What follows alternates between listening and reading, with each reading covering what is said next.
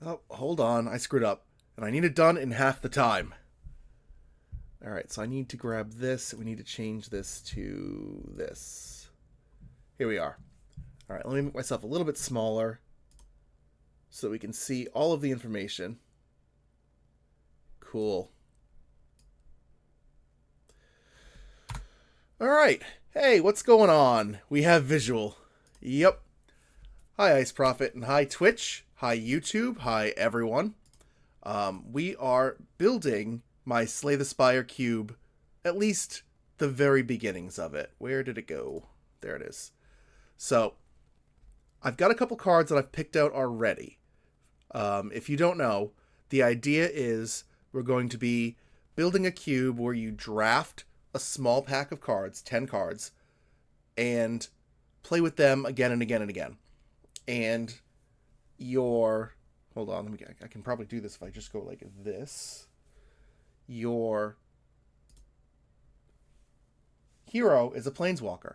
So if your planeswalker takes lethal damage, you die. That's the game. So that's where I've started, and I do have a video on my channel kind of at the start, but now I kind of want to build about 100 cards to throw into this list that just feel like cards that the cube will need to play.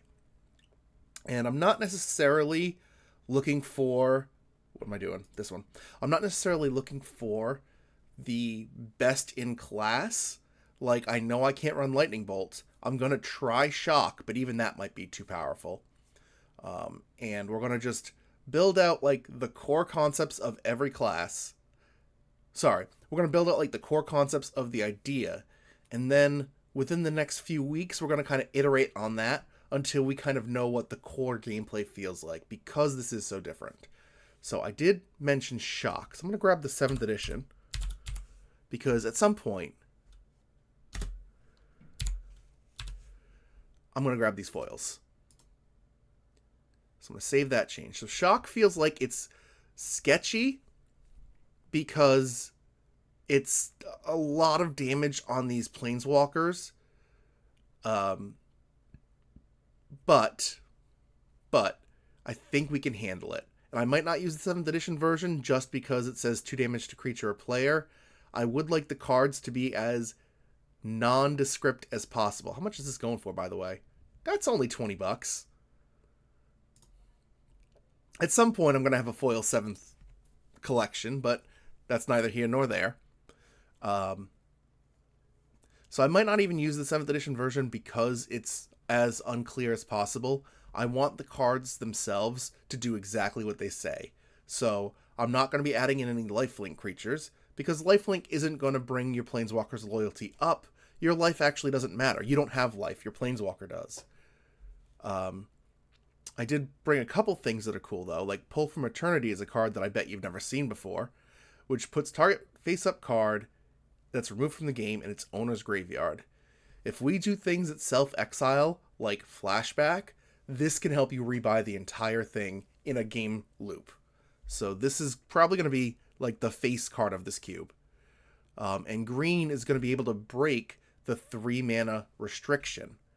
They're going to have cards like Dryad Arbor and Mutable Explorer, which let them get above 3 mana that everybody else is kind of going to be capped at. Also, one of the green characters is Kiora, the War of the Spark one, that lets you untap target permanent. So you're naturally going to have it built in. So we're going to look for creatures. Haste can't be used. That's another thing that we've kind of discovered already through the Planeswalker selection, is Planeswalkers that make hasty creatures, like the 3-mana Chandra, can't be used because literally if you haste on turn 1, before your opponent even gets a chance to respond, you've killed their Planeswalker. Game over. So I want to keep turn 1 wins to 0. But I do want the games to go fast. So that's kind of like the really thin line that we're riding here. So, if you have any ideas for what we can do, I'd love to hear it. If not, we're just going to start taking a look for things. So we're going to look for Flashback.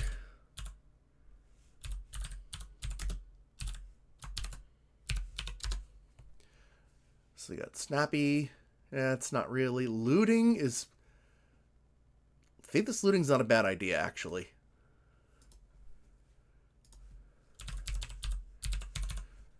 We're just going to add some basic versions for now, but we'll make them pretty later. So I think Faithless Looting works because it'll help churn you through your deck. I don't think you're ever going to flashback it because that would be basically your entire turn. But I think just being draw 2, discard 2 at 1 mana, perfectly fine. See, Firebolt is kind of in the same vein. You're never casting this flashback, so I'm not even going to bother. Slick Shot Lockpicker is basically like a shitty Snapcaster Mage. You can plot it, though. Cabal Therapy. This would be a lot better if I was intending on breaking Singleton, which I'm not. Savine's Reclamation. Again, can't really cast it. Lingering Souls. That's a good one.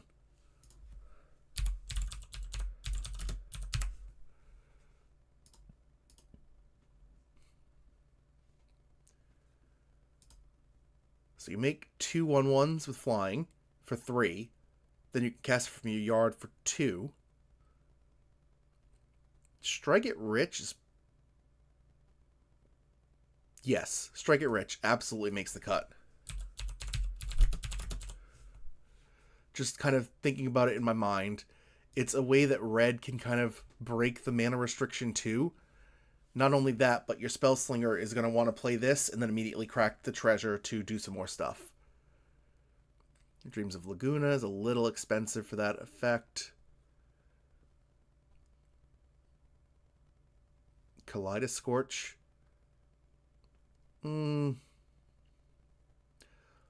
Lava Dart doesn't really work because it says sacrifice a mountain. If it said sacrifice a land, I might do it. But it's saying sacrifice a mountain. Maybe if I use the Everywhere tokens, that gets pricey. That would get pricey. Like you were talking about the 7th edition foils. But if I had 24 Everywhere tokens, I think they're going for like $4 a piece. So that's like $100 in just mana.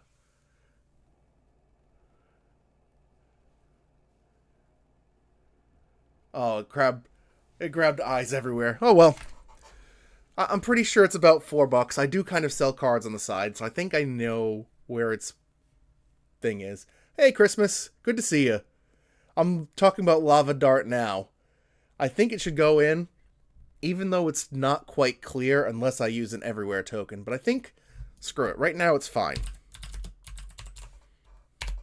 And again, this would be a cool card to get in foil too, except... You know, pre-modern's a thing now, so that's going to be bank-breaking. But Lava Dart seems right. Devil's Play, cards like this. I mean, obviously, I'd be using something like Blaze, but a Blaze kind of scares me too, because, you know, if you're able to do something like Strike It Rich, and the very next turn you Blaze for 3, and you basically have definitely killed their Planeswalker. What do we have here?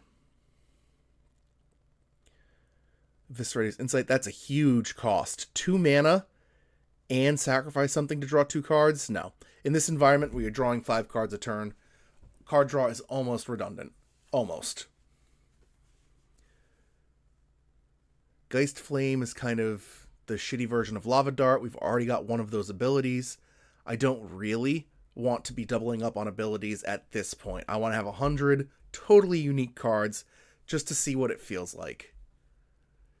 Increasing Vengeance. What is the one from Kaldheim? The Foretell ones. Foretell could be a huge mechanic in this cube, actually. But there's the Foretell... let me Scryfall this.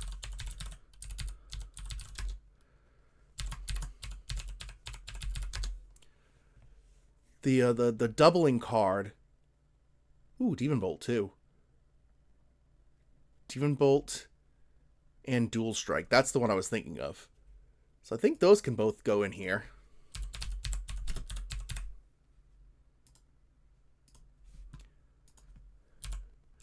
Did it say Doom Strike? No, it couldn't be Doom Strike because Doom is black. What did I screw up? Dual Strike. Dual. I think Foretell is going to be very important because it's going to let us put cards kind of off to the side where they're not going to be cycled again and again. Miracle Manon on YouTube. Adventure cards. Yep, I was thinking the same thing. Adventure and Foretell, like I've already said, and Plot from OTJ seem very strong. I don't know how I feel about modal cards because generally you pay a mana cost for inefficiency for them, and we're only ever going to have 3 mana. So it's an idea. It's just charms and things like that are kind of tough to deal with for that reason. But we will look at it. We've got an hour or two where we can just kind of sit throwing card names out. So anytime something comes to one of you guys that you know fits the 1 to 3 mana restriction, I'd love to hear it. You know, kind of polling the audience here. Yes, the Iron Verdict isn't so great. It is very expensive for that. Because Foretell does cost 2 mana. So that is something worth keeping in mind too. You don't want to just throw your mana away every turn.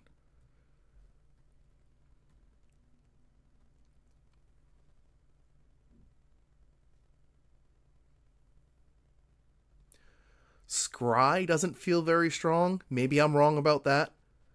But Scry being a thing... You know, Christmas, you say Healing Salve, and we are putting in some version of Healing Salve. Because I do want to be able to prevent the damage, much like in Slay the Spire when you play a basic defend. So, C equals white, T instant, O prevent. The problem is things like healing,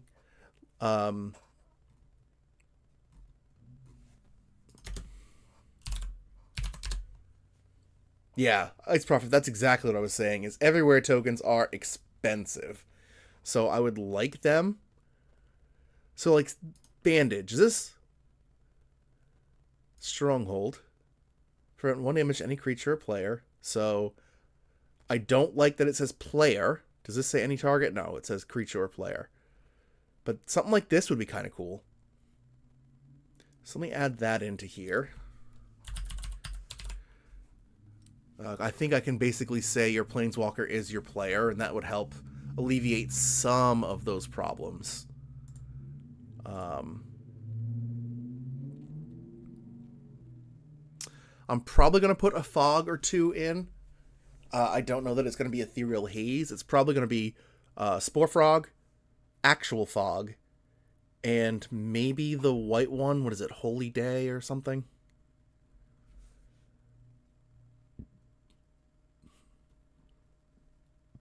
Hallow would be cool, except you gain life. So I'm not here for that. Draw a card. This is basically the same card I just added. So would I rather have something heal or bandage? You know what? I think it's based... Oh, this draws the card immediately. Draw a card at the beginning of the next turn's upkeep. I think I'd rather draw the card at the beginning of the next turn upkeep because you're tossing your hand at the beginning of the turn. So heal feels better because you're going to heal on your opponent's turn and then you get a second card.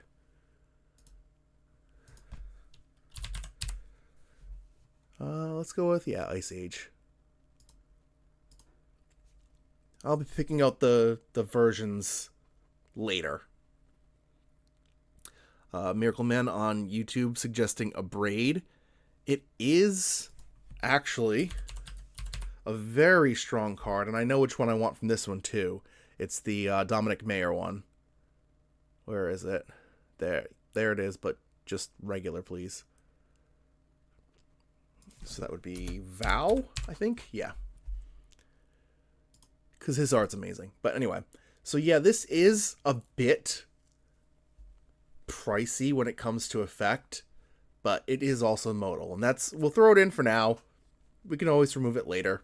It's not a bad idea. Okay, but where is this? See, like Healing Grace would be great. Except it says you gain 3 life. Maybe Healing Salve. Yeah, I think Christmas was onto something. We just go with Healing Salve.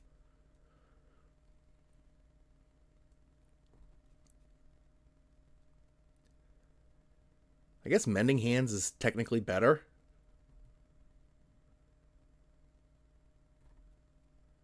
So maybe that's what we go with, Mending Hands.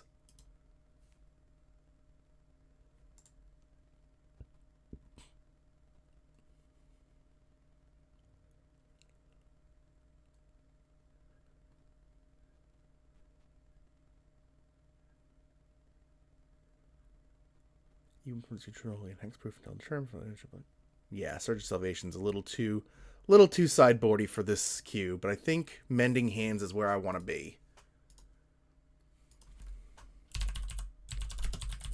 Now it's very likely when I do fill this out to 360 cards and beyond that we throw in a bunch more of these, like the Healing Salves and what have you. But right now I'm trying to get like 100 unique-ish cards to fit in here. So I was going through Flashback. I think I've kind of reached the end of where I want to be for that.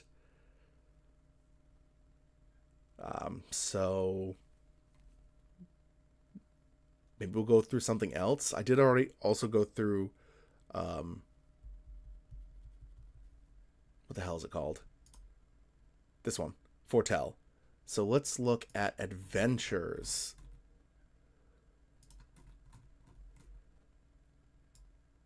What is Adventure called? Because it wouldn't just be Oh Adventure, would it? That'd just show me things like the Lucky Clover. Oh, I guess it does. Maybe not. Nope. So is it Type Adventure? Huh?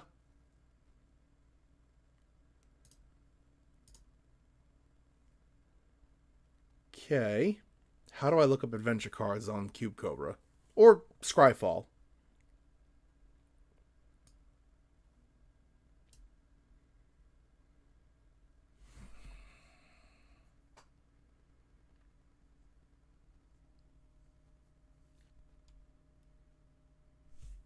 Does Scryfall support Adventure? Oh, Adventure? Or is it going to be the same ones? 23 cards. I got to figure out how to do this. Figure out what this is.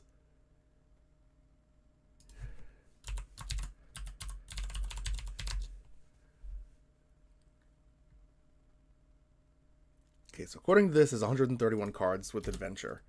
Mana value less than equal to 3.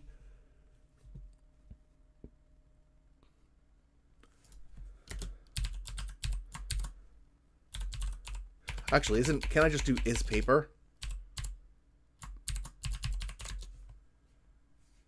If you can spell is correctly. Nope, is paper is not a thing. So I guess, legal vintage.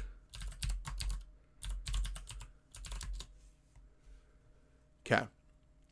So let's look at some of these cards. Non-creature spell. It gets perpetual. No, see, this shouldn't exist.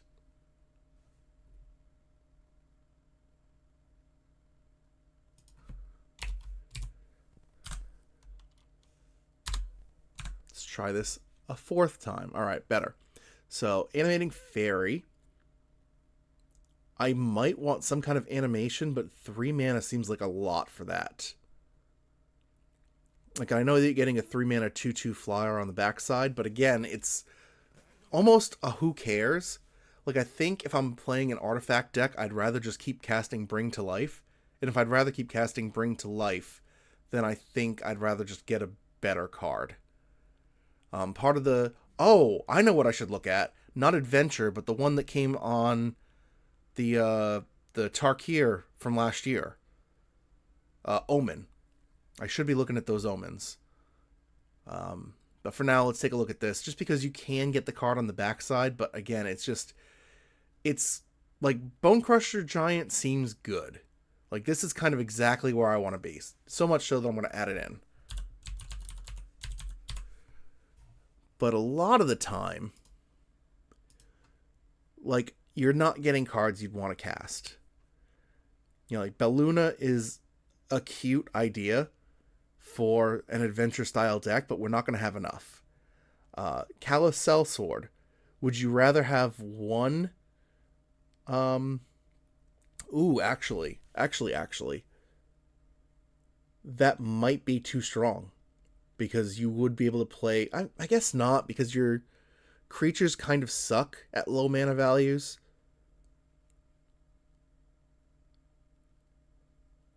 I think we can try it.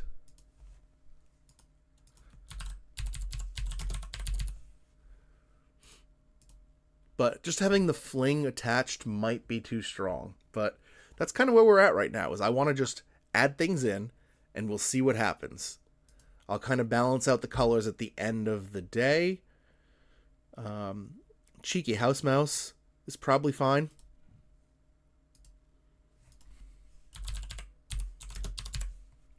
I don't want to go all in on adventure either, but like, you want to have something where you would be happy to cast either side. So like I said, animating fairy, I don't know that I want to pay for an Azure Drake, and I don't know that I want to pay 3 mana to animate an artifact. So Cruel Somniphage almost breaks thanks to the way this game mode works. If you shuffle your graveyard and they shuffle their graveyard, it just dies. Elusive Otter is pretty cool. Kind of supports 2 different decks too with the prowess. Embereth Shieldbreaker is usually one of my favorite cards to just kind of throw into a cube, but I don't know that it's good. Fae of Wishes doesn't work. You're not going to have any cards outside of your deck.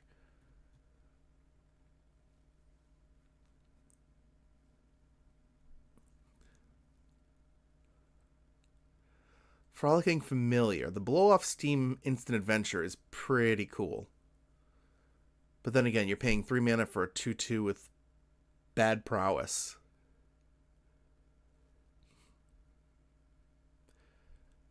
See, you'd think that, but I think in this environment it's not, Craig. See, and that's what I'm saying, is in this environment it's not, because this is the Slay the Spire cube. I think I titled YouTube correctly. So you're basically going to be recycling all the cards in your graveyard anyway, so it's actually almost the opposite. Like Ghost Lantern here. As a 1 mana equipment that does this, I love it. But then you get this Bind Spirit Instant Adventure, 2 mana. That's 2 of the 3 mana you're going to have available to get the card from your graveyard back to your hand, where it's going to just end up anyway. So, like I said, that's a kind of what we're dealing with here, and that's why I think the Omen Dragons are actually better. But I'd rather take a look. I do love adventure usually, but I think in this very specific environment, it's actually terrible. but I thought I'd take a look, and I think I've probably grabbed the few that are worth grabbing. Like Kellen. If you cast the Birthright Boon to find an aura or equipment that's still in your deck, you've only accelerated that by like a turn or two. And then you have to cast 3 mana 2/2 double strike. Is it fine? Maybe. Maybe this Kellen is fine, actually. But for the most part, like, Merfolk's Secret Keeper doesn't do anything. It legitimately doesn't do anything. You're never going to mill out, so it's just a terrible card. Murderous Rider I usually like playing with, too.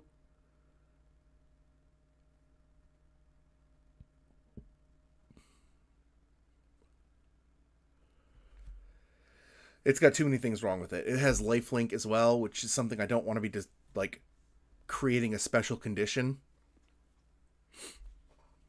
for. So I think at this point, I've seen all I want to see. Maybe Rimrock Knight. Actually, I think that one can make the cut.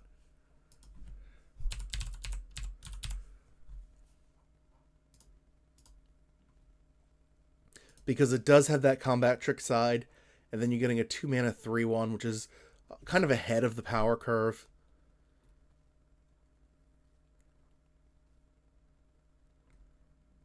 But yeah, like even Shepherd of the Flock, this Usher to Safety doesn't work, because you're going to put the permanent back in your hand, and then on your next turn before you draw, you discard it, and it's all gone. Alright, so let's check out the omens now that I've looked at the adventures.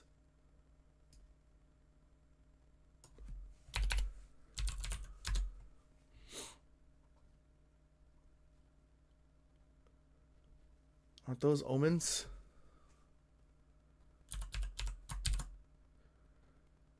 TDM.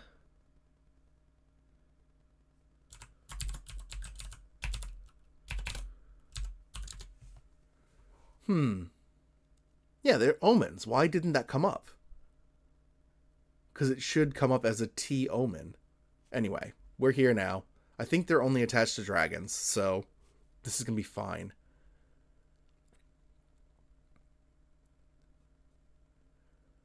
So this is a kill spell, which would then shuffle itself back in.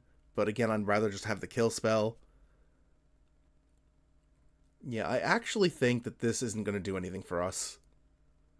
2 mana 2/2, make a soldier, but it doesn't matter if you do that and it ends up in the yard or back in your deck.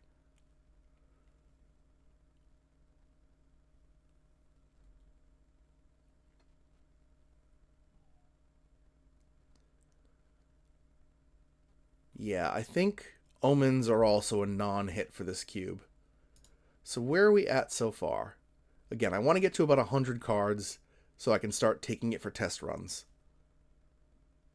So we are at 21 cards total. Ooh, goody.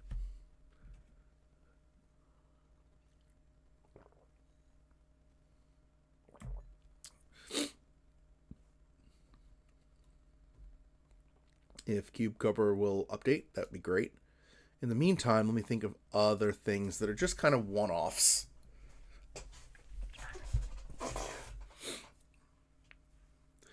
What was the kill spell that can't be countered from MKM?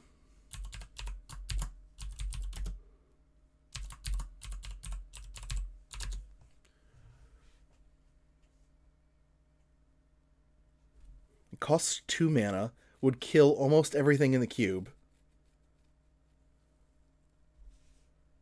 Black. It says destroy target creature. Oh, it says or planeswalker. Never mind. Can't run that card. I was thinking of Long Goodbye, but it also hits planeswalkers, which is a non-bow. You don't want to be like, oops, I target your planeswalker, you die. So, that's a non-go. Rebound. Rebound is a thought I haven't thought.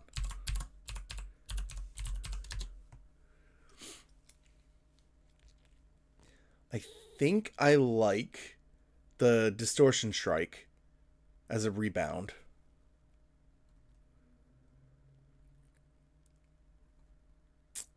Ephemerate might be too powerful. especially if we have creatures that do stuff, but I'll throw it in there for now. What do you mean operation timed out? Try again.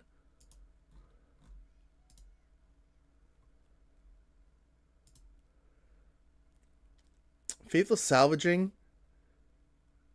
See, this is where, again, we talk about things that I don't really want to touch, is things like Faithless Salvaging, because you would what do? You would exile beginning of the next upkeep. So you would upkeep, you would discard a card, draw a card, and then you would discard your hand, draw 5.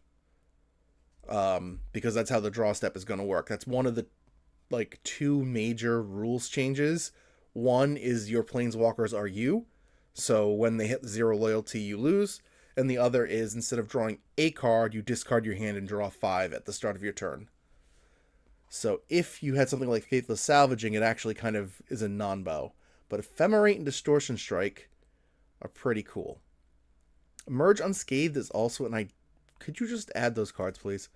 Emerge Unscathed is also an idea. You know, save yourself from some kind of a kill spell, and then possibly crack back, and they can't block. So that could be something. I might even want that over Ephemerate.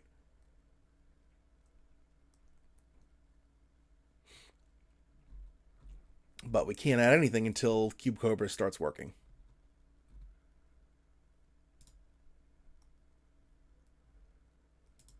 What else do we have for... Ojutai's Breath is a little too expensive.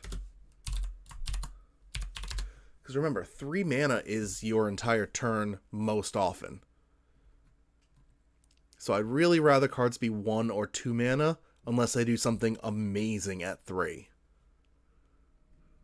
Praise Vengeance is pretty cool. That's a cool rebound card to throw in, too.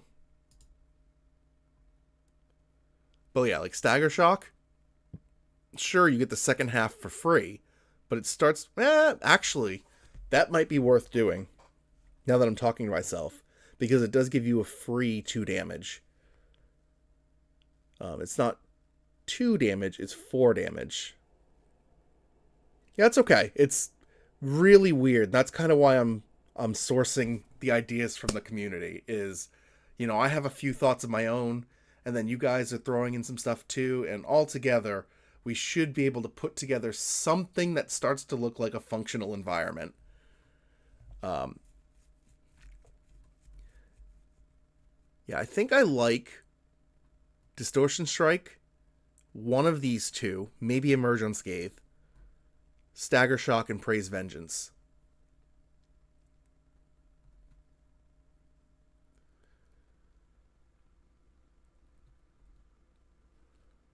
Artful Maneuver is a worse Praise Vengeance, and remember, you're going to have access to all colors, so I don't need to worry about, oh, well, this one's worse, but it's white. Doesn't matter. Blossoming Calm just does nothing. You gaining Hexproof is you are not your Planeswalker, and you gaining 2 life, your Planeswalker doesn't gain loyalty. The difference between Emerge Unscathed and Center Soul is literally just... This one's worse because it was made later. Alright, let me just try resetting this page and see what happens. Okay, it did add it. Alright, cool. Ice Prophet. I don't mind using similar names for effects, but we are going to keep... discard all of these, right? Faithless Looting's down here. Strike it rich. Rimrock Knight. Rimrock Knight. Yeah, we can just toss all these now. Cool. And now let's go ahead and edit some stuff in here. What did I like? Distortion Strike, Emerge Unscathed.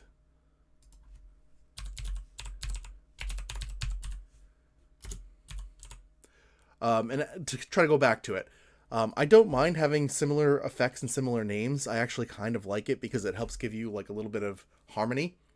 But we're not going to be putting in too many of similar effects as of right now. I kind of want to run the gamut of the Magic experience, and then if and when we get to the... Well, when we get to the point where it feels like it's kind of crystallizing, then we can kind of add in those other effects from outside the main ones. You know what I mean?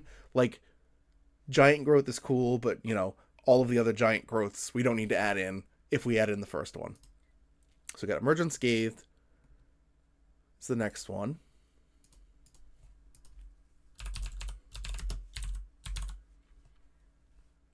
Rise of the Eldrazi. What else do we look at? Praise Vengeance and Stagger Shock.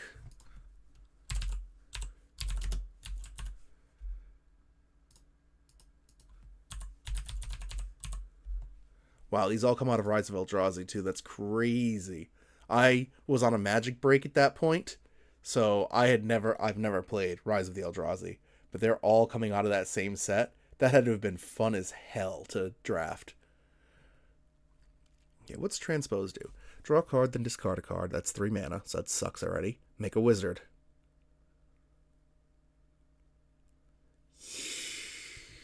That's...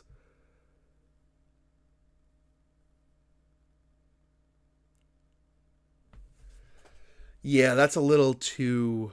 I'm not... for this cube, I'm not against Universes Beyond.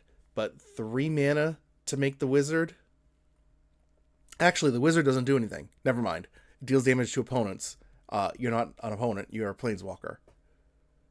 So that's that. Now, where are we at in the Slay cube? We also do need to add in some creatures. We're finding a lot of really fun non-creature spells, but creatures are going to be the basis of this, and black has just nothing. It's got cut down. Because, like any good Magic, it should be creature forward. So let's look at creatures. Mana value less than 3. Color equals black. Let's start with black, just because it has no other cards. And we'll just take a quick little look. Bowmasters is too good. Nazgul is too expensive. Deep Cavern Vat doesn't quite do enough. Neither does the Emperor of Bones. Can't really do Reanimate in this cube. Super Shredder. I really wish it wasn't frickin' Turtles. Wasn't there one that just came out in Moonshadow? Moonshadow, that's what I was thinking of.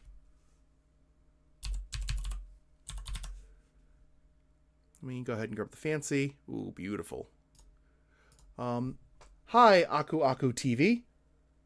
You know Cube, so the majority of the discussion has already been done. So in this case, I'm building a Slay the Spire-like experience where you draft a 10-card deck, and then you play. And as you play, you Winston draft after every single game.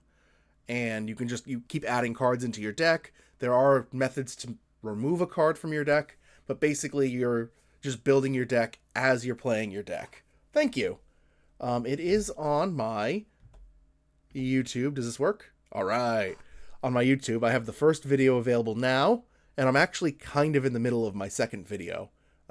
Surprise, you guys are in it. Where we're building this cube up to 100 cards right now, just to test out the theory, to see if it works. And because you're just joining, I will show you. Where's the button? These are your characters. So these are the ones that you can choose before you start playing. And how do you pay for spells? Exactly like you do in Slay the Spire. You get 3 5-mana source tokens. I would like to get everywhere tokens, but like we've discussed kind of previously in this chat, they're going for $5 a piece now. To get 8 of them would cost... sorry, we need 8 by 3. So we'd need 24 of them by $5 a piece. It's like $130 anyway. So, but yeah, you're going to have 3 mana consistently to pay for your spells every turn. Unless you're green. But green always breaks the mana pie. And you pick your starting character, and when your planeswalker hits 0 loyalty, you're dead. It's not... The 2 major rule changes are you have no life, your planeswalkers do. So the walker is kind of almost like your hero in Hearthstone, if you've ever played that game. And then, what's the other thing?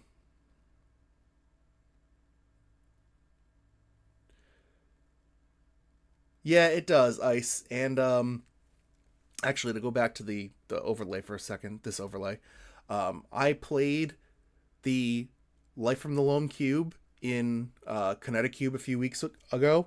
That's by Gwen Decker. May or may not know of him.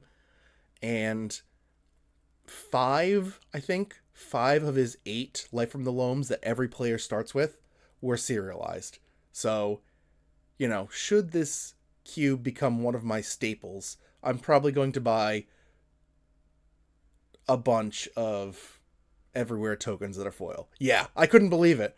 I'd have to look up online to see the picture I posted of my own deck list, but I actually got to play with one. It was my first time playing with a serialized card, and it just happened to be in 5 of the 8 decks for the cube. It was crazy. Yeah, anyway, so I got Moonshadow because I did see Super Shredder. Don't love that. Dark Confidant, again, I love Bob, but not only is it showing its age, it's also Memnite. Ooh, comment from YouTube.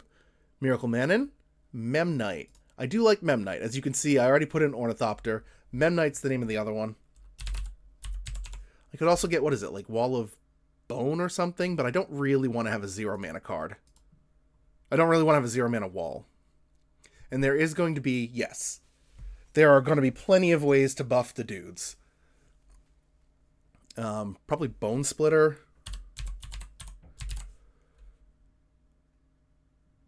I do want the original because the original is best. A card that I'm partial to is the one from Kaldheim. What the hell is the name of that short sword? Kobolds R0. Is there a good Kobold, though? Besides the one that everybody plays in CEDH, the one that has the keyword soup. Might be worth picking one up. What do we have here? Yeah, this is probably worth picking up. Rograk. R-O-G-R-A-K. R-A-K.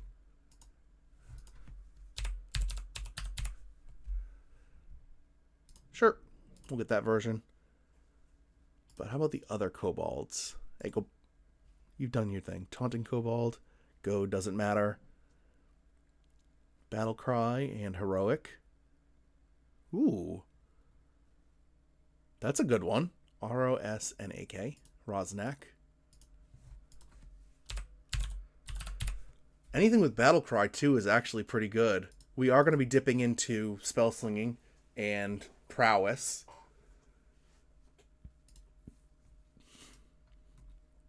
So that's pretty cool. I think that's probably enough of the kobolds, though. Phyrexian Walker, thank you. That's the name of the wall that I was thinking of. That's not going to be a thing. I don't know that I like the 0 mana wall. I don't mind having 1 mana walls to help protect your Planeswalker, but I think that might be pushing it a little too far. Alright, so we got Memnite, Bone Splitter. What is the name of that sword that I can't think of? It makes a treasure. No, it doesn't work because we're not players. So I guess Short Sword is probably fine.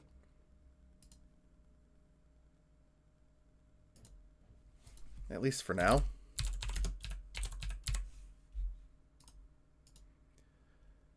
And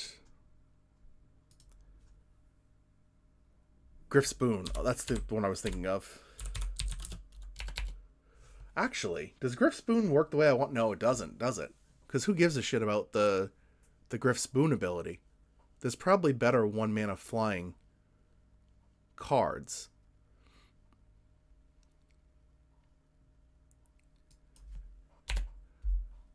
Oh, Phyrexian Walker doesn't have Defender, so it's just a 0/3. Sure. Hyrex. This might be a little expensive to get to these days too.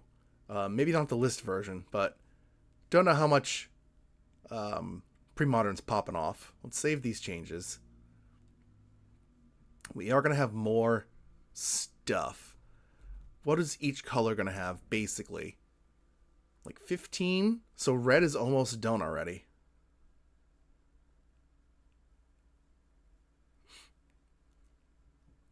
I don't want to do Jackalpup. I don't want to do Ragavan, but I'd like a 1 mana 2/1 in red.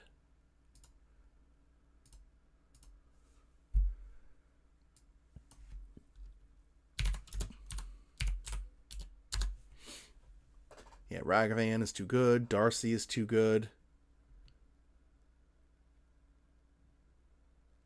Where is the...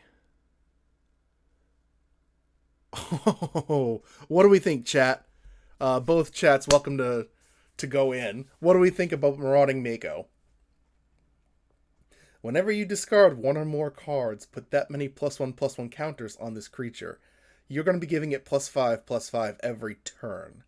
Is that okay? Well, not +5/+5. You're going to play some cards, but you know what I mean.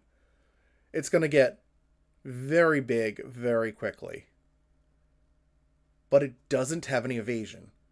Doesn't fly, doesn't trample, so it might just be fine. It might be part of the fun of this environment, is getting those discard synergies. Madness. Oh, Madness is going to be such a huge thing, too. Alright, so I think we're going to throw in that. I think we're going to throw in the Marauding Mako.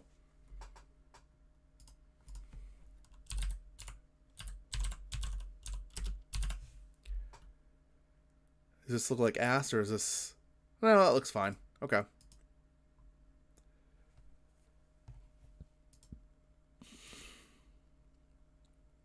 Goblin Lackey. Swift Spear. We cannot do haste. We have kind of talked about this already. But we can't do haste because haste just means you can basically kill your opponent's Planeswalker on turn 1. Imagine playing Swift Spear, non-creature spell, and then all of a sudden you're swinging in for 3. That's going to kill most of the Planeswalkers before they even get a turn. So we can't do haste. Goblin Welder. This is a reserve list, isn't it? Yeah, I mean, it's only $30, so it's probably not reserve list. Very good.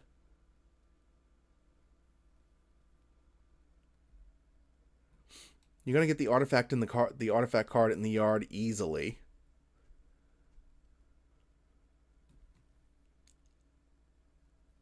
But I am looking for... Reinforced Ronin doesn't work. I do like this card a lot, but it doesn't work for the circumstance. It's not reserve list, right? Because it came after. Good call, Ice Prophet. Branded Brawlers. What are you looking at? Branded Brawlers.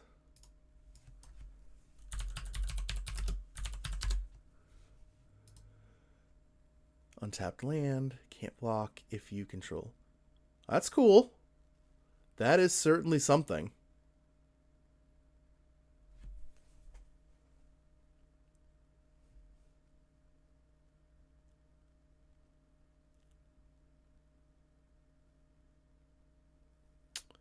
I think I'm going to put this in the maybe board for now. I don't think it makes the first 100. I mean, it does have a downside.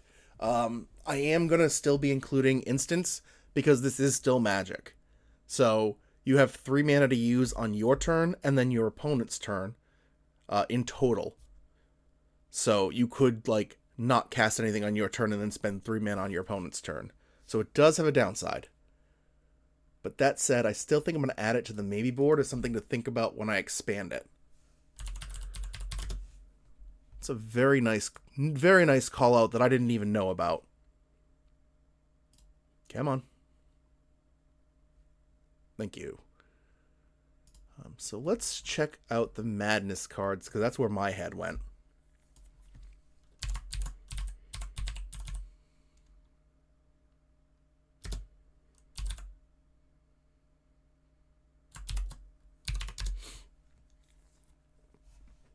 Circular Logic. That's a cool card to play with. Constantly changing the amount of mana in your graveyard. But it does cost 3 unless you're madnessing it. Fiery Temper. That is on the iffy side.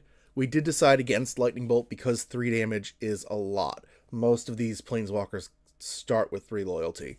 So we can't just choose Lightning Bolts. If this was 3 damage target creature with a madness cost of 1, I might choose it. Let's see, Anji's Ravager. Discard your hand, then draw 3 cards. That's pretty cool.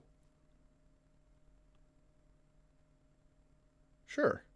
We'll throw that in there.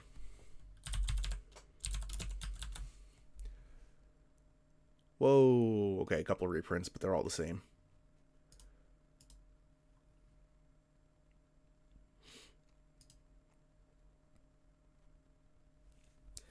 Each player's upkeep. If that player has no cards in hand, you draw. That doesn't. No.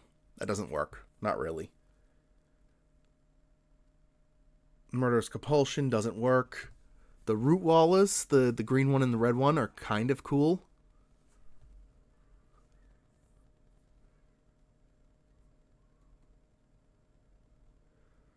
So we'll throw that onto the maybe board 2.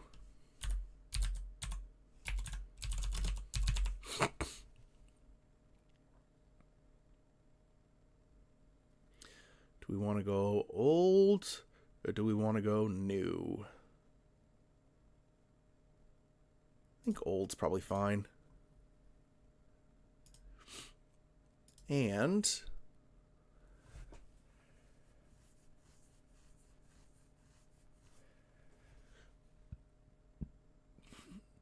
Big Game Hunter is pretty cool. I don't know it's going to have a lot of hits at 4, so I think we're going to pass that.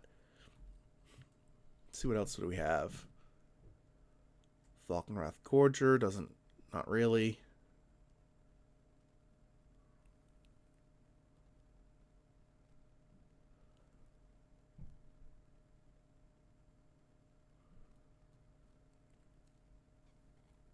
Attacking creatures you control have first strike.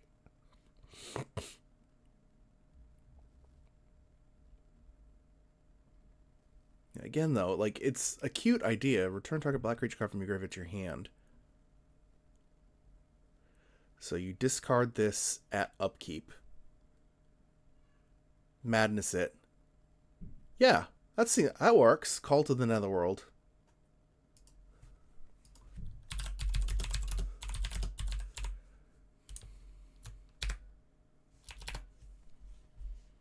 That absolutely works. Blood Pet. I love that suggestion. Again, let's make it fancy. At least for now. That's a way that black can cheat with mana. Red has a card that's similar.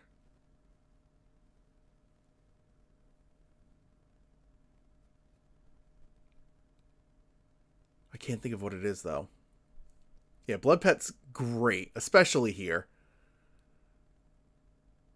Yes, the Goblin. That's the one I'm thinking of. I can't think of the name, though. Not the, I'm not thinking about the one that lets you sacrifice any goblin.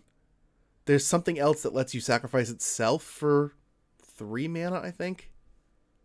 Oh, no, that's a 3 mana card. Never mind. I'm just completely off the mark.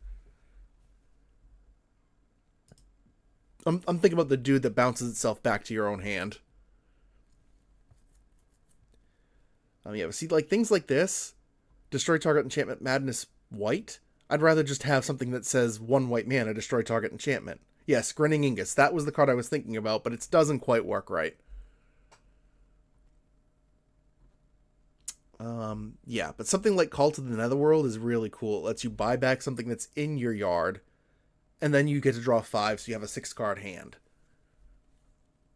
Yeah, exactly. That's the Goblin, the Skirk Prospector. It might be fine. I don't know that we're going to have too much Goblin synergies.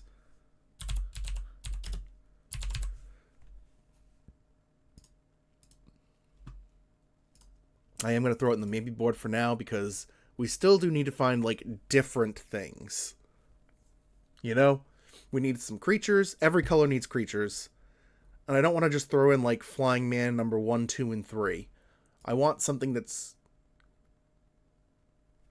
I don't know. It's hard to describe. I want something that's cool. Ooh, Madlands. No, Madlands. Quick thought. So let's try blue.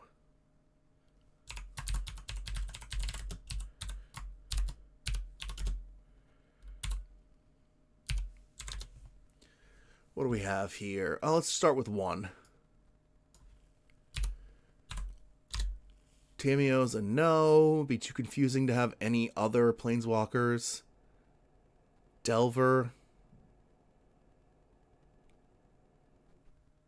I mean, Delver's never terrible, right?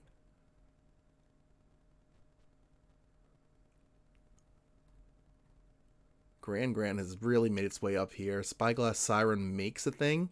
It's a Flying Man plus. Flitterwing Nuisance, that's a little expensive for the ability. Fairy Seer, Scry doesn't really do a ton. This is kind of where I'm at. It's like, it's just not... It's really weird when, like, a lot of the mechanics of Magic just break.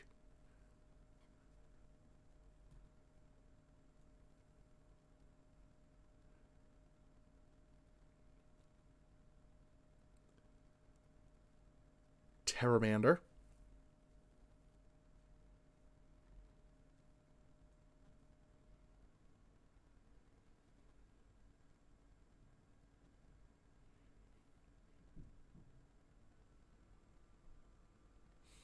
Sleep Curse Fairy seems way too slow for the environment.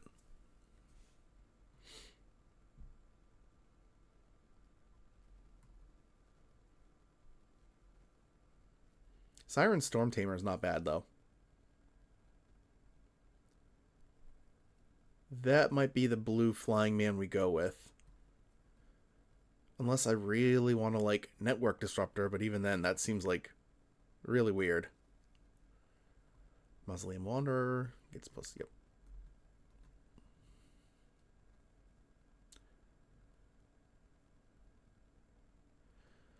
Actually, that's just better than Siren Storm Tamer. Let's go with the Mausoleum Wanderer.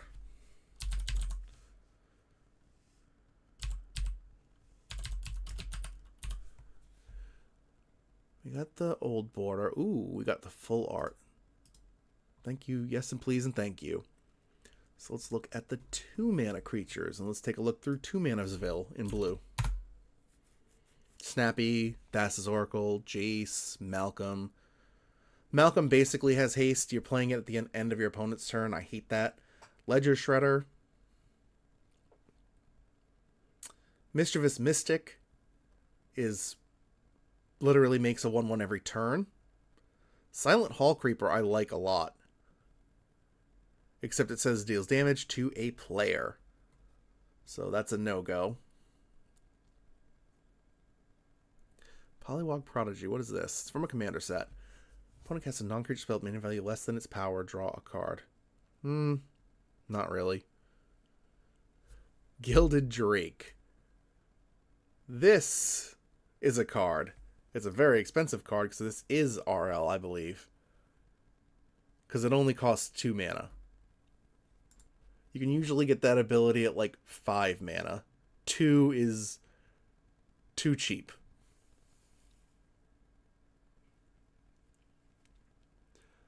Shoreline Looter, again, doesn't work. Kitsa.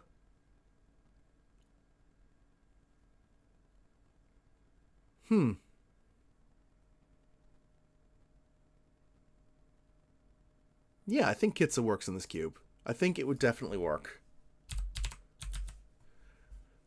Where is the... There it is. Thing in the Ice? Isn't there another version of Thing in the Ice? No.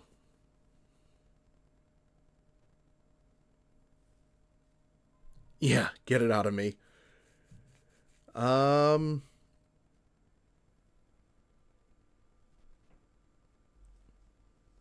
Thing in the Ice actually feels pretty flavorful, if you guys agree. I don't know.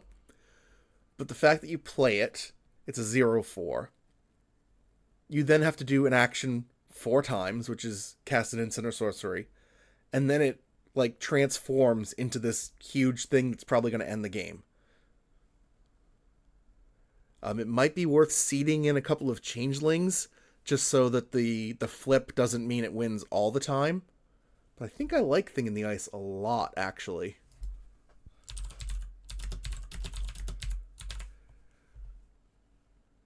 Yeah, man. What does that look like? No, that's just old style. What is this? Wonder how much that is. We'll figure that out later. I'm not afraid of Amoeboid Changeling. Ooh, that's the one that destroys stuff, right? Nope. Cool. Okay.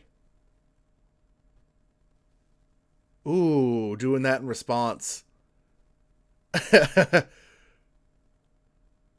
Which includes the Thing in the Ice. You could change with the trigger on the stack, you could turn the horror into, like, nothing, and then it get bounced back.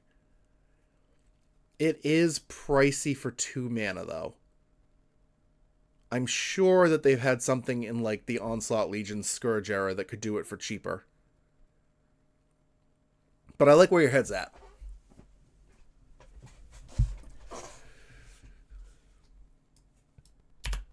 In fact,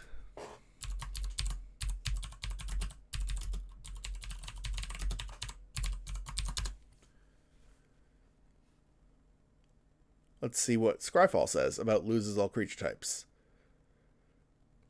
And then if that doesn't work, I'll check. Okay, so we'll check becomes. Because that's the other one, right? It becomes...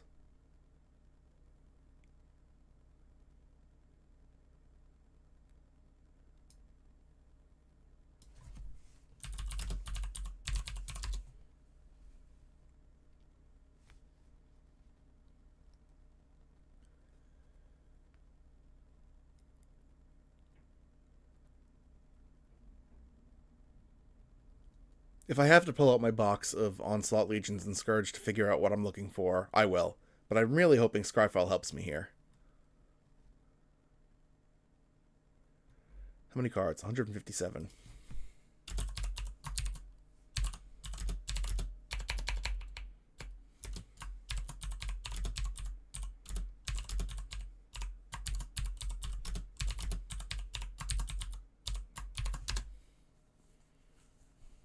Oh, that breaks it.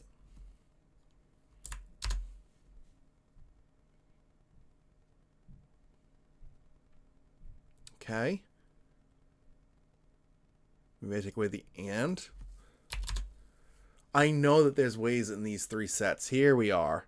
The Mist Form stuff, which I think includes an enchantment. Really? I thought for sure there was a Mist Form enchantment.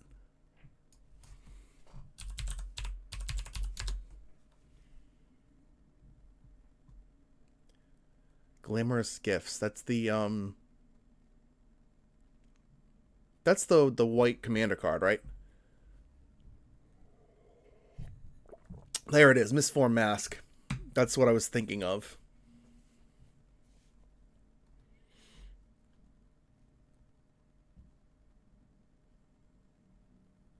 Also, look at what creatures used to be. Mistform Ultimus is every creature type. Literally, it just says the changeling keyword, and that made it a legendary. This is where we used to be.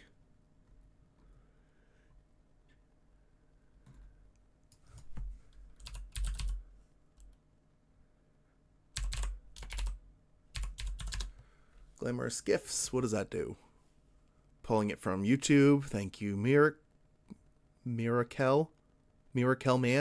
Manon?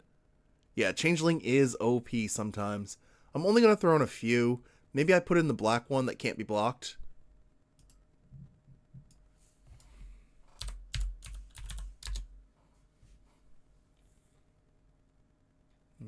Okay, so it's not Glamorous Gifts. Is it an instant or is it an enchantment?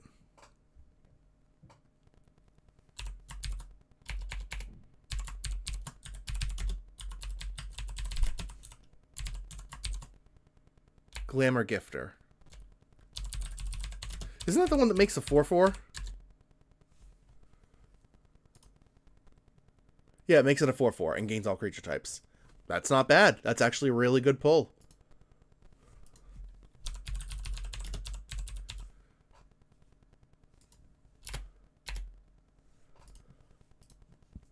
Alright, what other colors do we want?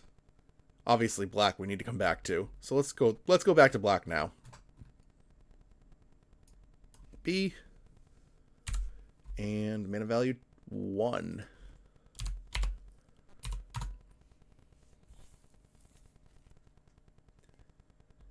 We got Moonshadow. Nethergoyf. I don't want to say it doesn't work, but it works weird.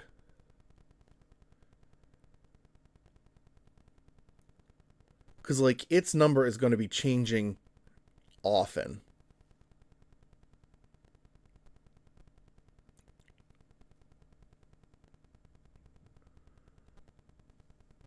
But that said, if you play it on 1, it's going to be big quick.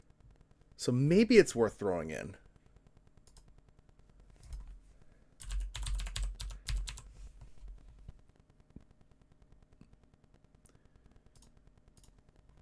It's just, it kind of functions in a really weird way. I could put in the Gravecrawler combo, the Gravecrawler and the dude who makes treasures. But I think that's a little cute. Again, we could do Cat Oven, but again, not actually. Cat Oven doesn't work because it loses a life is not what I want to be doing. Citrus Supplier, not in this cube. Changeling Outcast is actually one that we could put in. It's a bit of a it's a bit sketchy because not being able to be blocked, if you then buff it on the next turn it wins, but it means that your opponent knows that they need to kill it. And they should be able to kill it at the same kind of clip that you're deploying the threat. So I think that that's probably fine. These kind of cards don't matter anymore. Death's Shadow can't be played.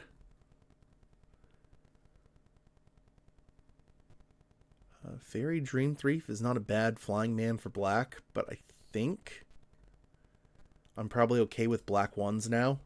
What do I add, like 2 or 3? Where'd my addition go? Please tell me that I didn't just lose all that work. Crap. Well, I guess I'll be going through the VOD.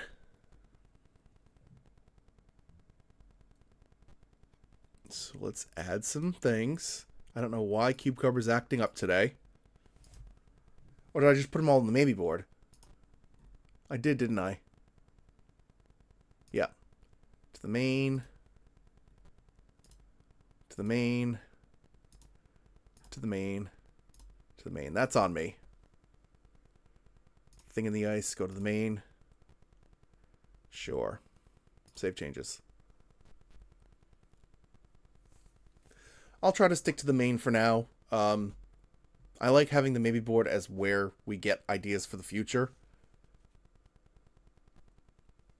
But I apparently just screwed myself up. So let's check out the black 2s. The 3 mana spells have to do something big to make you want to cast them over like 3 1s or, you know, a 2 and a couple and a 1. So 3 mana I'm a bit worried about what I would want to do. 2 is kind of like where stuff happens. The Voidwalker, that's kind of...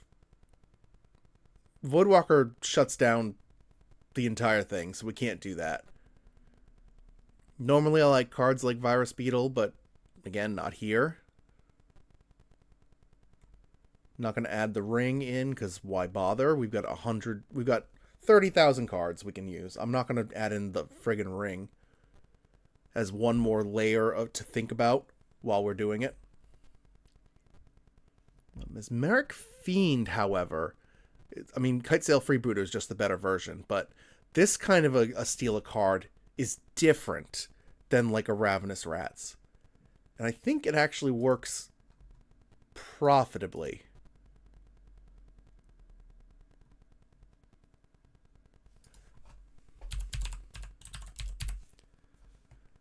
Because again, like duresses don't actually do anything. Yeah, Circuit Mender costs 3. That would be your entire turn. What is going on today?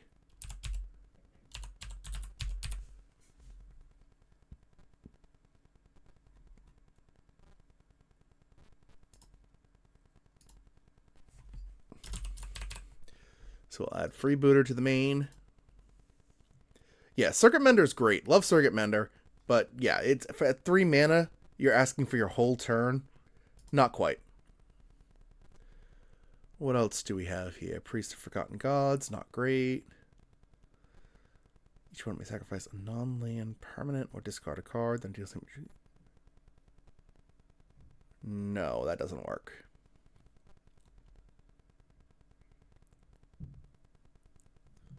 Which number? Squirrels, lizards, or rats. That's funny. Again, life doesn't do anything, so we can't use like Bitter Bloombearer or Bitter Blossom. It's going to be 1v1, but like a bunch of 1v1s.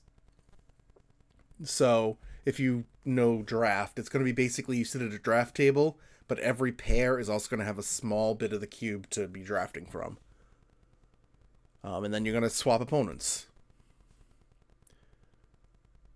Barrow Ghoul. What do we have here? Weatherlight. You're throwing some ancient cards, and I like that.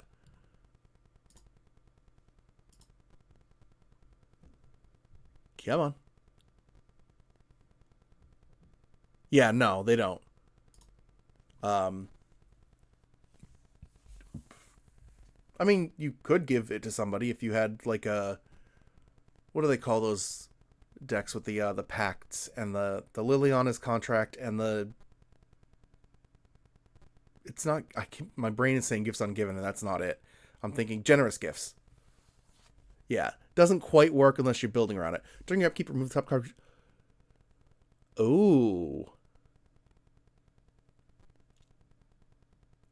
And this is far from the only one of these effects, too. It's just, is it worth? You know what? I think it is. That's a very good choice. It just means that players can't, like... Just adding the one Barrow Ghoul into the cube means people can't shuffle their graveyards anymore. So that is going to be worth consideration on the rule change.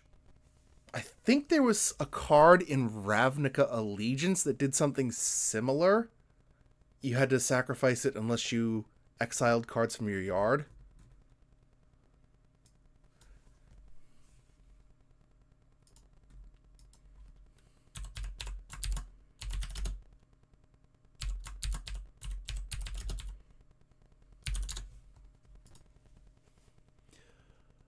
Maybe it was Guilds of Ravnica?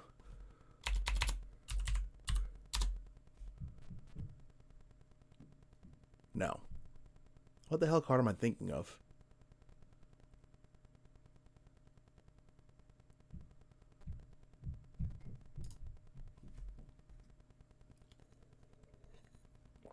Oh, is it green? Or is it black-green? Yeah, Charnel Troll. That actually has a really good chance of being in here. It's a 3-mana 4/4 with Trample, but you have to exile cards. That seems really good.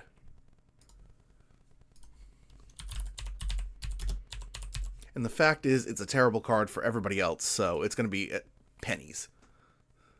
So that's going to help help keep the initial cost of this down. Let's even get that cool activation with the the Madness cards. Discard a creature card, put a 1/1 counter on it. We can get the green worm because you should be able to pay 5 mana for it, but it also would have the Madness cost of 3. I don't think I want to do the red worm because you're never going to have 5 red mana usually.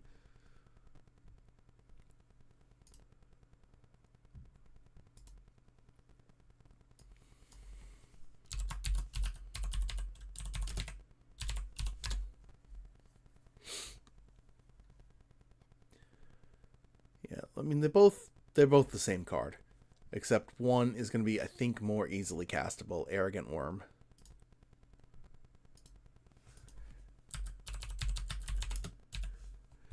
Because we do need some big creatures in the cube as well.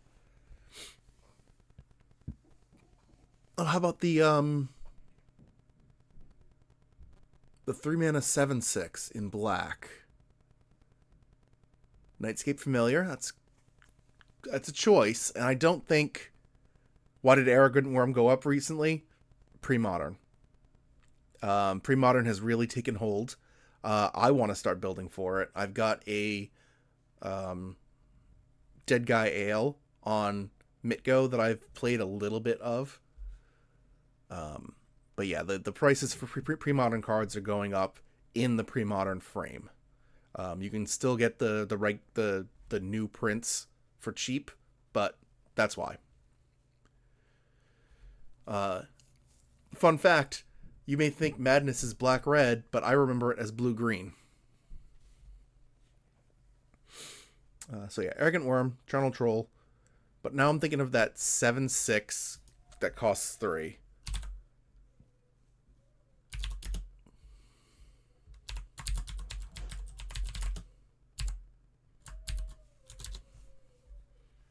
I think it's P, right? I don't have to type POW. Nope. How about power? Oh, there's more now. Rotting Regisaur is the one I was thinking of. So that would mean that you would have to discard a card before you drew. So you couldn't, like, play out your whole hand. That's not really a cost.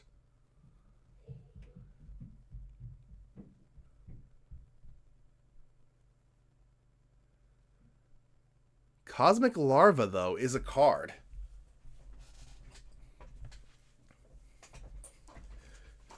Cosmic Larva is a card. It is a card. Because you could sacrifice 2 lands to keep it. And then you would have to draw them again, and you're still beholden to 1 land a turn. So it's a cost, but it's also negligible. Yeah. Yeah, we'll run Cosmic Larva.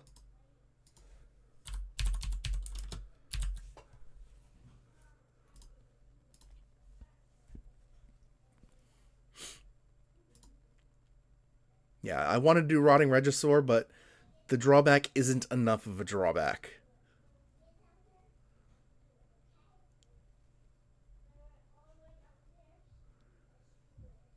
We do need some big stuff in green.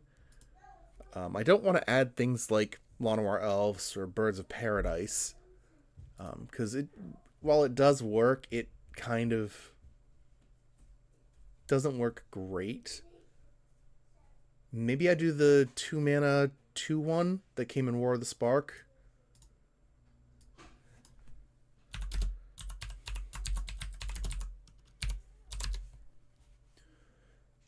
Paradise Druid. Maybe Paradise Druid is fine because it has a bunch of other stuff it can do. It can attack as a 2/1. It's hexproof as long as it's untapped. Sure.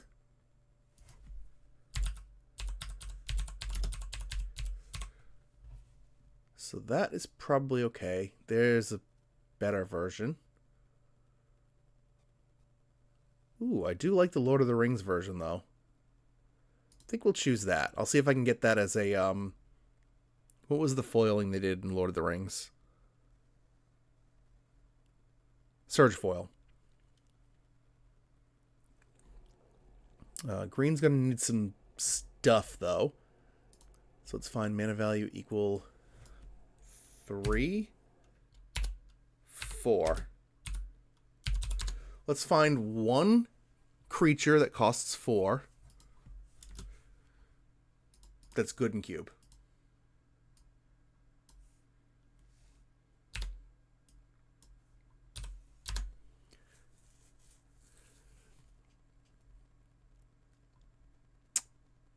I want something big, like a 5/5. Questing Beast. Questing Beast is perfect, I think.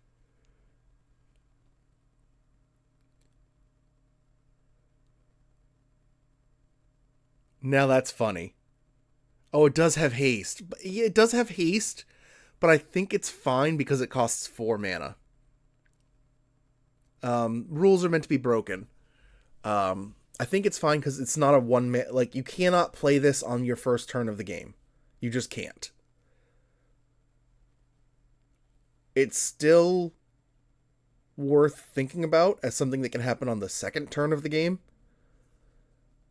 But you're not able to play Questing Beast because you have to play some other card to give you that 4th mana. Although if I add Questing Beast, I cannot add something like a Dark Ritual or a the Red Ritual. So maybe that's worth keeping it off of. I got a pretty rock. You do have a pretty rock. I love when we bring the outside inside. Bristlebud Farmer is good. I've been wanting to play with it in a cube. It is a 5/5. It's got trample.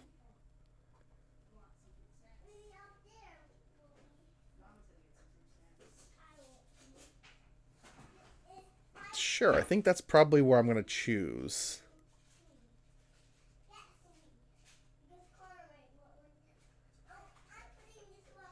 Are you talking about Gurmag?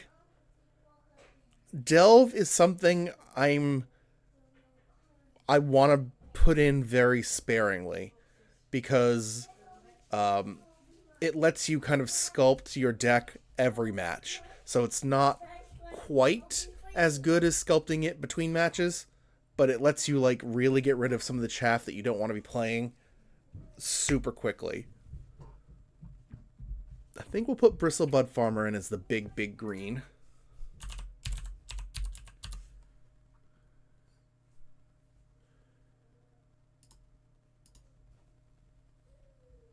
Capana had a 3-mana group. 3-mana group. Group of what?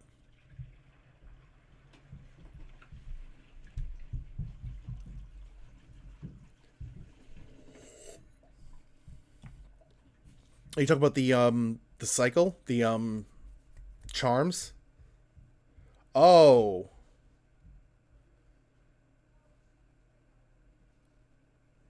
See, now that is... Now, the Shakedown Heavy, I'm going to go back to both chats in just a second. For the Shakedown Heavy, I don't think it has enough of a drawback. Like, in a regular 1v1 game, the player giving you a card is awful, but you're going to see that card next turn. Like, you're always going to get back to 5, so just getting that 6th card a turn, is that enough to want to untap it? I think there was something else that did something very similar, but also gave them like a treasure or something. So I'm going to put a pin in that one for a second. And then for Ashnod's Altar, I don't think it's worth the investment. Because you are putting 3 mana into something that's not giving you that's not giving you any protection right away. And I do worry about Planeswalkers dying in the first 2 or 3 turns. That's kind of where I want it to be. Is I want the games to go like 3 or 4 turns, you both get a new card. And then 3 or 4 turns, you both get a new card. And that's the kind of gameplay I'm after. So I think if I'm putting Ashnod's Altar in, I'm building this wrong. Let's save these changes. And then let's see if I can find the card that I was thinking of. Defending player.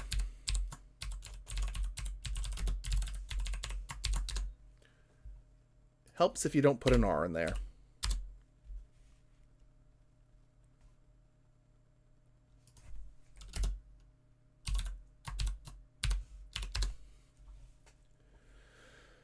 All right.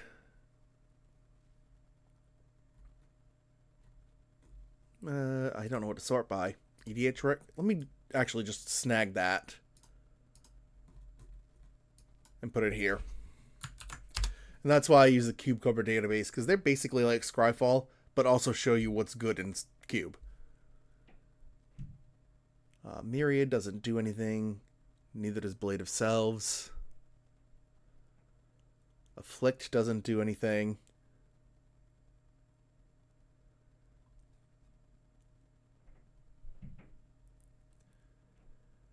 There's the Shakedown Heavy. Again, probably really good in... Not really good, but good enough in 1v1 cubes. But as a 3-mana menace threat, where they have to give you a card. But I think that it is just a little too little of a drawback. Because Ice Prophet, let's say that you play the Shakedown Heavy.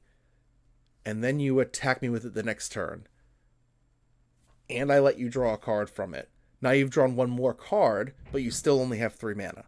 At the end of your turn, you're discarding the same number of cards you were plus 1.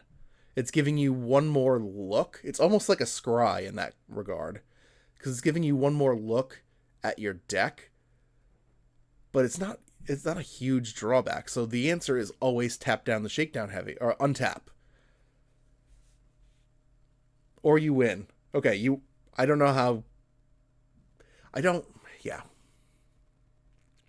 I don't see any time that the player would let you attack with Shakedown Heavy. That's my point. Is Punisher cards have to have...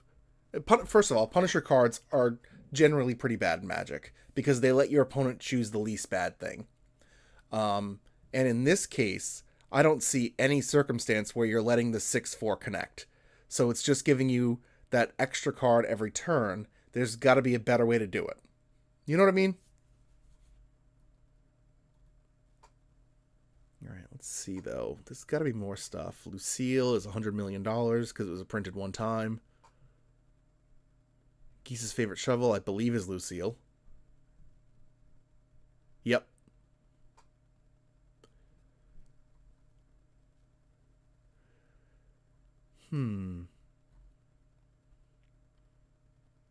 Ball Lightning. Now, again, I don't know how old you are, but I feel like we're probably around the same age.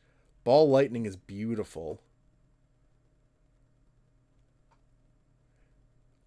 See, Ice Prophet, and that's the other thing, too, is if you wanted to use Shakedown Heavy as a blocker, then it's not doing anything. It's big. It's a 6/4. But couldn't you find I guess 3 mana for a 6/4 is quite ahead. Right, Ball Lightning can't work. Right, we've already been over this because that is an instant turn 1 kill. That's the problem with Ball Lightning. You know what? And this is going to screw me up again. I'll put the Shakedown Heavy in the maybe, because I see where you're coming from, and it is really cool. I don't know that I want to have Punisher cards. I don't think they do enough.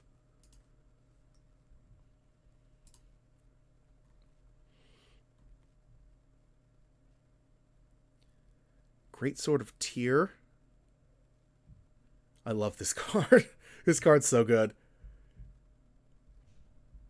I think that's going to be one of my equipment. It does just enough, I think. Nope. If you've never seen Great Sword of Tyr, because you don't play bad commons from really weird...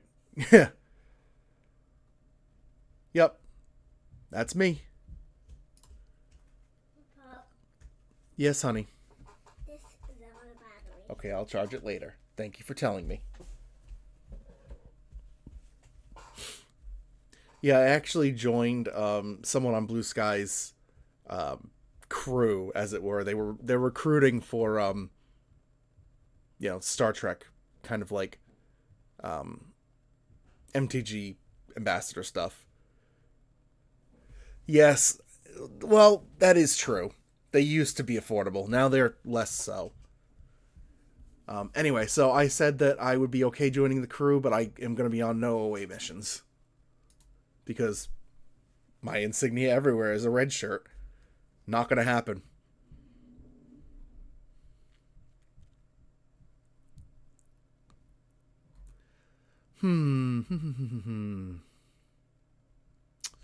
Where are we at when it comes to creatures? I feel like we're still very creature light. And this kind of needs to be the backbone of the cube. What are we at for numbers? So 33 card cube. We got plenty of space. So should we just go through the colors? So one should be the most... One should have the most representation because you're going to want to mostly do 1-1-1. But I tried doing this last week with my one-drop cubelet, and they were just too many cards that didn't work, and it kind of broke it up. So anyway, that said, we're going to just look for cards that are 1. So we'll start with white.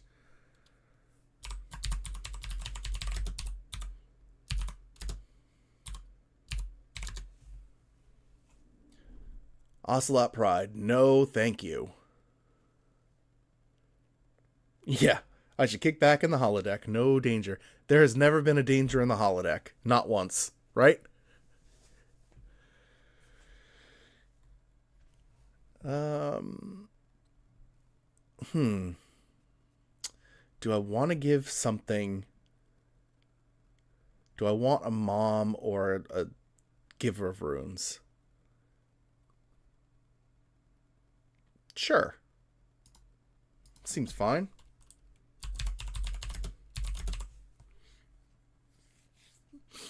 Again, we'll pick out the nice versions later. I just want to get the cards in the list. And then I'm going to have to dig through my collection because I would like to give this a shot tomorrow. I go to my game store every Sunday, and I would like to try to get some people playing this tomorrow. Nurturing Pixie also seems pretty cool. ETB, bounce something you control that you could, like, replay.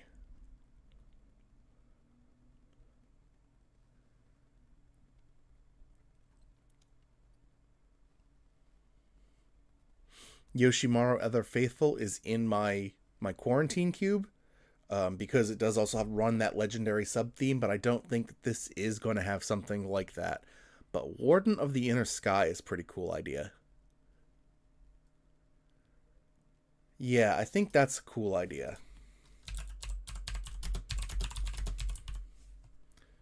Does it have a nice version? Just extended art.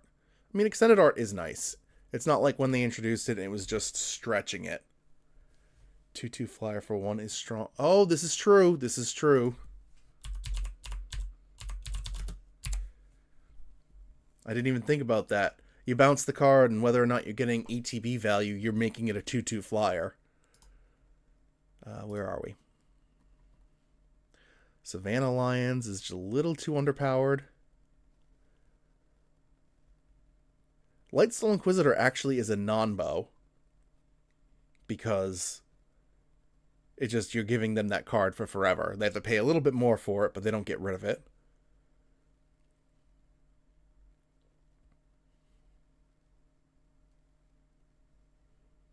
The bunny. Frodo. Yeah, Frodo doesn't work because it mentions player. I like things like Usher of the Fallen, but I don't know that you're going to want to be using this boast ability. That's the other thing, is activated abilities are basically turned off. Archpriest of Iona, though, is something I love sneaking in places.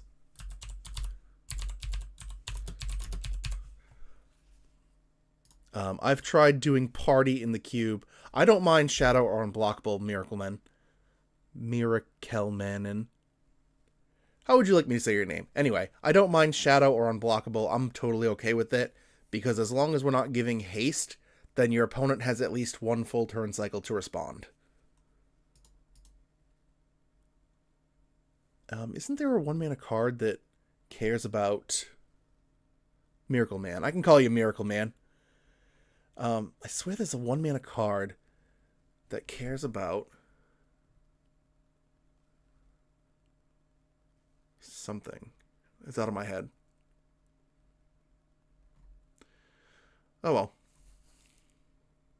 Ooh, Monk of the Open Hand is a slam dunk.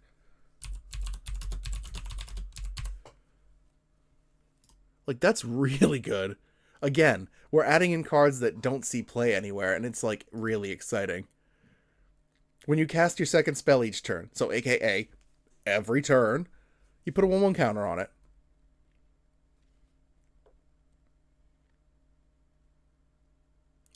Selfless Savior. Not bad. I don't love the idea of sacrificing your dog over and over again, but being able to sacrifice the dog, put it back in the discard pile, shuffle it back in, and possibly draw it again, I mean, there's something there, right? Flying Vigilance. That's going to be pretty good, especially if we equip it.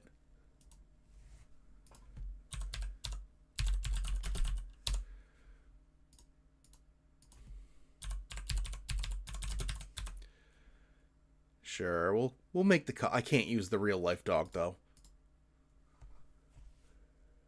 We'll throw that in there for now. Toolcraft Exemplar is very good.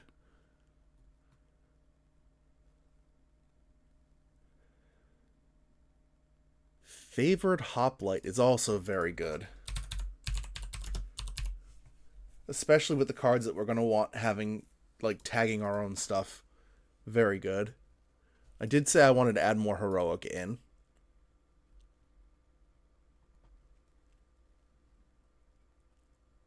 I think Benevolent Bodyguard is the better doggo in some respects. Obviously, Indestructible and Protection are two completely separate things.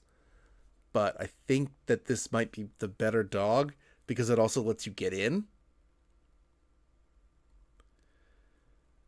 Speaker of the Heavens doesn't work. Modular is a funny idea because, like, you could have the Mouser, you block with the Mouser, you modular onto a different modular creature, you play the Mouser again, and then I think that might be too cute. Dauntless Bodyguard, though, is not bad, actually. Maybe we pull the doggy. We save the pup from itself. And instead we play the Dauntless Bodyguard.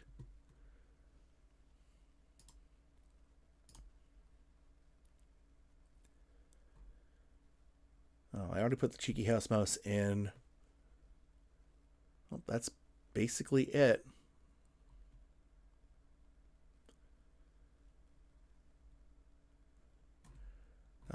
There was one more card, yeah, the Toolcraft Exemplar. And any cards that we add in at this point, whether or not they make the final list, they're going to be in the maybe board. Just so that way the thinking is less as I try to expand. So let's go ahead and go to the 2-mana white cards. And I am skipping the Broken Cube shit. Shivan Wumpus. So adventure cards, we have talked about that earlier, but that was like an hour ago, so I'm going to give you the too long didn't watch, is adventure cards don't really work because, yeah, you are putting the card aside that you can cast later, but a lot of times the effect is something that you would rather just cast as a lower thing. Like, if we just... I don't remember how I did it. Was it Type Adventure? So if we pull up something like... I'm going to pull up something that I can even cast. Brazen Borrower. This is great. So you could play Petty Theft, return target non-land permanent and opponent controls to its owner's hand, and then later on play the 3-mana 3/1 flyer at flash mode, right? Very good cube card. Very, very good. But in this event, would you rather just have more Petty Thefts? In which case we can get a much cheaper rate at this, usually at 1. When we get to blue, we'll talk about the unsummon from, I think it was Vow, that you're literally able to get free value with while also targeting something. So you're getting the Petty Theft again and again at a cheaper rate. Likewise, how do you feel about a full turn spent playing a 3-mana 3/1 flyer? It's kind of medium. You know, you can get better rates for flyers. So the Fibblethip, the Lost. FBLT. So it doesn't quite work out. Just because the costs are too much. In a regular environment, it gives you... When it entered from your library, was cast from your library, draw 2 cards instead. See, this isn't really it either. ETBs draw cards, so it's 2 mana to draw the card. And it's not going to be entering from your library, because you're drawing the cards into your hand. What was the other card? Shivan Wumpus.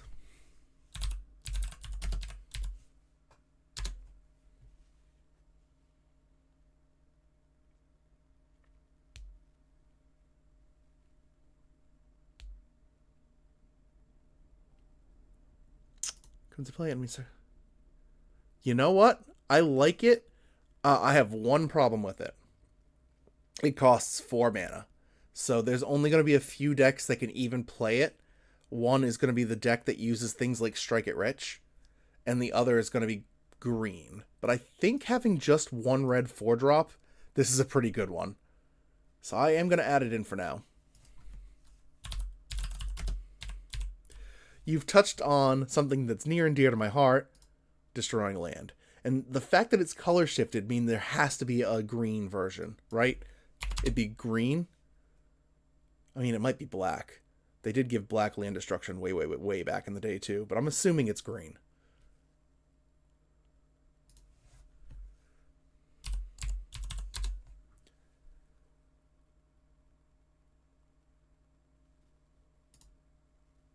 Maybe Scarfell just knows. Because this is Planar Chaos. So it is Argothian Worm. Thank you.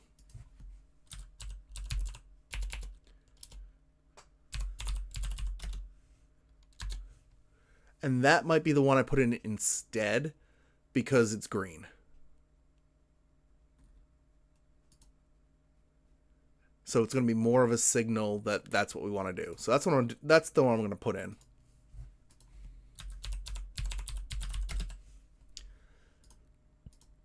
Because green is going to have the blaring signal, hey, this gives you extra mana, this makes you mana, this will give you some mana. So it seems pretty fine. All right. Right, now we're down to the 2-drops in white. I want to have less of these. And again, we're skipping the ones that are just broken in half, like a Johnny, Felia. Voice of Victory is okay. The fact that it shuts your opponent down on its turn isn't the worst thing in the world.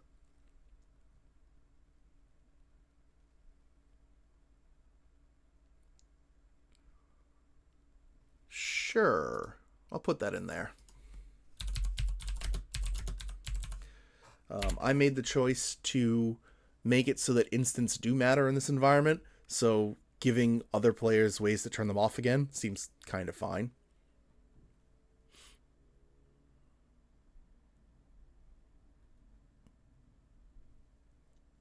Luminarch Aspirant is just good.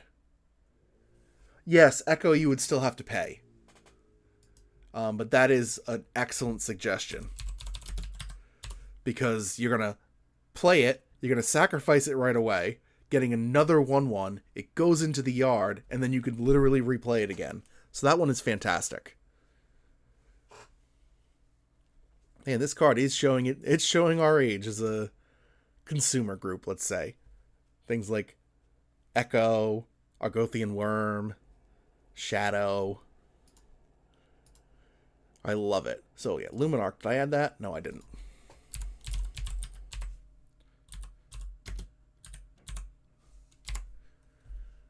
There's the... Yeah, there's no super fancy versions, just the extended.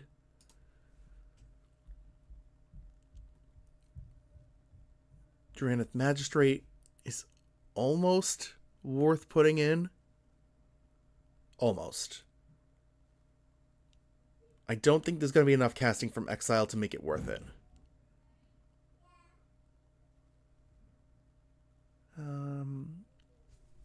Heartflame Duelist has the ability to win on turn 1 with the Heartflame Slash, so that's not going to be a thing. Containment Priest. Domain.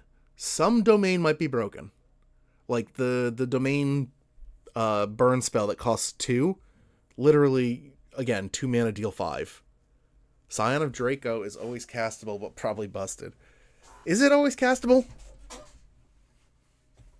Doesn't it care about the color of permanents you control?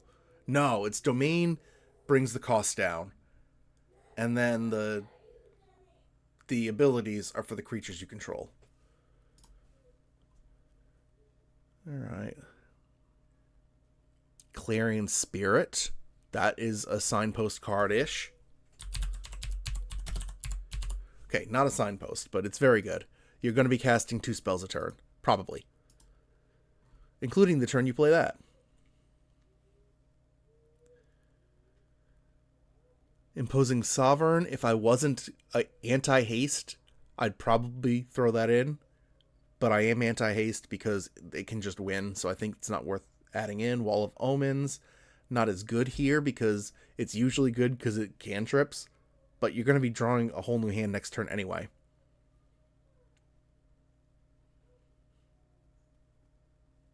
Sunstar Chaplain is interesting. I do want to consider...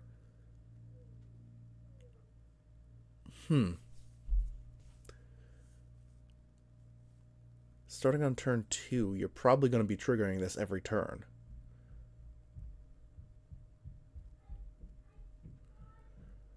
You're probably never going to want to pay for the ability, though.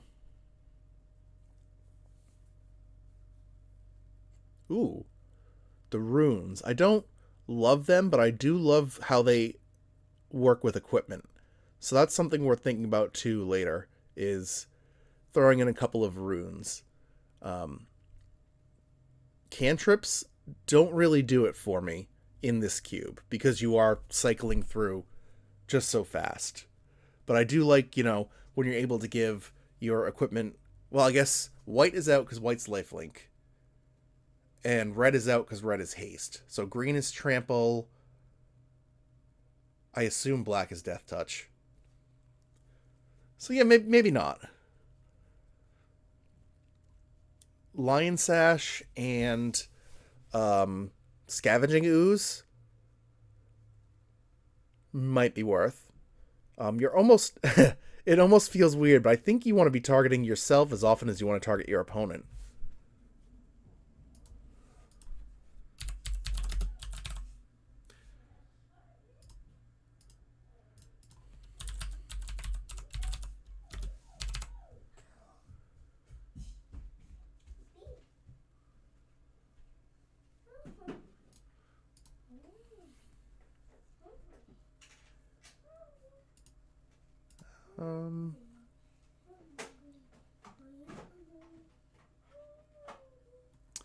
Landfall is never happening, but I was looking at that as Bestow is a pretty cool idea.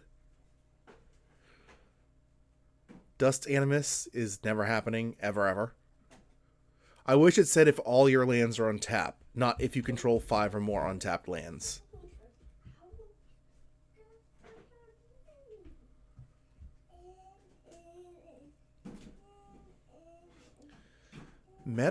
Proliferate. There is something I could think about.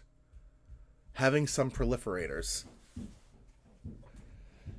Would it be busted if your life total could just go sky high because of that? Like, I think Metastatic Evangel is fine because you're casting non-token creatures.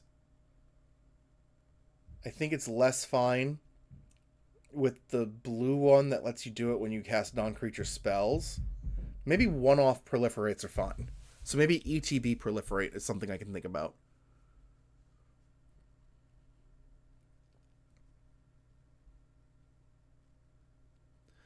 Reluctant Role Model. It's very good. I actually want that one in.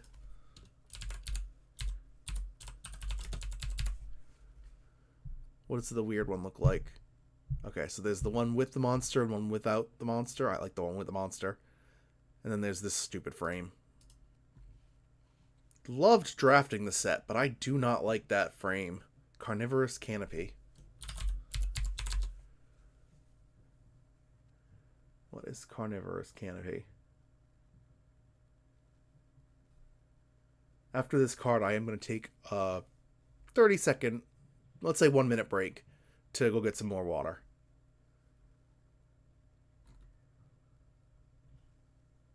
There it is. Destroy artifact, enchantment, or creature with flying. How much? It costs 3 mana. That's a little too much. I don't really want my 3 mana spell to be doing this. Remember, 3 mana, not that it has to be game ending, but it's got to be like backbreaking. Because what would, let's say that just regular naturalize is in here, right? So would you rather have the Carnivorous Canopy as a naturalize plus a bonus? Or would you rather play naturalize plus a 1-drop that you would pick to put in your deck? That's kind of what I'm looking at when it comes to 3 mana stuff. Now, green kind of breaks that because green can go up to 4, 5, or more with the Mutable Explorer. It can just keep going up. But yeah, I think we'll add these cards in, and then I will be right back. Serum Snare. Same idea, though, isn't it? It costs 2 mana. Plus, doesn't it mention the word poison on it? Unless it's a different one I'm thinking of.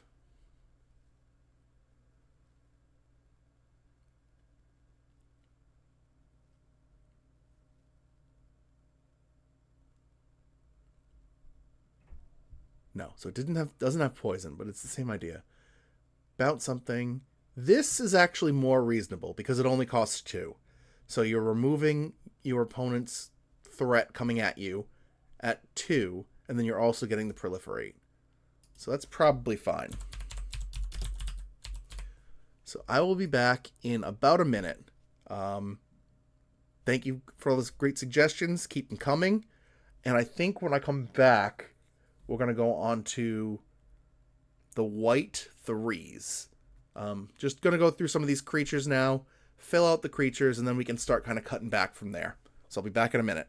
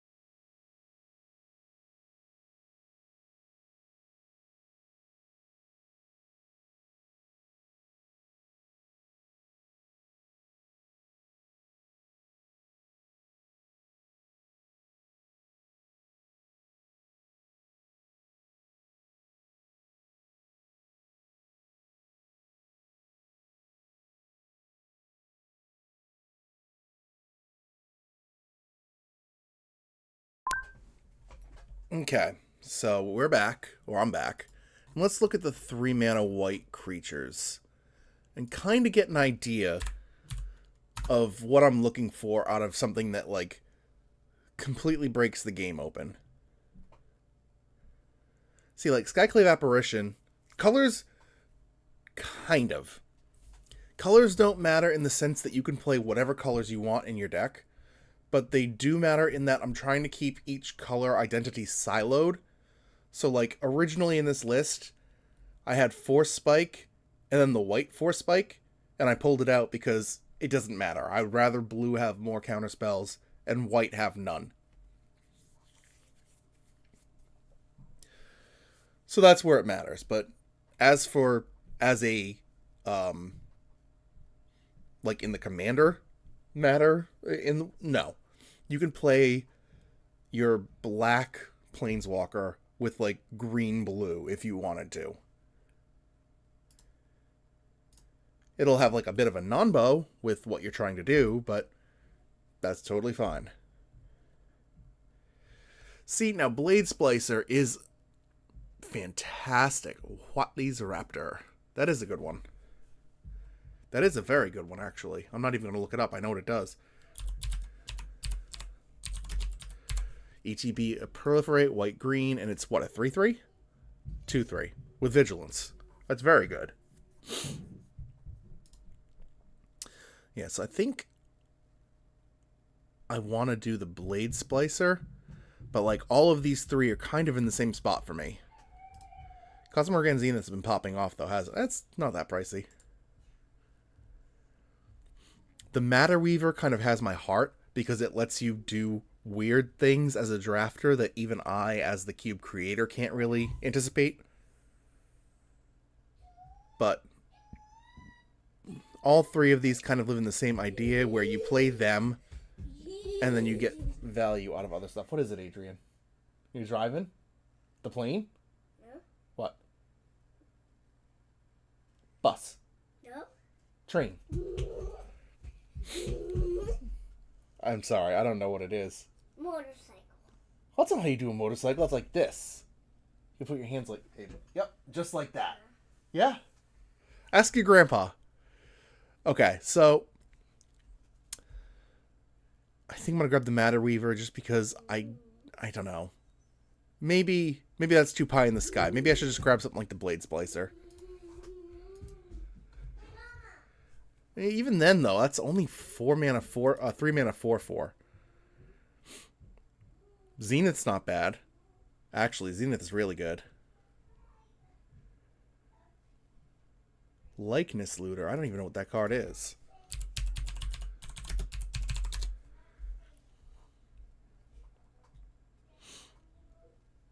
Use copy a target creature card in your graveyard with mana value X.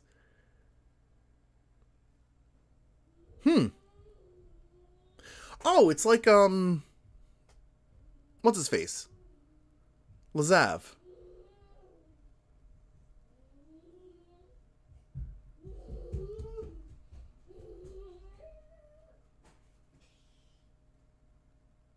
Yeah, it's a really good card, too. Yeah.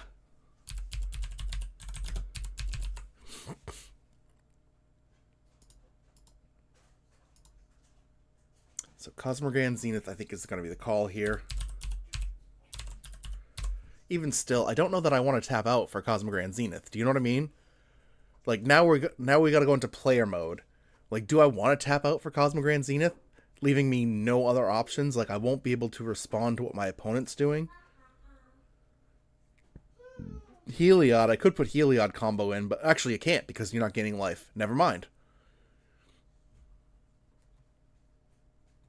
Elite Spellbinder is kind of bad. Brimez is basically what's-her-face.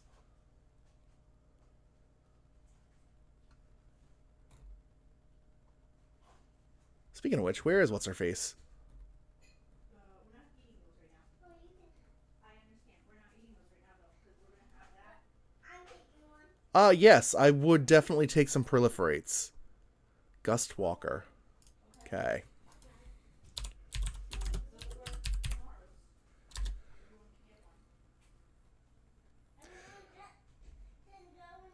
Exert it when it attacks. We could probably do better. The lands do not make colorless. Would that even matter? Null Elemental Blast? Sorry, I closed it.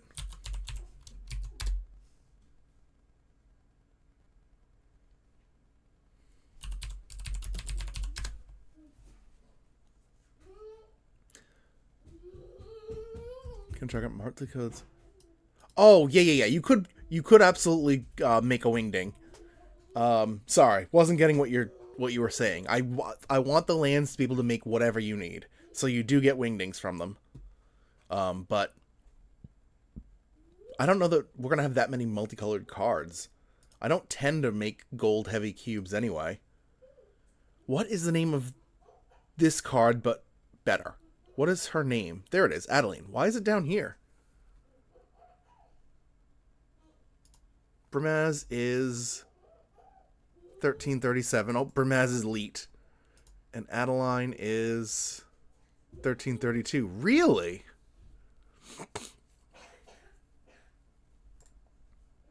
That's weird.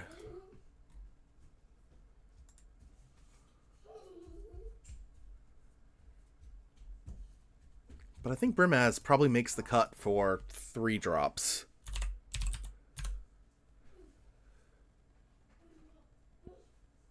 Sure. We'll go with Chibi Anime.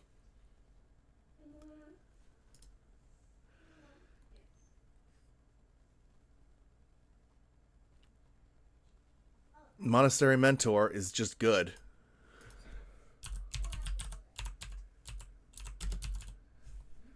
And there is a special version too. I'm sure of it. Come on. I swear there's a full art, right? Nope.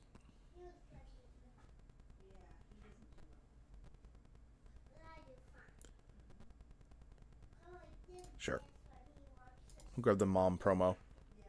And I think that's going to be it for white for now.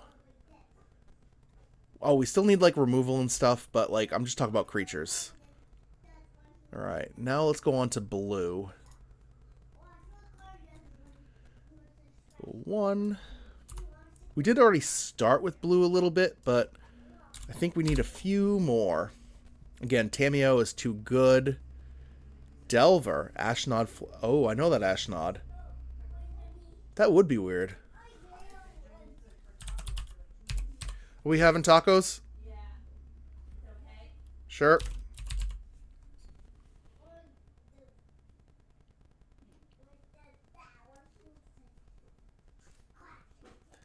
Yeah. That's playable. It does have a real cost, too, so sure. Oh, you can... Absolutely, you can do whatever you want. I am going through blue. I'm going one at a time. But you are able to... You have the internet at your disposal. If you can think of a card you want me to look at, we've got an entire Scryfall just for searching you guys' cards. Next, though, I am going to put Delver in. I did not put it in at first, but I think it's probably fine.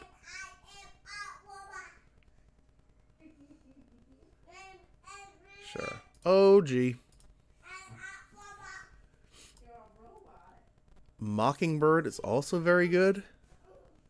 Oh, you found something. Love to hear it. I think Spyglass Siren, if we're going to have animated artifacts, is probably okay.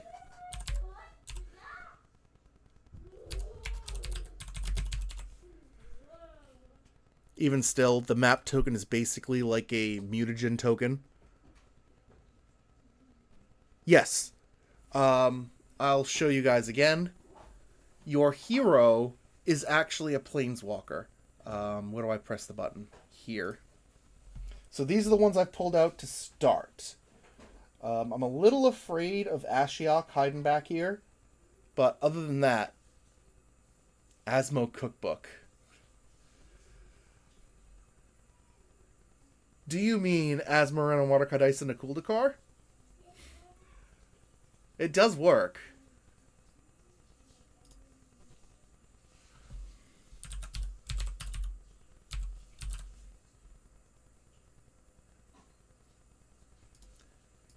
And the Underworld Cookbook.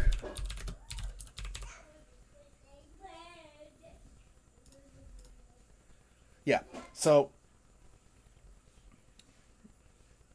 discard a card. This turn you may pay blue, black, black, red. Yep, you can absolutely. Can't play it the first turn of the game, but every turn after that. Search for the Underworld Cookbook, reveal it. Now, the difficult part here is it is still draft. You may never see the Underworld Cookbook.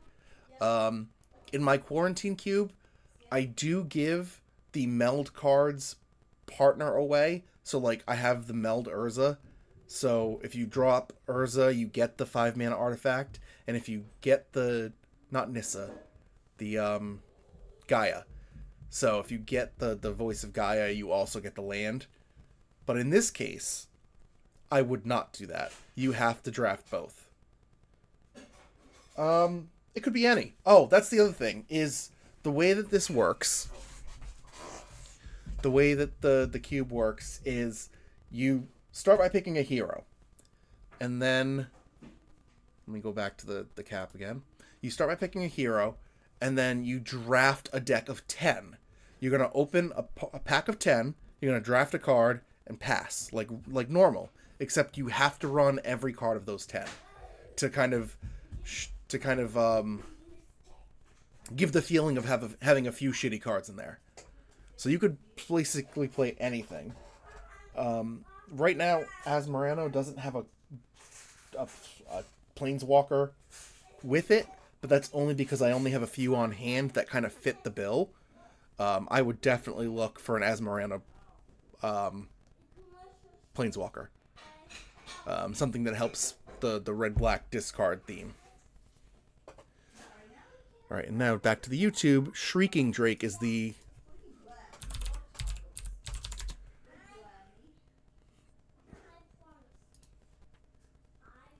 Return a creature you control to its owner's hand.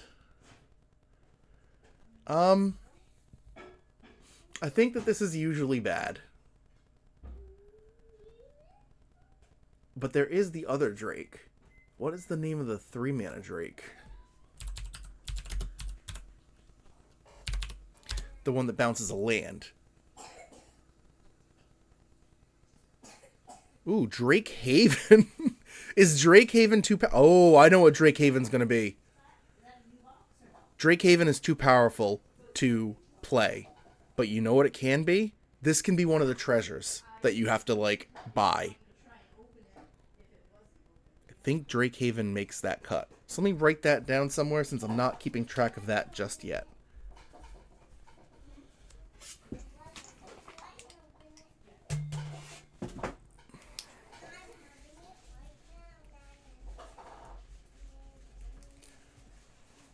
Because imagine playing Drake Haven. You then just... If you wanted to, you could basically never play another card. That's kind of the Sprout Swarm problem. With, or the, what was the rat? The rat that gets bigger for each other rats and you could discard a card. How many Lotus Petals can I put in packs? Are you asking how many I can afford to put in packs?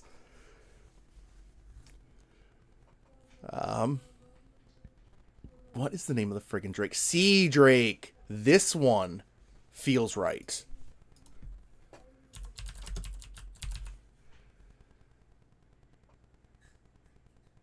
Wow, it was only in Portal, the second Portal, or Modern Horizons? Wait, but that's the Urza's cog. What? Sure, whatever. Give me Sea Drake. Yeah, I don't know if I want Lotus. Oh, actually, I think I do. Yep. I'm going to put one Lotus Petal. Let's go with the list version since it's going to be the cheapest. I'll put one Lotus Petal. Ready.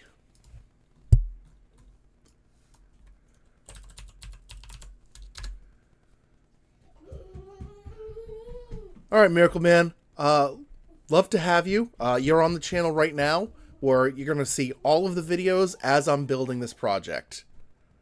So, thanks for hanging out. I loved your input. And I'll see you in other episodes. Okay, now you were saying Duretti Iconoclast. Make a construct. Sack an artifact. If you do true target. Okay. Yeah, that is something I could play. Is that a deck I want to build? Something I do mention in the video coming out on Monday is I'm not judging any of the ults, because I don't think anybody's ever going to hit the ult. So, because like in this case, you would have to get Duretti up to 7 life to be able to sacrifice it to 6 life to then hope to not die to something as simple as a shock. So I don't see that happening. Also, thank you very much for following, Aku Aku.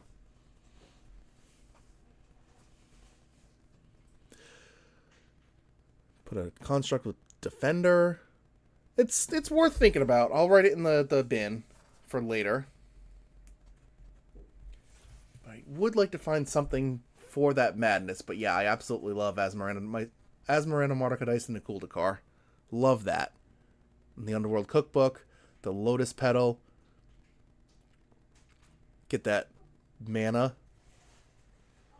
This is true. Both the plus and the minus are good. And it doesn't fit for the Asmarano, but it does fit for like an artifacty theme, and I like it. I do like it a lot. And it's fairly cheap. Like $6. That's not bad at all. So I'm here for it.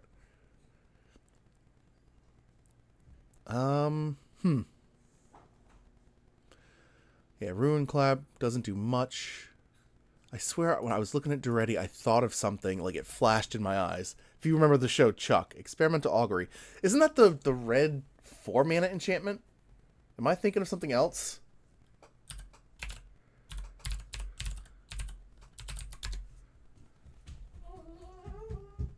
Nope, I was thinking of completely the wrong thing. Top the cards of your library, but yeah, that's too expensive. 2 mana to do that, and basically you're just kind of fixing your very next turn. I think that because you're churning 5 cards a turn, it's not a non-factor to do anything like scrying. Surveil is the one exception because you put it in the yard. But like Scry or Experimental Augury, not think twice, but what's the one with the 7th edition art with the lady on it? The one where you look at the top 3, one goes on top, one goes in hand, one goes on the bottom. Think cards like that. It does have Proliferate. I did see that. I am trying not to add +2 people. I think I have one naturally. Actually, I do not. I cut it. So I have nothing right now that can +2. I don't want to... And I was thinking of Experimental Frenzy when you said Experimental Augury. This is what I thought. I was like, why the hell would I play this? I mean, it's got a cool effect. Can't play cards from your hand, but you can play them from the top card of your library. But that kind of like makes the game way worse. At least in this case. Also, I am going to, because we just had a YouTube user leave, I am going to shout out the YouTube, which is, I would love Trample. Any kind of French vanilla, I'm here for. So that's my YouTube link. If you want to see where this series goes in the future, you just click that, and that's where I'm building this cube. Not that I'm leaving right now, I just wanted to shout it out. Felt like the right time. So let's see, any more blue ones? Ascendant Spirit is kind of pricey. Like, I would make all the lands make snow anyway to make this work, but then you're paying 3 mana for a 2/3. You're paying 6 mana for a 4/4 that flies. Arlen. Starts on the backside. Now we're talking about weird stuff. I did have the other Arlen, this Arlen Cord, except it also gives haste, so it, again, breaks the game. So you were saying Embraced by the Moon.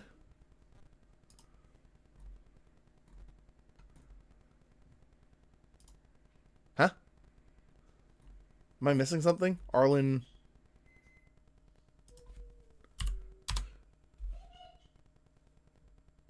It is this one. Okay.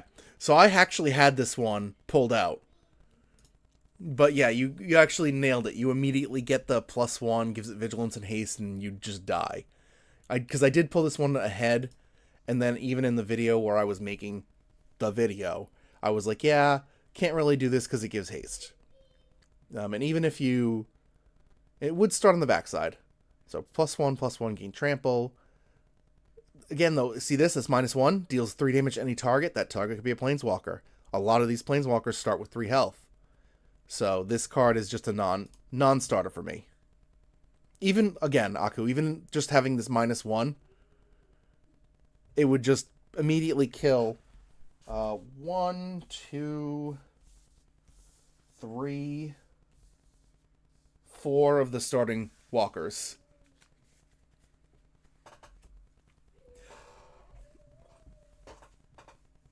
Yeah, it used to say creature or player back when player wouldn't. There was the planeswalker redirection rule. So it could always hit a planeswalker. They just templated it as a player. So I love this card. I loved this card for this project, but it's a little too powerful. It's both sides are able to kill. Terramander is something I thought about.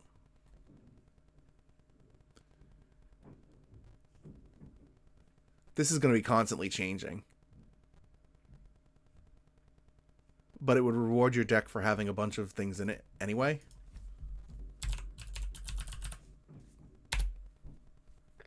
So sure. Sure. We'll put that in for now. Again, we just got to get some bodies, and then we got to see what they do. Veil Cursed. You are asking for a bunch of stuff. Starts on the backside. Okay. You are asking for a bunch of stuff where I don't know because it was when I was taking my break from Magic.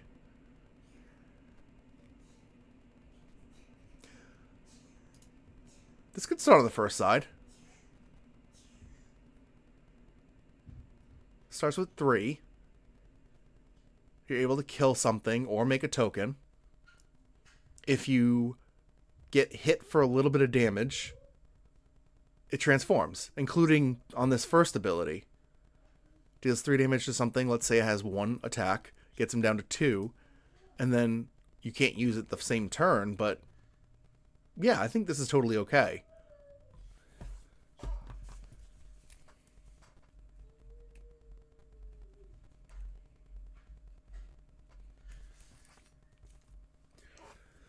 Eventually, I'm going to have something like 20 or 25 planeswalkers to bring around with this. But again, we're just starting with a few basics just to see how it plays. That is a good call, though. I like this guy a lot. It being a 4-mana walker doesn't bug me. It starts with 3 loyalty. It feels fair.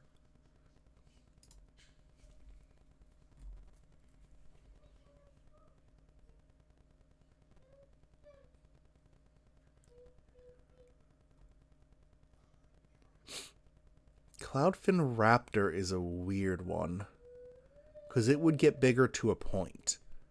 The blue deck playing this would probably only get it growing by like 2. And a 1-mana 2/3 flying is terrific, but like it feels like it's still being limited.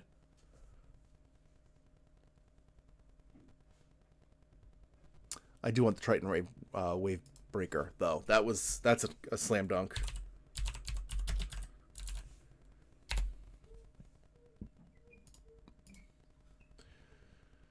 All right, let me take a look at the 2-mana creatures in blue. Right, we've already taken a look at these. Do I have a bunch? I literally have 2. So maybe I'll add a few more. It's tough, though, because a lot of these are good because they give you card advantage, which is something that this format could give a shit about.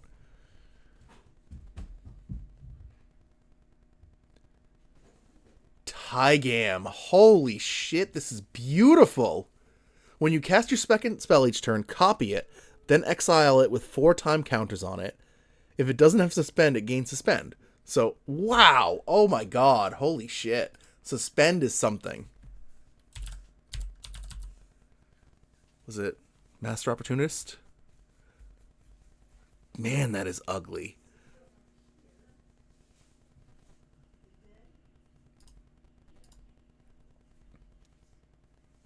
It is slow. It is 4 suspends. But even still, it would give you that free spell anyway 4 turns later, if you happen to do it. But even still, like, if I play Tygam and then, say, a shock, and then I suspend that shock for 4, I'm still getting that shock. You know what I mean? Like, I'm still, I don't know. And then that it's also taken out of the pool while you're shuffling the rest of your deck, so you can get other stuff better. Exactly. You're almost always going to have at least 2 spells. That's why I played the Monk of the Open Hand. That's why I played the, where is it? Clarion Spirit. It is exiled. You could pull from Eternity. Be really dumb, but you could do it.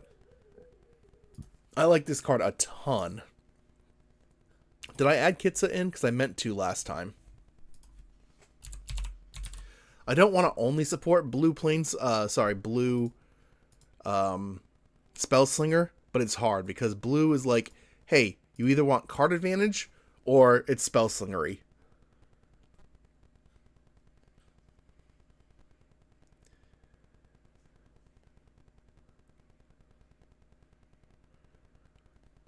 Something unblockable is also probably in the stars for 2 mana. Cloud of Fairies. I imagine this is... yeah, it's $2. I was going to say, I imagine it's a bit because it plays both in Pauper and now in Pre-Modern.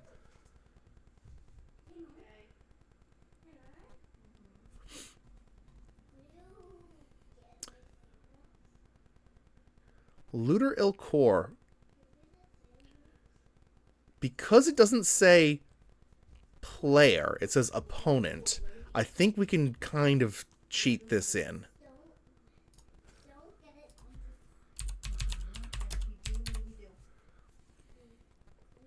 Because I think it's recognizable as your opposing Planeswalker is your opponent. So I think that probably makes the cut where a lot of cards would say player and they don't.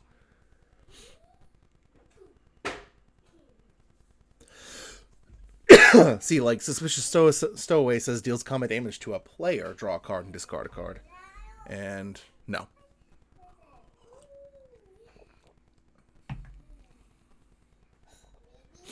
Seagate Stormcaller, I just did kind of scroll past it. Lets you copy spells. Also very good, but again, we have a lot of 2 mana Spellslinger cards, and I would like to put in some more other archetypes.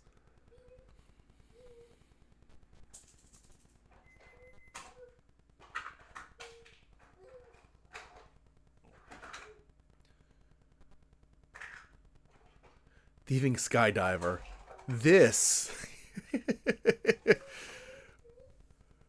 this is a pain in the ass if I do it.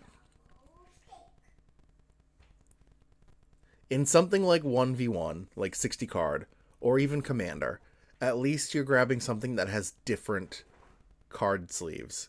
If you grab something with Thieving Skydiver, you're grabbing this equipment and then you have to, like, remember that it's your opponent's.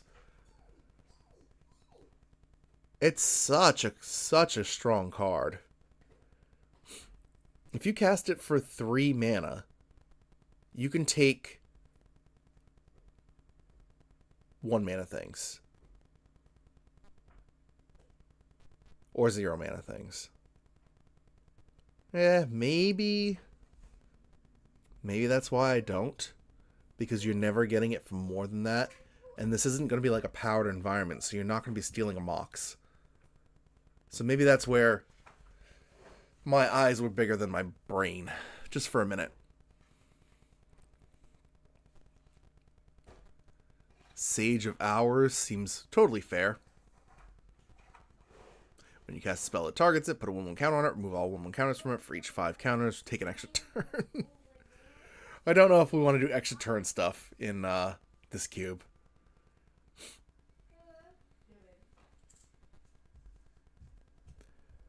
Fog Bank.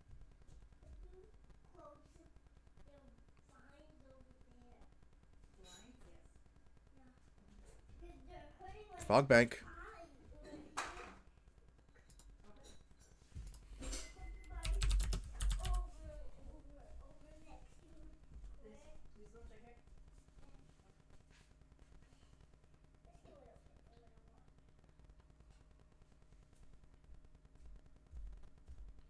Yeah, I guess we'll printify later. Let's grab the Foundations one for now.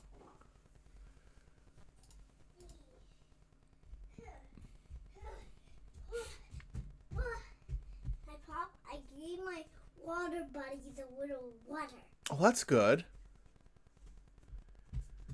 Fear of Isolation is pretty powerful. This could be where the Drake that Miracle Man on YouTube was suggesting could actually fit in. Instead of grabbing the 1/1 for 1 that flies, we get the 2 mana 2/3. So maybe Fear of Isolation is it.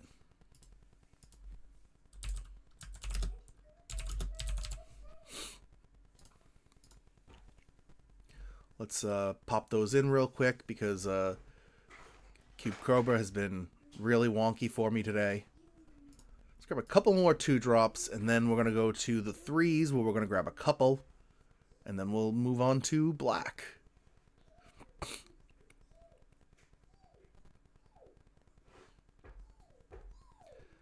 Dowerport Mage? No.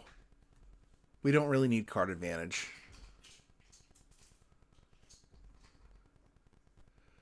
Alright, so we finished the 2s. Let's go ahead and drop into the 3s.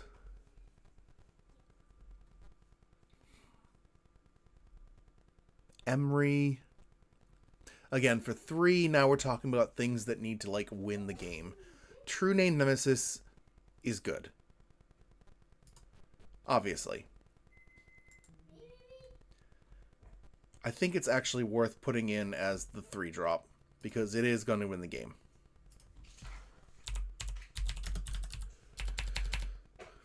I don't normally put it into my 1v1 environments, but I think here it's fine.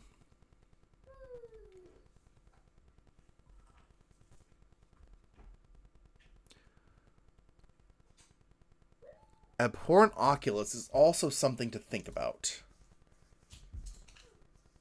The drawback isn't necessarily a drawback, except that you're not able to play it. You're not able to play it easily. You know?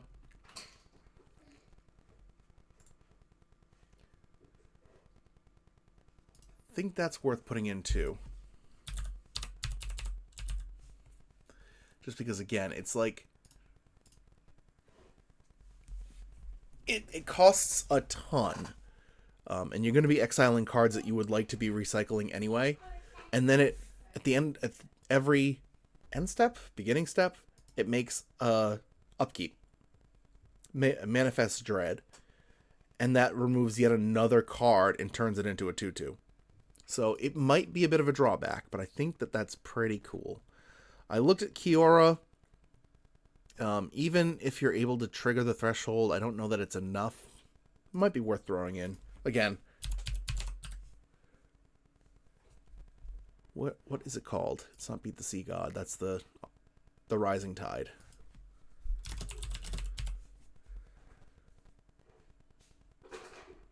I have no idea which one's which.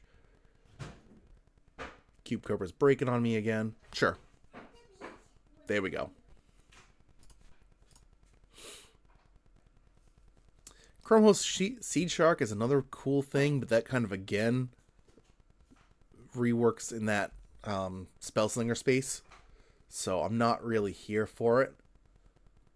And then things like Cloudkin Seer just don't do enough for 3. So let's go to black now. So color is black. mana value, and we go back to 1.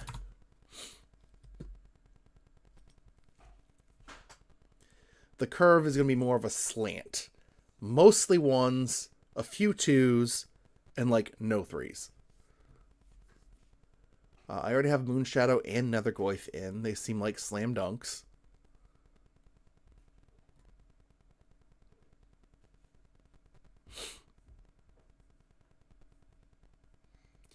Gravecrawler is like your instant combo, but I don't know that we're going to be putting in the, what is it called? The Warren Soul Trader. So I don't think that that's going to be there. Stitcher Supplier just doesn't really do anything. Your graveyard's getting full no matter what. None of the Ebon Legion's not bad, though. It's a pretty aggressive 1-drop.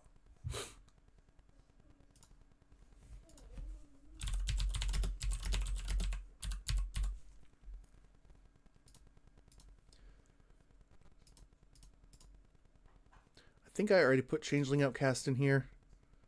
I did. In fact, I already put a bunch of 1s in here. Cecil doesn't work. Gutterbones doesn't work.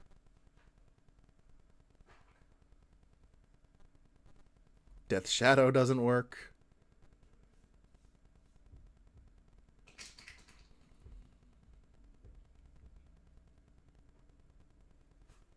Tiny Bones doesn't work. Thieves Guild Enforcer is okay.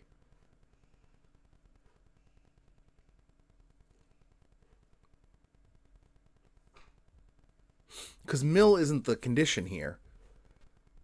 It just is randomly going to be oscillate between being a 1-1 and being a 2-3.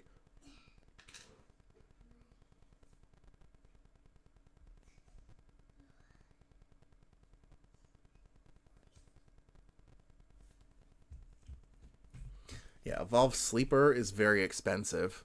It's a 2-mana 2-2. Yeah, that's too expensive.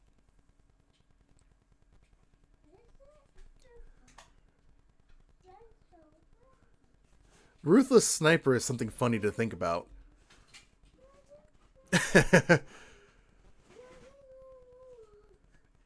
Is wasting your entire turn on putting 3 -1/-1 counters on things? Maybe not.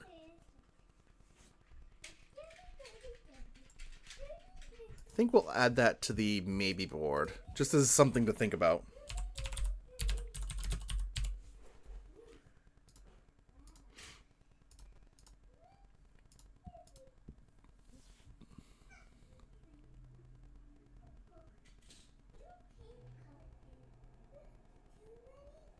Non-token would die. Where's the spinny thing? Okay, there it is. Whenever you gain life, surveil, sack creatures. Carrion Feeder is a classic.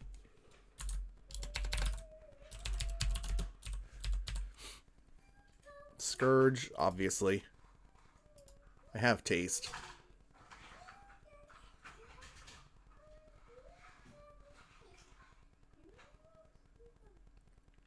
Cataract Parasite we cannot play with. It's too strong. Shambling Ghast is good, though.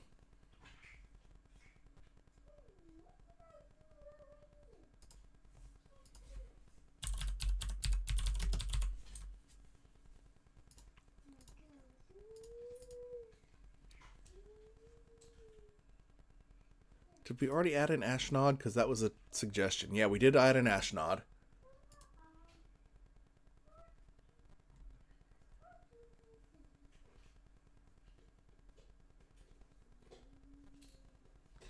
Hexmage, good stats.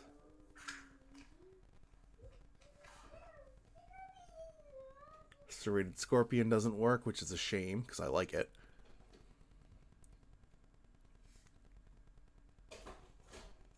Yeah, that's probably good. That's probably good on black. Black 1s, I should say. Viscera doesn't do enough. Alright, let's go to 2s. Mana value equals 2.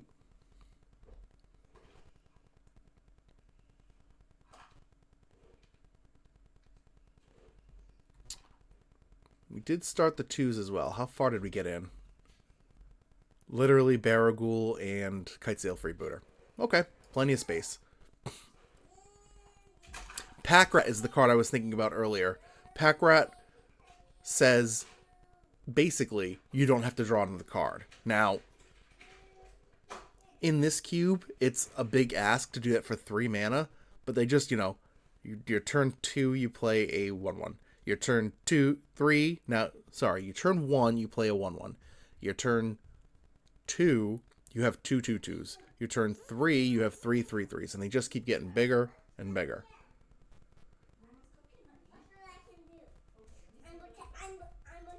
So you draw 2 cards, lose 2 life, doesn't work. A Cursed Marauder is not bad.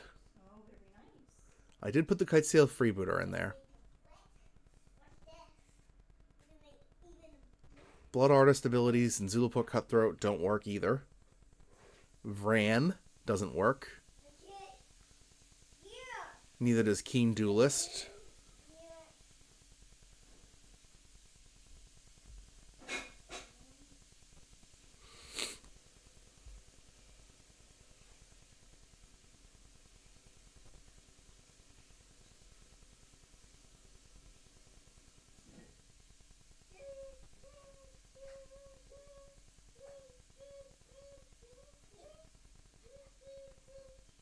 Brain Maggot is actually an interesting add.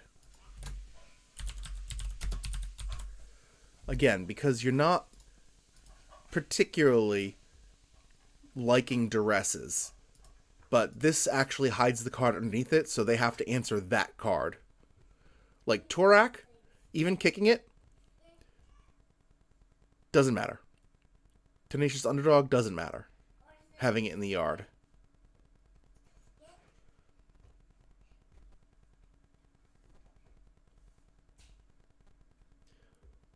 Null Priest of Oblivion. I usually love this card. It doesn't work.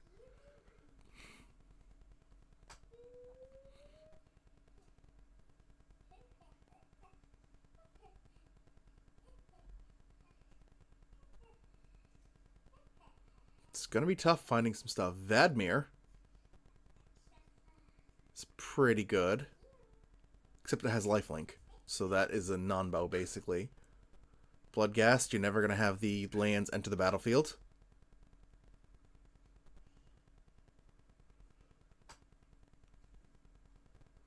Which turns off things like Sorin of House Markov, because you're not going to be gaining life. Not that I would want to add a Planeswalker in there anyway.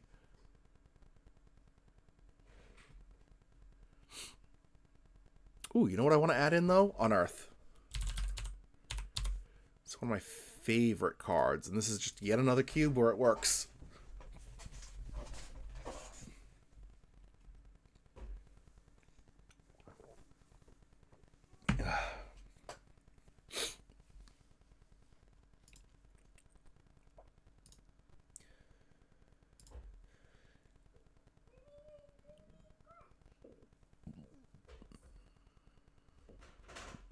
Iron Shield Elf isn't bad. It's going to keep your creature alive forever. And the white version of that we should grab too. Because it's not actually a cost.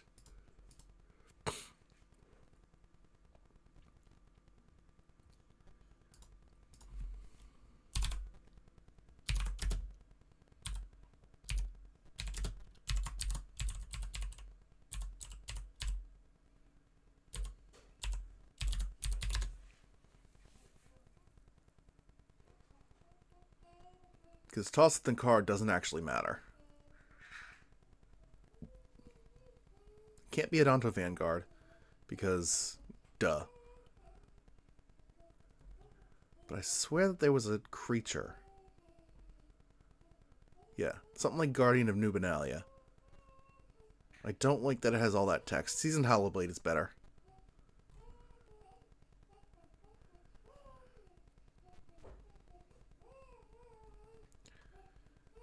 Yep, Seasoned Hollowblade is the best of them. Because it's clean.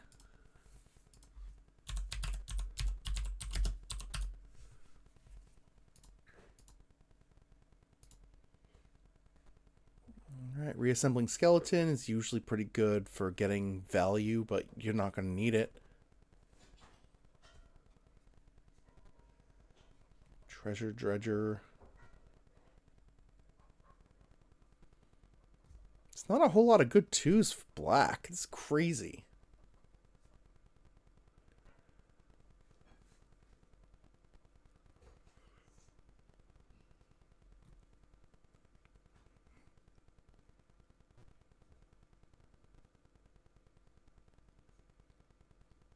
Slaughter specialists might have to be played just out of necessity.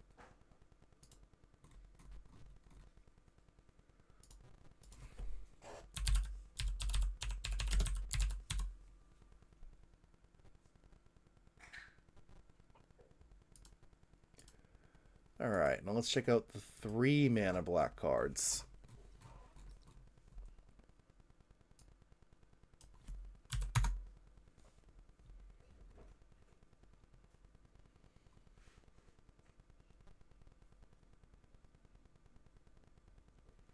Barrowgoyf doesn't really work.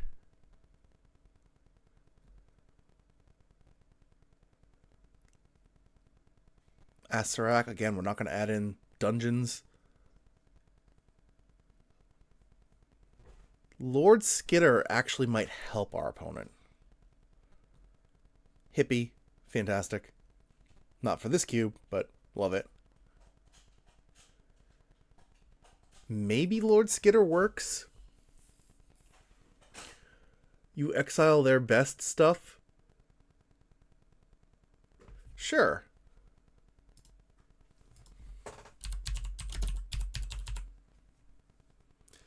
And I am going to have a shopping list when I go to the game store tomorrow. Not that they're expensive, just cards I don't have right now.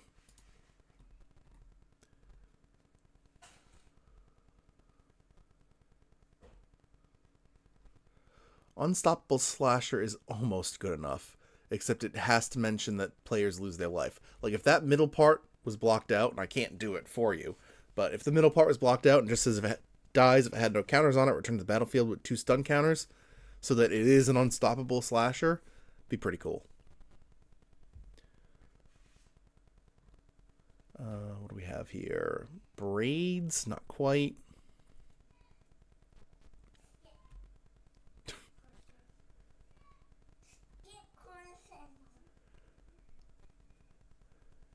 Feign the Broker. Just been playing with that card a little bit. Love it. It does a lot.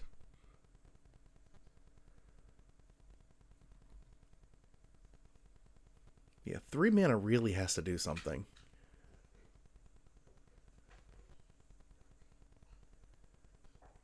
Raven Eagle, if it didn't have this last line of text, would be fantastic. I think we already threw Shakedown Heavy in the list, right? We didn't, because I threw it in the maybe board. So I think it's worth putting here. Because we don't have a lot of options. It's really weird. When you take away life from the game, black just ceases to exist. Because black's whole thing is gaining life or losing life.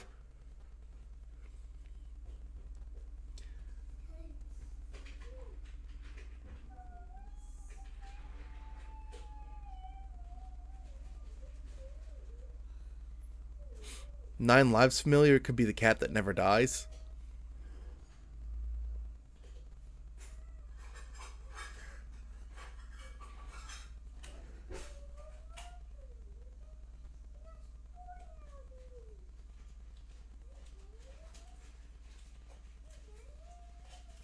How much is Mardu Outrider?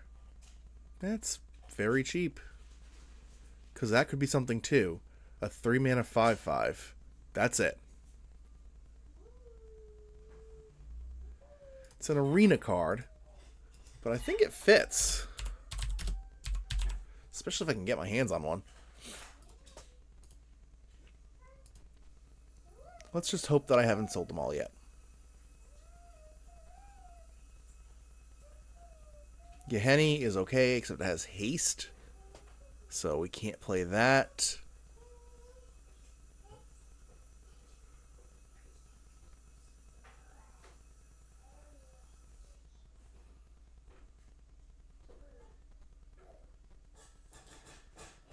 These things are cool. Like, Stronghold Assassin's pretty cool. So are the other ones. Drana. Unfortunately, never triggers. Abyssal Harvester is an idea.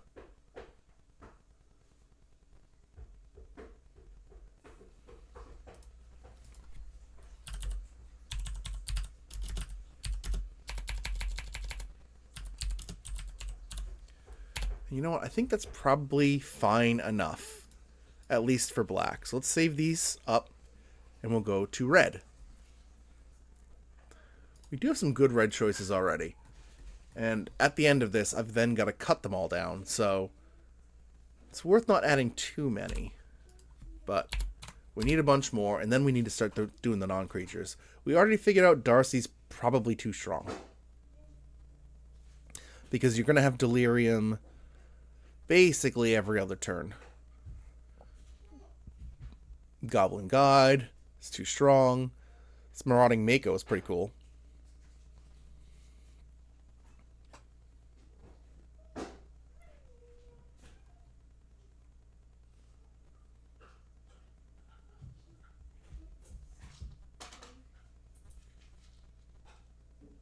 Vexing Devil doesn't work. And that's unfortunate.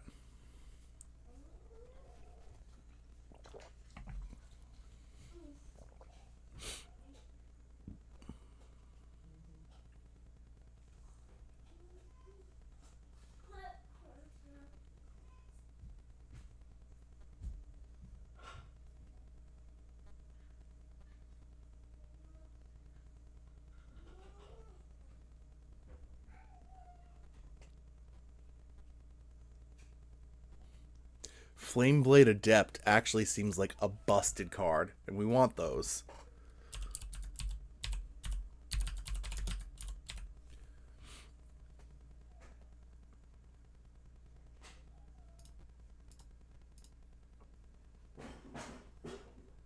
Yes, I am. I'm still live. We're into the red creatures right now, but if you have any card suggestions, Chaotic Matic, what do I have so far? I'll show you. We've got a bunch of creatures that that's literally where we're at now. We had a bunch of other cards that I wanted to add in first. We have things that have rebound, like Distortion Strike. We've got a little bit of equipment, a little bit of removal, some Faithless Looting. You know, your normal heavy hitters. Green is going to have the ability to gain more mana with things like Mutable Explorer and Dryad Arbor and a Paradise Druid, but I don't really want to add in like Birds of Paradise and Llanowar Elf. We've got Asmo and the Underworld Cookbook, because this will work with how the cube works. Lotus Petal 2 as a, refreshable extra mana for people. And then we're just kind of throwing in some creatures. So if you have any ideas for what you would like to see, love to hear them. And in the meantime, I'm going to go back to kind of combing through cards to see what works. Things like, yes, treasures are absolutely an option, but things like haste are not. Haste, anyway, if there is a way that a player could get a turn 1 victory on 3 life Planeswalker, it cannot happen. That's kind of the bit.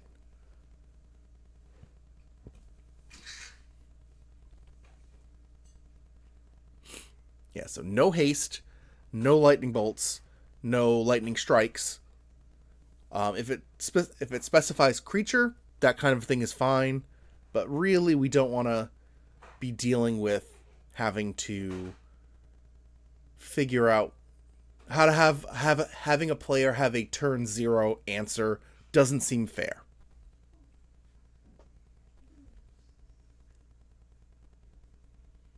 Like, Gitu Lava Runner might be fair, because it only gets haste if there's stuff in the yard, which means that they would have to have already had a turn, because you would have had to play other things, until you think, oh, you could just play 2 instants on your turn, the same turn you play Gitu Lava Runner, and it comes in. So, kind of looking through red, and not going through haste is really slowing down what red can do.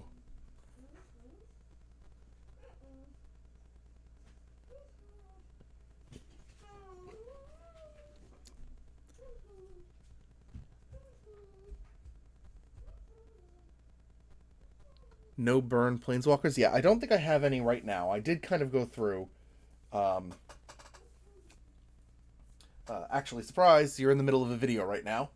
But I did start the day by going through the potential planeswalkers, at least at first, and those are sitting right here. There's a couple that I'm worried about, like this Ashiok is a huge worry, and so is this Saheeli.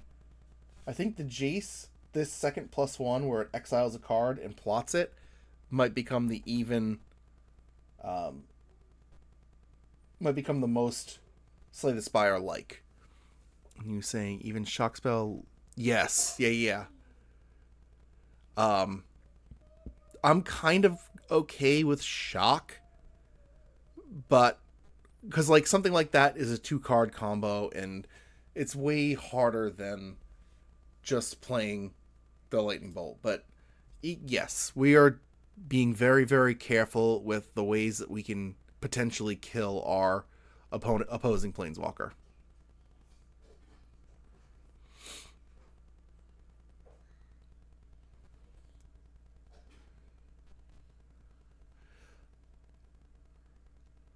So like red creatures are just not a thing that's really doing really well.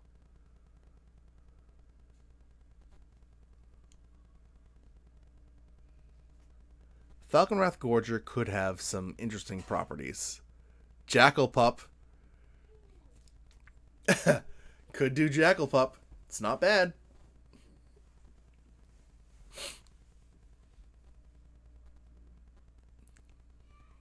The problem with Jackal Pup, though, is it has this drawback that also doesn't work. I have thought... I did think about Jackal Pup at some point, except I completely forgot about it. The fact that it mentions life means that I can't. But I think I like this Jackal Familiar. Can attack or block alone? Seems fine.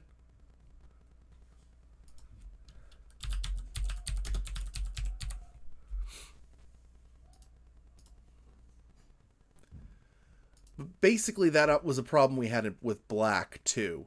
Is... Yeah, Jackal Familiar. There's a problem we had with black, too, is a lot of black cards either gain you life with lifelink or make you pay life to do things. And it's like, well, okay, so we can't use those then. Orcish Lumberjack could do that. We have decided that the lands are basically going to be like everywhere tokens. So you could sacrifice a land, and that would then put it into your draw pile, so you'd have to play it again. It is Magic, so you only get 1 land drop per turn.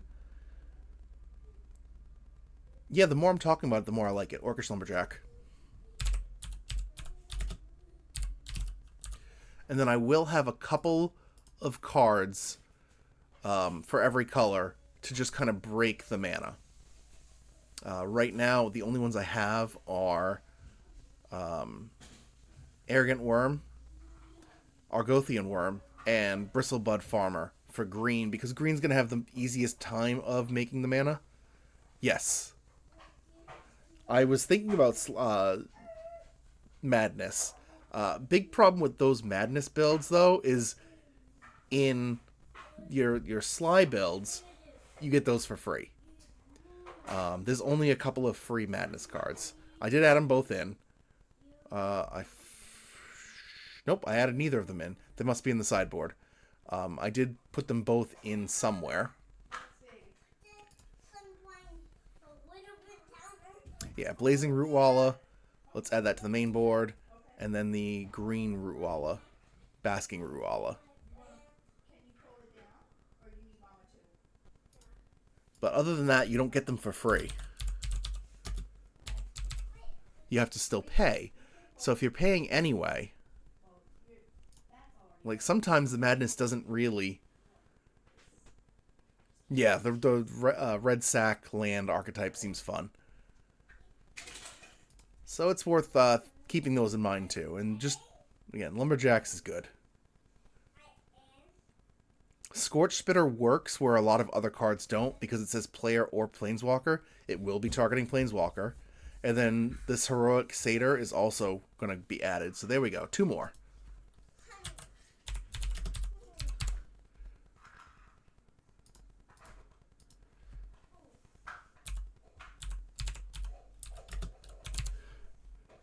So there's 2 more 1-drops.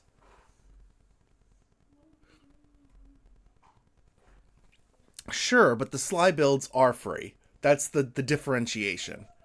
Like, what are you playing as Madness where you would rather have the Madness cost instead of the full cost?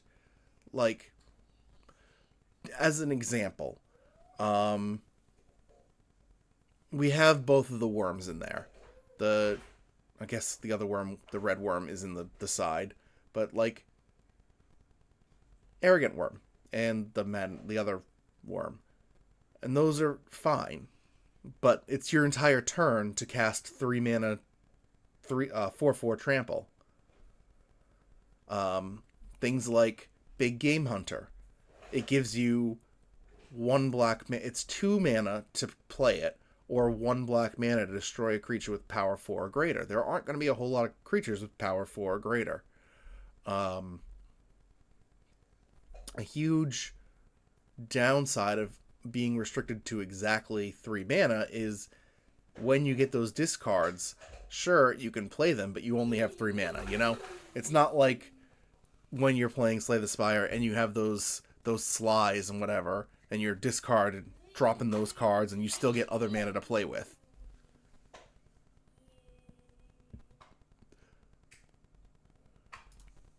And that's where I'm being a little hesitant.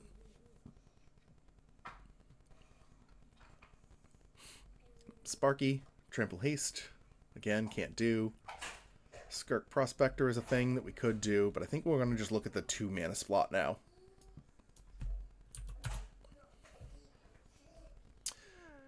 Inti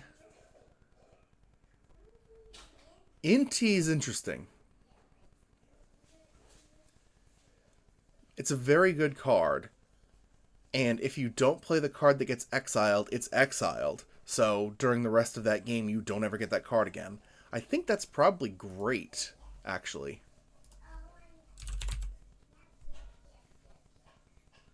I don't like that art.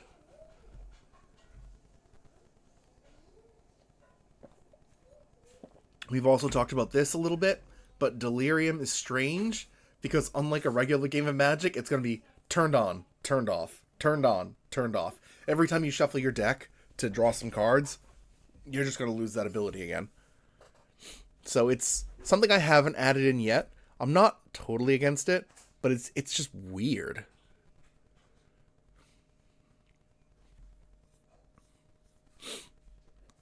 And then we've also talked about this, is the 3 mana cards need to be friggin' fantastic. Because, like,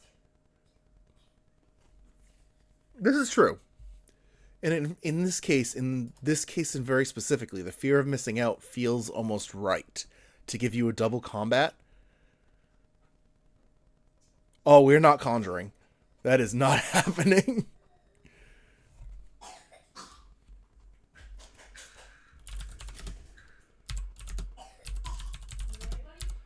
Yeah. You get me the Bengineering card from one of the Magic Fests last year, and I'll start talking about making slime tokens. Yeah. Anywho.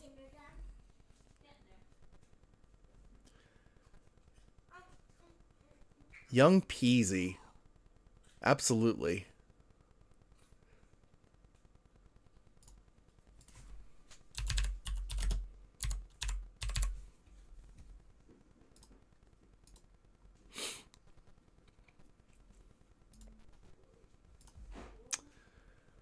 What do we have here?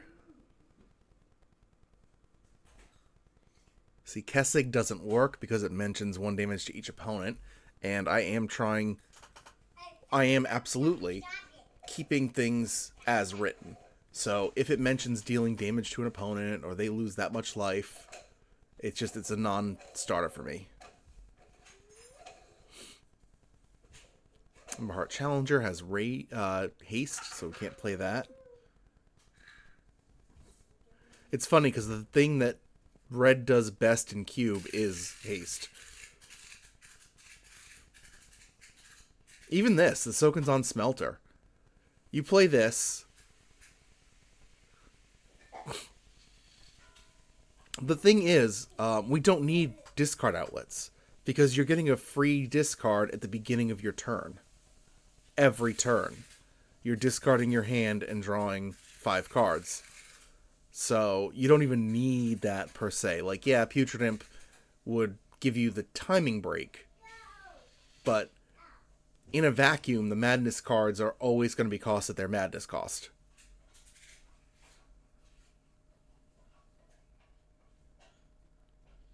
Also, things like this. Goblin Engineers searching for an artifact. Who gives a friggin' rat's ass? Your deck starts at 10. You draw 5 a turn. You're going to see it soon. So, searching for something doesn't really work.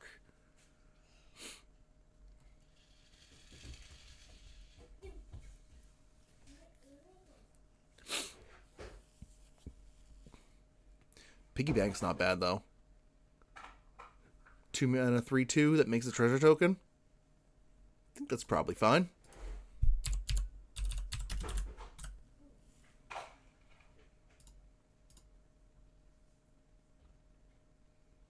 Sure.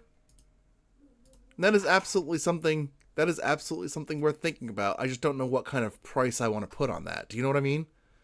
Because let's say everybody's favorite, Demonic Tutor. That costs 2 mana. And then it goes in your hand, which is going to be discarded before you get to really play it. So it would have to be something very cheap or very targeted.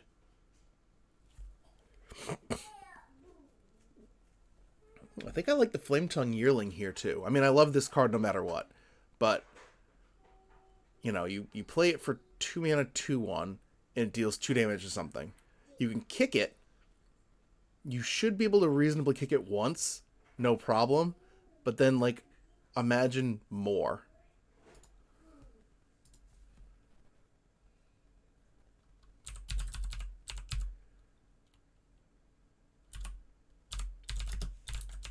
Yeah, and that's true. So what I would be looking for is, like, the creatures that do it instead. Like, I know that white has a 3 mana 1/2 that does that. You're basically you're basically taking a turn off. 3 O is library.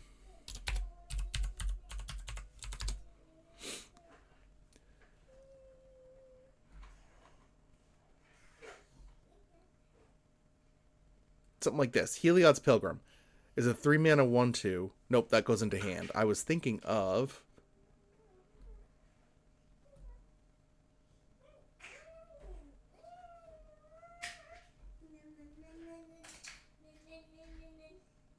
I swear I have this card in a deck. Or I did. Here it is. Moonblessed Cleric. 3 mana 3/2. Lets you search for an enchantment card, reveal it, and put it on top. So that would mean that the very next turn you get it. And that's probably okay. But doing it on the same turn is just impossible.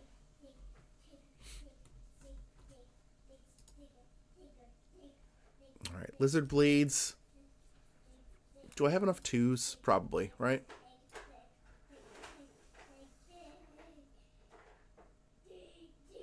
Analyze the Pollen. I don't even know that card, so let me look that up.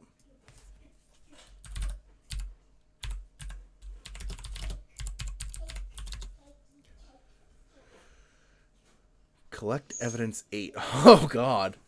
Okay. I mean, that's kind of the speed. It does thin your deck. And probably going to thin it in a very big way. But I think that's worth putting in. At least for now.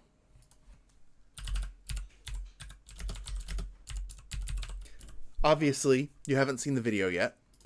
But the video that I'm making today, and hopefully getting out on Monday, maybe Tuesday, don't hold me to it, is that I want this to be a 100 card kind of scaled down version of the entire experience.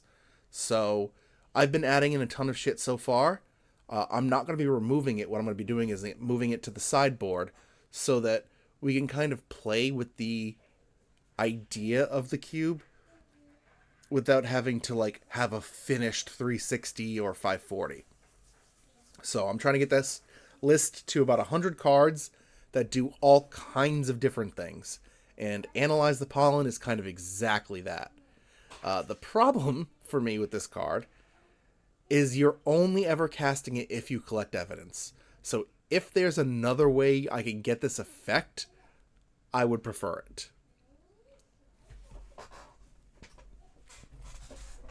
Like I said, I am trying to make the cards as simple as possible because the draft format is going to be very complicated. And I am going to make a little a card that goes with the decks to help people get more comfortable with the turn. Yeah, anyway. So I think red is pretty well done. I've got 2 red 3s. I mean, I could potentially add another one, but I'm pretty happy with those 2. So let's go green. We haven't really touched green. And like I said, I'm not adding in things like Birds of Paradise, Llanowar Elf, Noble Hierarch. Noble Hierarch and Ignoble Hierarch have a bit of a different thing because they do have the Exalted trigger. I don't want to add in Pure. Ooh, Personal Tutor. And what's funny is I do have a copy of that one that's not being used right now. It used to be in my Kaikar deck, but I found that the wheels I have are just enough. So I could do that. Hex Drinker. Usually pretty good aggro card, but I think it's just, again, just too slow. You're basically taking an entire turn to make it into a 4/4. Maybe that's still fine. Gilded Goose is a worse version of Birds of Paradise, except it makes a token. And something I might do is... Yeah, Scheming Symmetry... I would be very careful with Scheming Symmetry in a 1v1 format. And then Steel Shaper's Gift. Actually, wait a minute.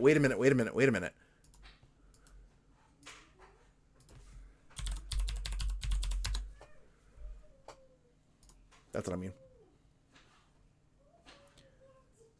Shuffles the library and puts it on top. Yeah, nope, that's not going to happen. I was thinking, does it go to hand or on top of the library? If it went to the hand, that actually would be something you could play.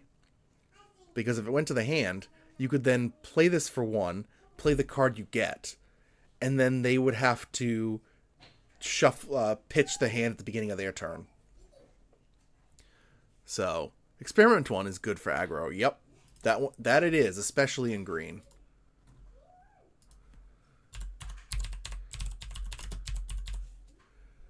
Is there a good, cool version, or are they just basically all... I guess Ravnica Remastered had the green. Yeah, it's not really... Psh.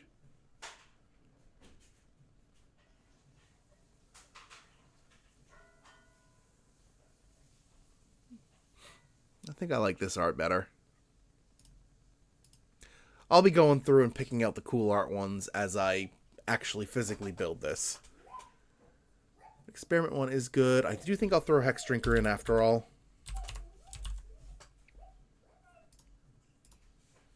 And then what I was trying to say was that I like Gilded Goose. Because I do think I'm going to run like either a food or an artifact sub-token thing.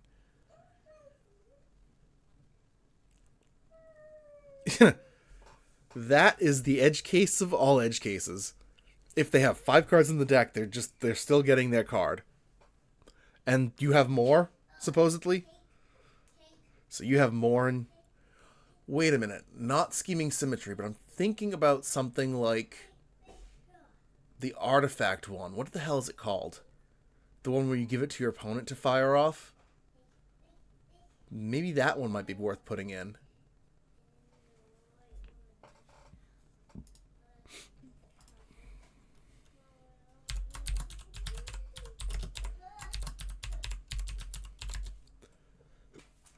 Wishclaw Talisman, thank you.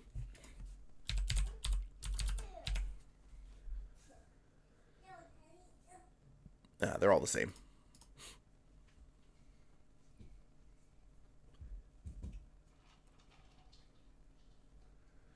a big mana investment up front.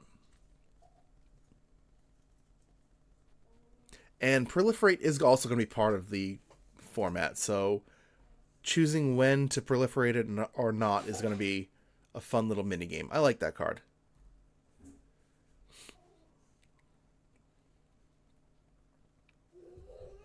Gold Vein Hydra feels right.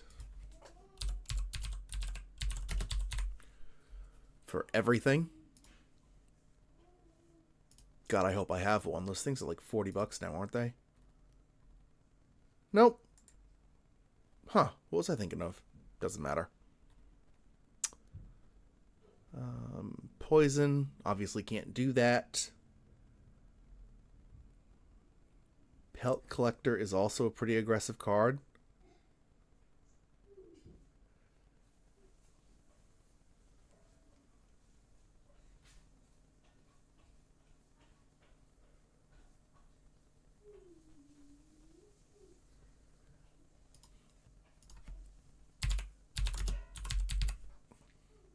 And then we'll add in the Pupper. Elves could be a green thing. I really don't like Typal.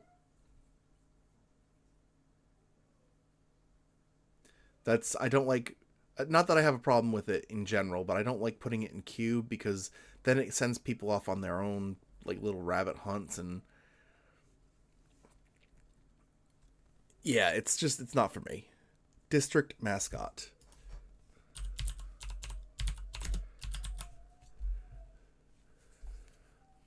Oh God, look at that. Look at that art. That's awful. Oh man.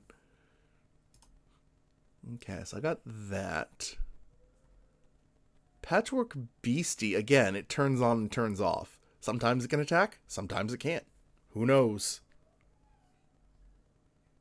Oh, what did you want to see in red? I can stop with this.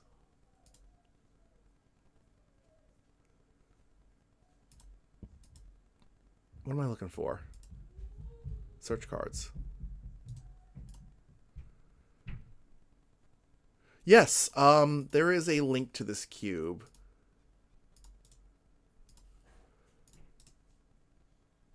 I will throw it in this chat, and I will throw it in this chat too, so that everybody gets the love. Here's the link to the cube in progress. Thanks for being a better YouTuber than me, Chaotic Magnet. Chaotic Magnet. Interesting name. While we've been talking online, I've been calling you Chaotic Magnet, but I guess you don't have the chaos. Alright, anyway, I'm going to keep... Elvish Pioneer doesn't work. Quarian Ranger kind of works.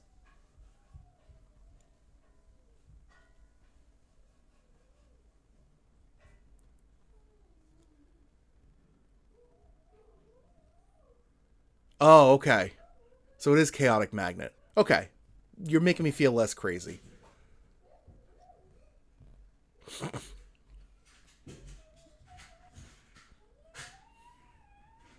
Maybe. Alright, Jade Lake Splunker, Essence Warden. Yeah, Essence Warden doesn't do anything.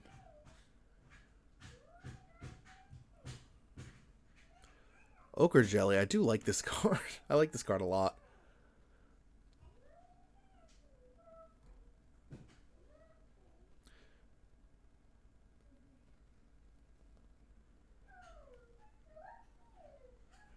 Yeah, I don't know what to tell you. It's CHAOTIMAGNET. At least for me. What was I looking at again? Ochre Jelly. HRE.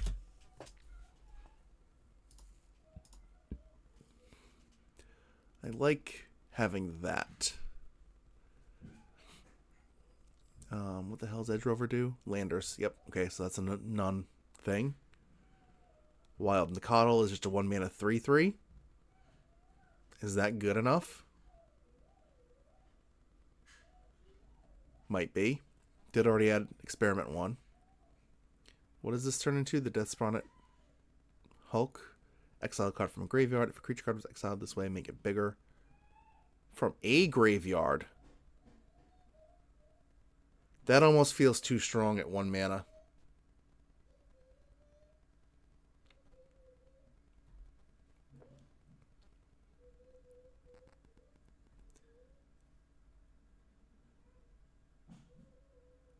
I think I want to grab a Scoop Mob too.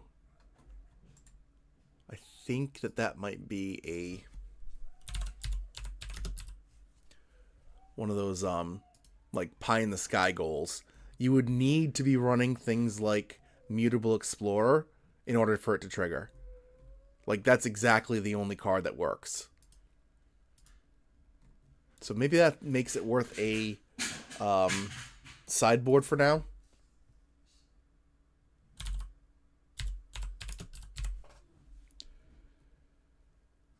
Benevolent River Spirit. I don't know that card off the top of my head, and I also don't have the card thingy on YouTube, so let me take a look.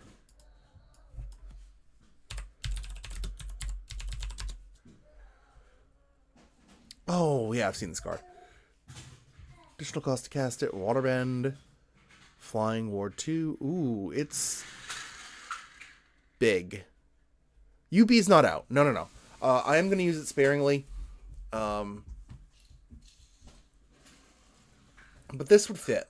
The thing I'm curious about, that's the thing, is that's bigger than a lot of creatures. And blue shouldn't have the biggest creatures. So if I add this in, I'm beefing up other people, or I don't add this in. And I think that's where I'm at. Flying Ward 2 means it's almost never getting killed. It would need to be killed with, like, I don't even know. What the hell would kill that for 1 mana? Yeah, no, this is way too good. Funny how this uncommon from Avatar, which I don't remember being... It's really weird. It's just like it's a 4/5 that you need to tap 1,000,000 for. But in this format, if you're actually able to cast it, then your opponent can't win. You know what? I'm going to put this in the maybe board. I think it's worth that.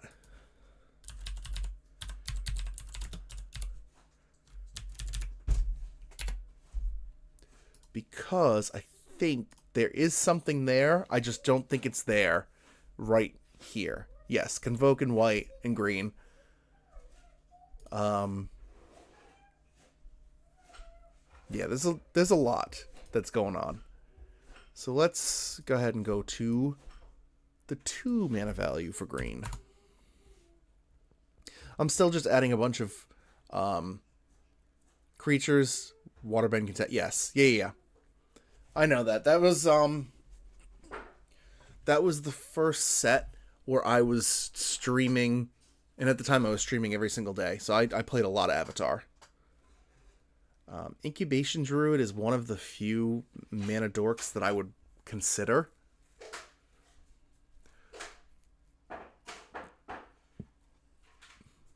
Because it can get big, but I still think the answer is no. I like the Paradise Druid because it has the hexproof, which means that you can also put like enchantments on it safely.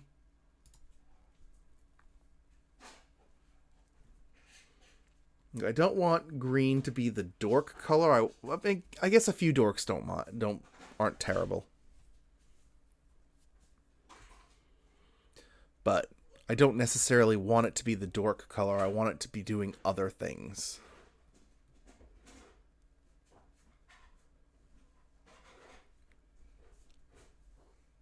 But that said, that's only a couple ways to ramp. So green is going to have to rely on having dorks. I'm talking myself out of it. Ooh, Armored Scrap Gorger does everything I want.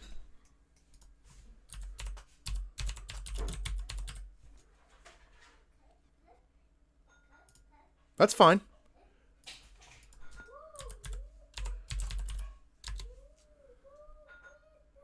ATZO.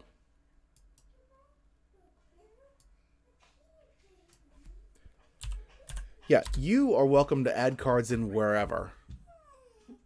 ATZOCAN.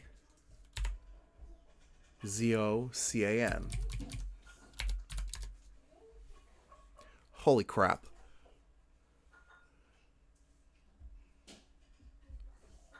Yeesh. I don't like that. Its power is too low. Something I want with 3 mana is it needs to be formidable, because you're taking your whole turn to do this.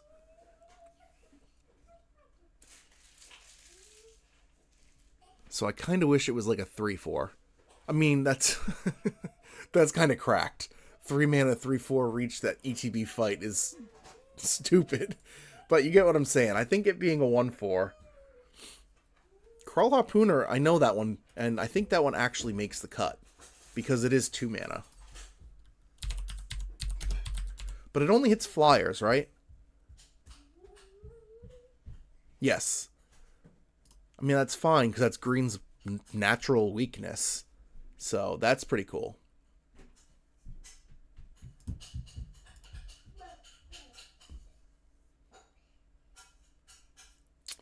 Tough Cookie, I kind of want to throw into every friggin' environment.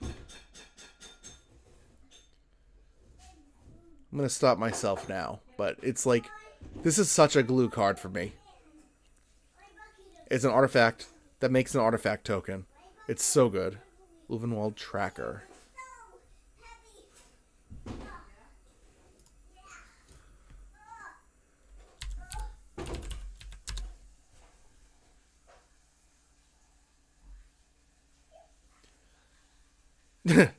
You know?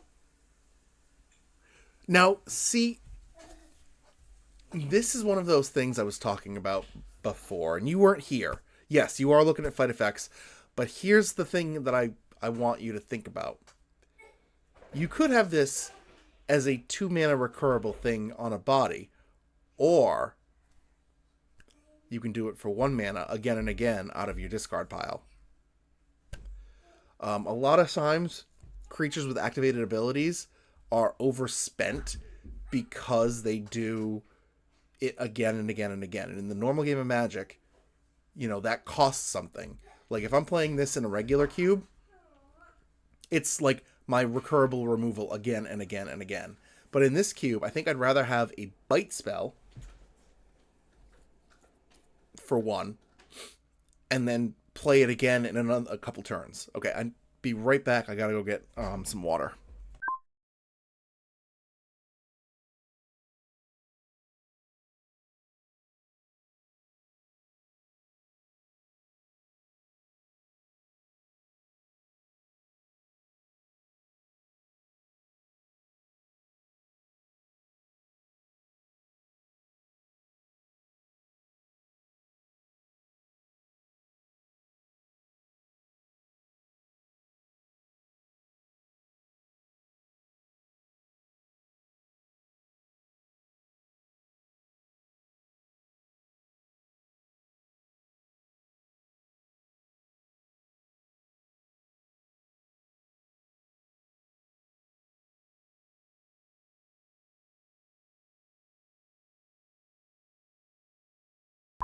Yeah, I was talking about this earlier in the context of charms. And charms usually overcost mana too. And in this cube, we don't have a lot of mana, but we do have a lot of reactions. So I think I'd rather just grab one of the 1 mana, like fight or bite spells, and not have this. That said, though, I'm going to be picking up this card for my 1-drop cubelet. It's kind of almost exactly what I need.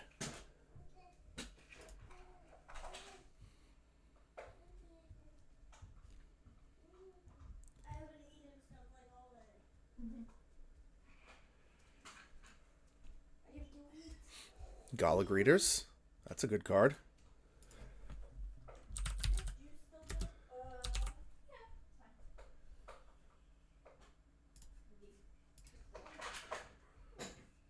Hornet Nest. That's the one that makes stuff, right?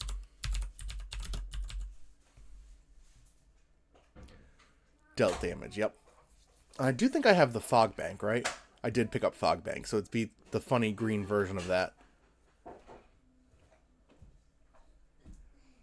That actually is a very good card. The more I'm sitting with it, the more I like it. So let's throw it in for now. I mean, we're obviously going to have to cut. We're already at 123 cards, and I want to have 100. So we are going to have to make some cuts. Any cuts I do make, though, are going straight to the maybe board. They're not getting pulled out of the cube. Ayula. Yes. Why aren't you getting the dinner? I am. All we have is rice, meat,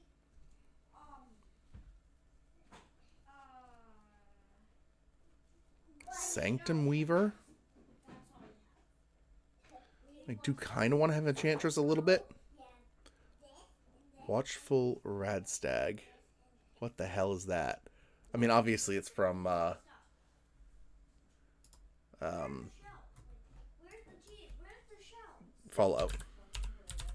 I can have you.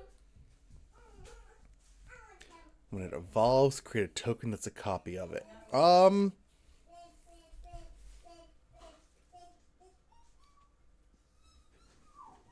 I don't know, actually.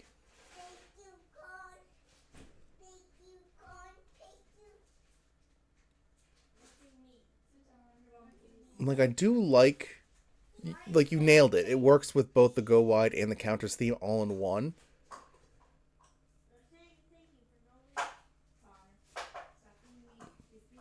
But what are you gonna do? You can play this on one, and then on turn two, like I'm trying to think about in a normal game if this is too slow or not, because it's very likely that this only makes like 2 copies maximum in a deck. Because what are you gonna have more than 5 power? Like, so I mean that is 4 elks though. Well, yeah, kind of. Like I said, I've been grabbing a lot of interesting stuff. I am going to need to fill in some spots. Yes, the copies will have the same effect. So you make the 3/3, which then makes a 2/2, and then you put the 4 power creature down, and your 3/3 becomes a 4/4 and a 3/3, and your 2/2 becomes a 3/3 and a 2/2. Yes. Would you like No. to eat on stream? No, I'll eat later. Thank you.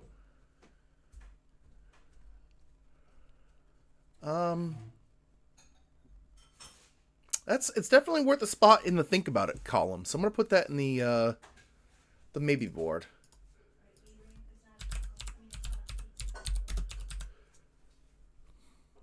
I'm gonna grab the normal version though. I love Fallout. I love the Pip-Boy. It doesn't look like a Magic card to me.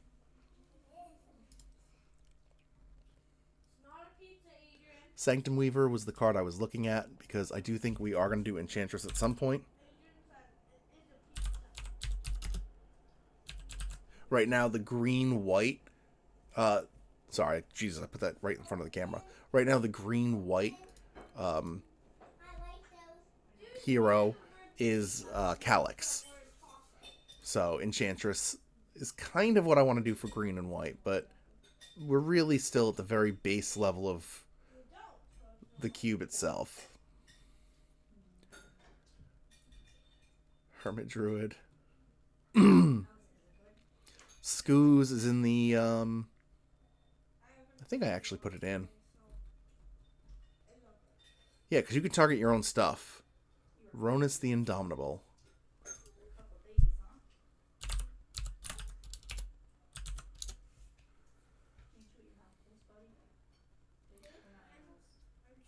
Can't attack or block and control. It's not too low impact. Yeah, and you're gonna get choked, and you have to go to the doctor. Mom? Actually, you make a good point. Put salsa like last. I put salsa first all the time. I don't know. I probably shouldn't, but A 3-mana 5/5 Death Touch Indestructible is a very good card. But a 3-mana enchantment is not.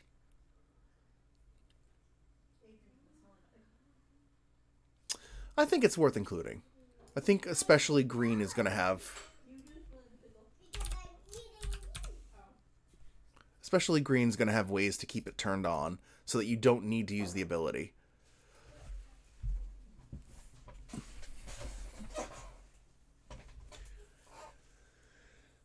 Yeah.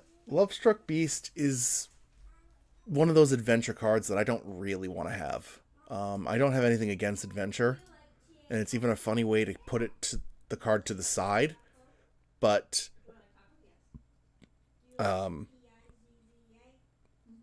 there's better ways, to make tokens. So it's just basically a vanilla 3-mana 5/5. Basically.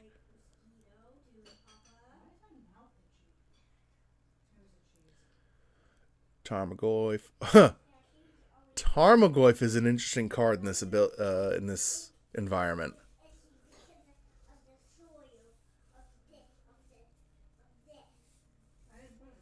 Because its number is going to change all the time. That might make it worth not including.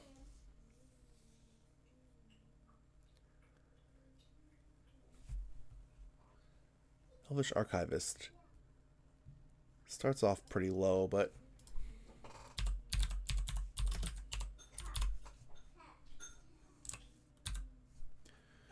Starts off pretty low, but I think it'll get big. Old Growth Troll. That is good. That is a good choice. Especially since hitting 3 pips is not a problem.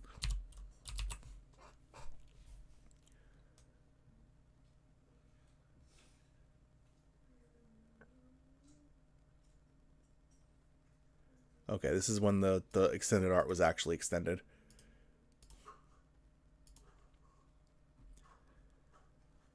Voracious Hydra. And then I think I'm out of green.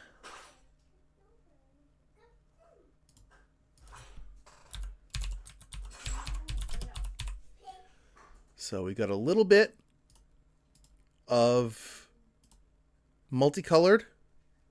Ooh. No, I haven't. I literally just started doing instants and sorceries before I swapped to creatures. So Claim the Firstborn is good.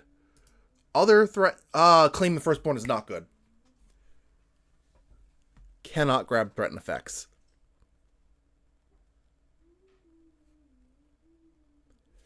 Threat and effects give creatures haste. Unless the threat and effect says creature your opponent controls, you could claim the Firstborn your own thing, giving it haste, so you could win on turn 1. So I can't add that in. There's probably some threat I could add in, but I cannot do Claim the Firstborn.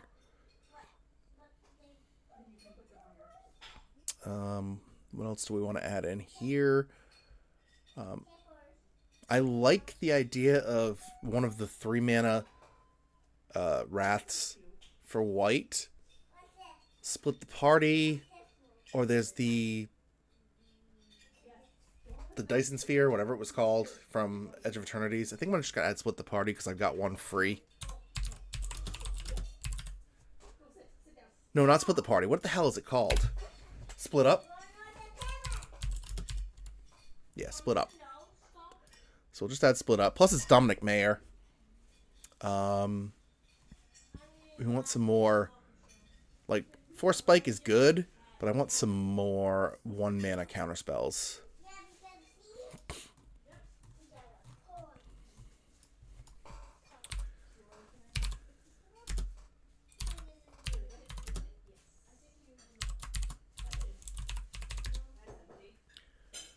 Grishnak. I don't even know what the fuck that is. Hold on. GR. 3 mana. When ETBs, Mass Orcs 2. Okay. Until end of turn, gain control of target knowledge creature with power less than or equal to its thing. Untap it, it gains haste. So this would work. Gain control of target knowledge creature and opponent controls with power less than or equal to the amassed army's power. So that's going to be 2 or 1. I will give this guy a shot, but this is something I could see going sideways quickly. Not that the goal should be a completely balanced cube. Everything should feel broken. So there is that. Okay, so mental misstep. This is the cube for friggin' mental misstep.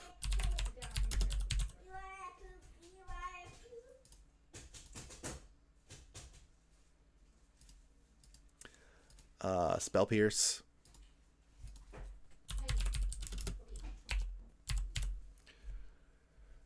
Like I said, I'll go through and find the versions that I want to run later. Stern Scolding feels right. Spell Snare feels right. Minor Misstep. I just wonder how many we should add.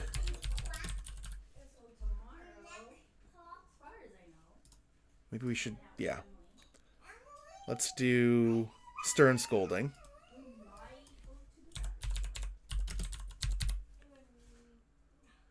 I do want to have a bunch of counterspells because that's really the appeal of Magic. But I don't want it to only be counterspells. You know what I mean? I already got a Force Spike, which can hit everything.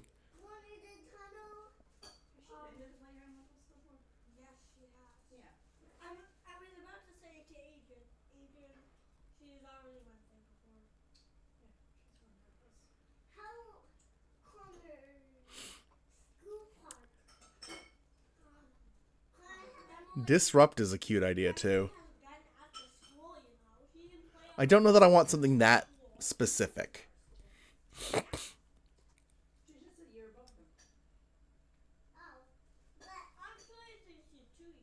Stubborn Denial feels right.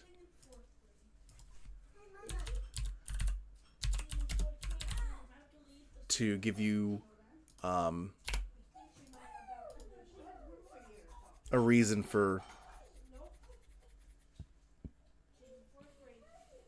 Yeah, Kumeno faces Kakazan explicitly hits Planeswalker. I think that haste is probably fine, actually, because it comes as a 3-turn timer. So at that point, you should have an answer. Yep.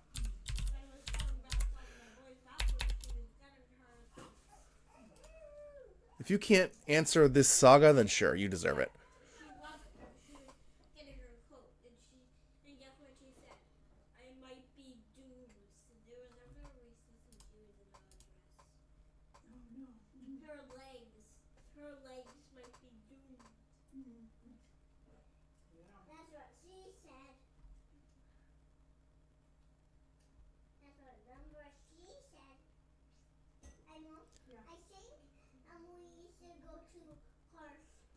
Okay, so now I want to add in... What is the name of that card from Vow?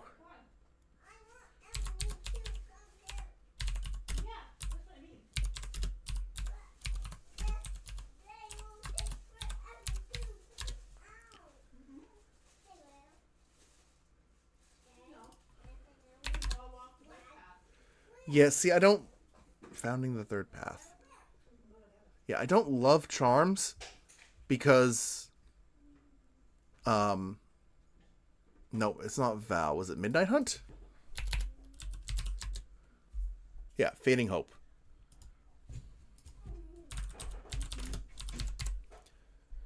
I don't love Charms because you overpay for the effects. So what is Founding the Third Path? I think I know this one, but I can't remember it.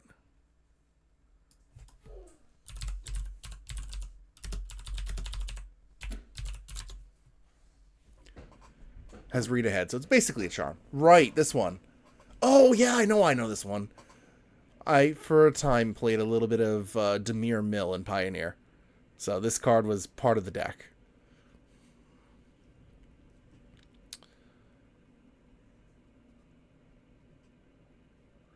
I think the reason I don't like this card in this environment is you're paying 2 mana for it.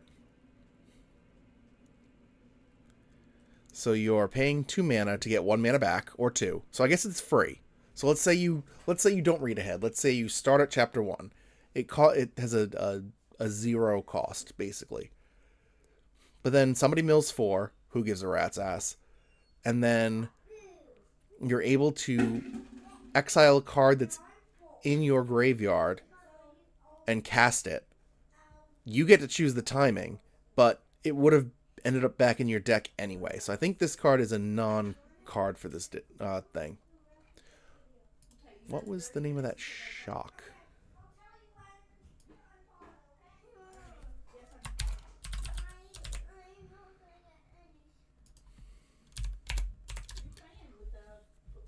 Play with fire. Nope. Play with fire is a non-thing. I thought it also had the rider.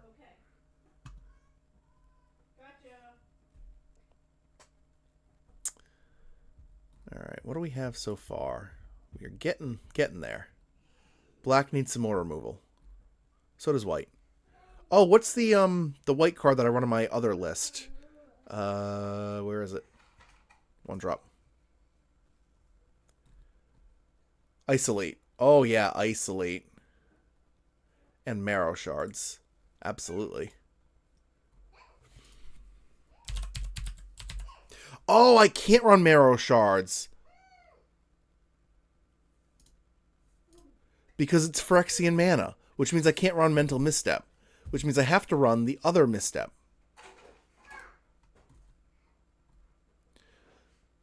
Is it minor misstep?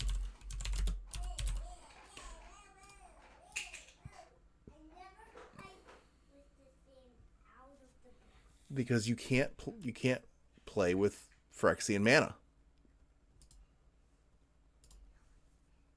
Yes, I definitely want artifact animation. I love the Blackstaff at Waterdeep, but it says the word non-token, so I can't play that one. I like it because it's recurable, but again, non-token means it's a non-starter. Generally, you want to be animating your clue tokens, your treasure tokens, you know. You're not going to have a whole lot of non-creature, non-token artifacts that you want to animate.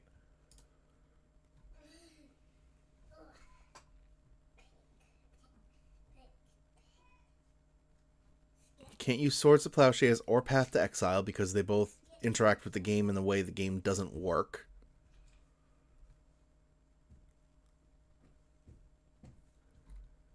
Now let's look for black kill spells.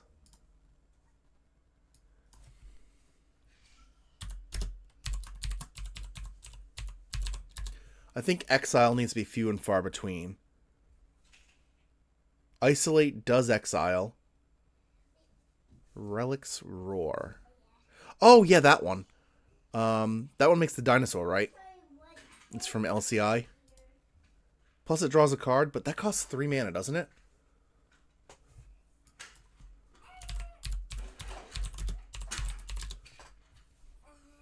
Oh, it's only 1 mana. Oh, wow. Yep, nope, okay, absolutely.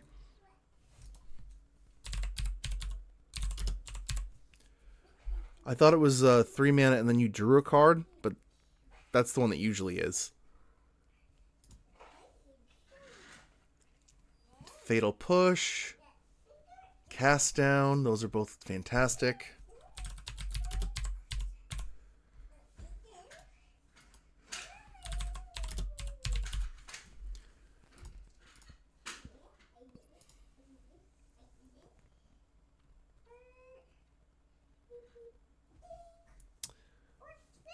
Ultimate Price.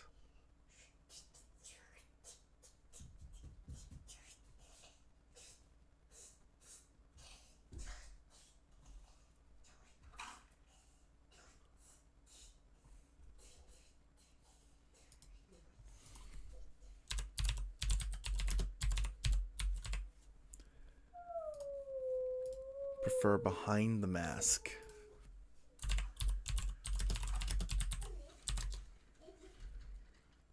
Collect Evidence 6. No, I'd rather the first one. I do want to give players ways to exile their own yard, but I also want to be really careful with it. We were talking about this earlier when it was coming to Gurmag Angler. It's like, Delve is very, very powerful normally, but like imagine being able to thin your deck at least once or twice in a match. It's like, oh, now I just get rid of all the crappy cards. They kind of get really powerful the further on you go.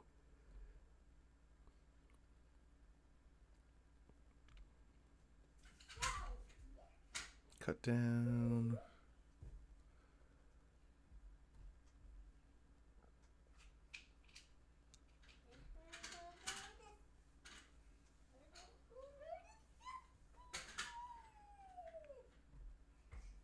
Bloodchief's Thirst almost works, but it doesn't.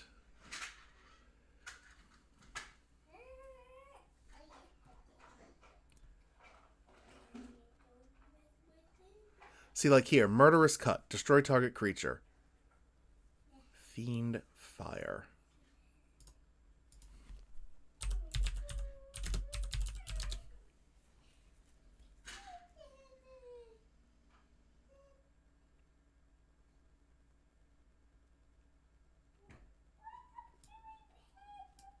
Oh, got it. That's why it's not coming up. Yeah, something that exiles itself after deck thinning. That would be okay, but I think the only thing that does that is the extra turn spell. The, what is it called? It costs 2 blue if you're playing it correctly.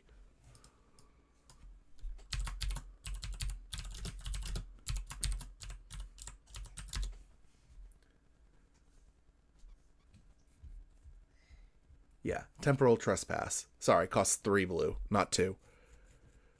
Like, this might be something I'd put in. Fairly reasonably priced for the effect. It's very strong, and you could only do it once with an asterisk. I don't know how far you've looked at the cube, but one of its, like, cards that are worth looking at is Pull from Eternity. Put target card, face-up card that's removed from the game into its owner's graveyard. So you'd be able to rebuy things that self-exile, like Temporal Trespass.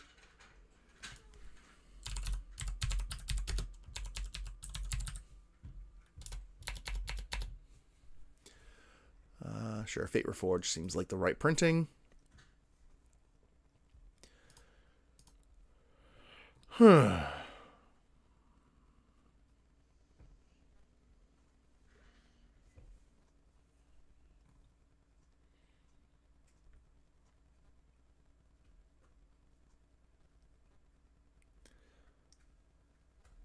Malicious Affliction is a cute thing to add there, too.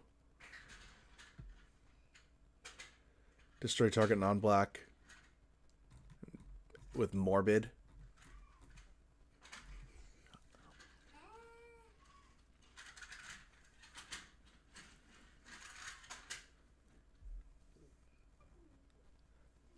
Calamity's Wake. I know that one. That's the one from Brothers War, right?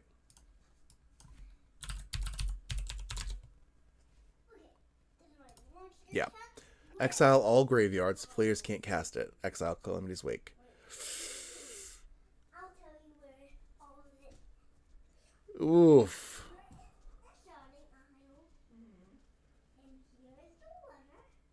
See, I was playing around with the idea of, what the hell is it called? The 0-mana artifact that exiles target player's graveyard.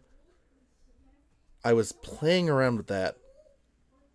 This seems like it does too much. I guess if you're sculpting your hand, you kind of deserve it that way.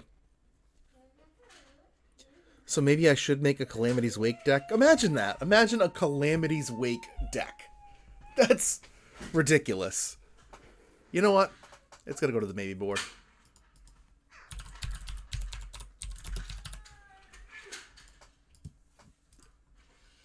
And that also means that I need to add in... Come on, I can do this. Tormod's Crypt.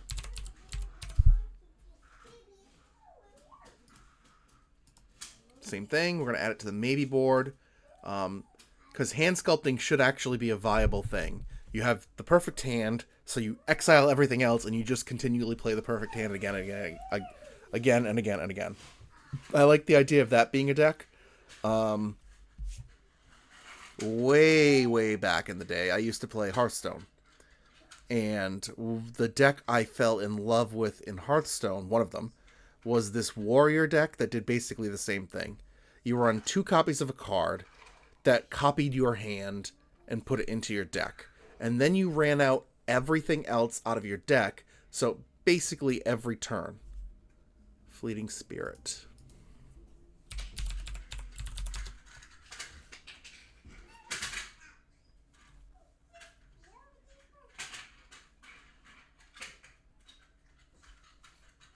Yeah, that could be a thing.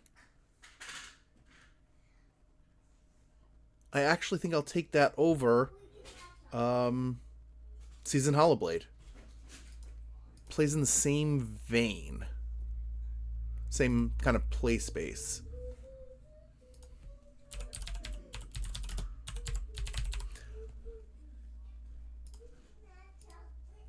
Okay, so this video is going to be a little late. It's already 7:15 where I am, and I still have to film an outro and then do all of the editing. Not there's a whole lot. So it may be until like Wednesday or Thursday, but it's definitely coming out next week. Fleeting Spirit, yeah, that is a good call. This is why I wanted to do the deck building online, because like I've seen Fleeting Spirit before, I've played it, but I've completely forgotten about it. So, right. So we got some kill spells. Let's go ahead and save this. For whatever reason, Cube Cobra's been acting up on me today, so I just want to keep continually saving. What else do we want to add into Black's color identity? We've got Kill. We've got the Wishclaw. We've got Unearth, which seems like the only responsible reanimate. Any other reanimate would have to hit the big things, which we don't even have too much of right now.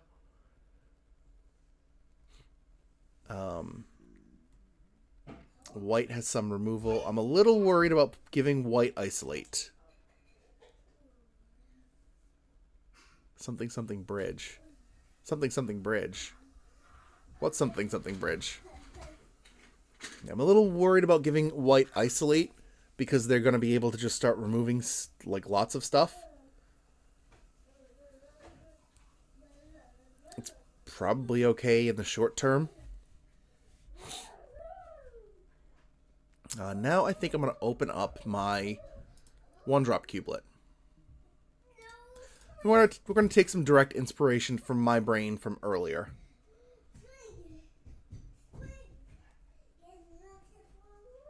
But you can see why it didn't really work. Bridge from below. Oh. I think I've already grabbed Warden of the Inner Sky, right? I have. God's Willing. Yeah, Marrow Shards. This would be perfect if it only cost 1 mana. Deal 1 damage to each attacking creature. So let's see if that card exists.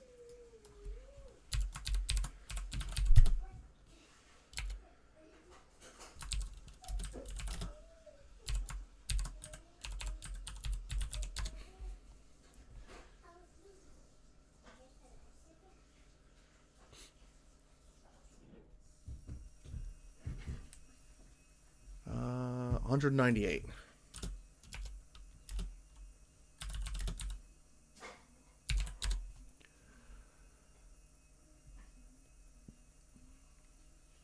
Hopefully it's not getting fogs.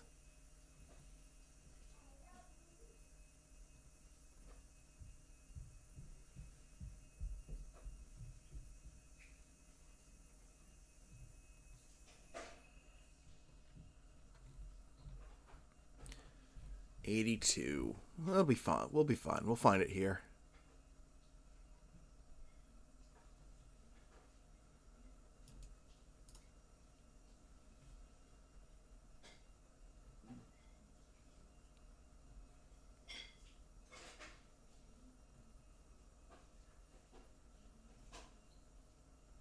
Yeah, there's the Marrow Shards. Rally the Ancestors. Give me 1 second.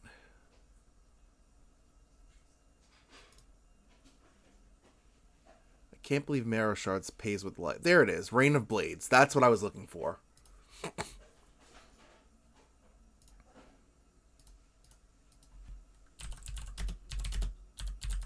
I knew that there had to be an effect that was the right one. So Rain of Blades is exactly what I need, only without the Phyrexian mana, so it's perfect. Rally the Ancestors.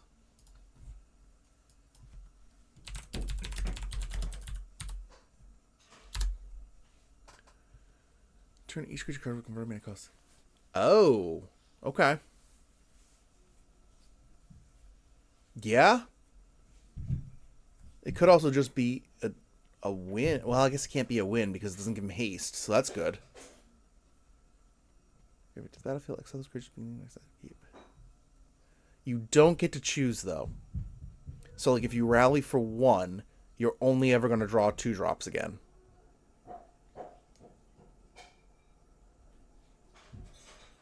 I think this is a no. I think rally's the no because, you know, if you get rid, let's say your most common use is going to be casting this at 3 mana, getting out all your 1s, exiling all your 1s from the graveyard. I don't think this is it. I think we could do targeted removal, but I think that this too expensive for too low impact. Right, it would save the spells. This is true. Portable Hole. Paladin class. No, that's a lot of mana to get Paladin class leveled up. Delver.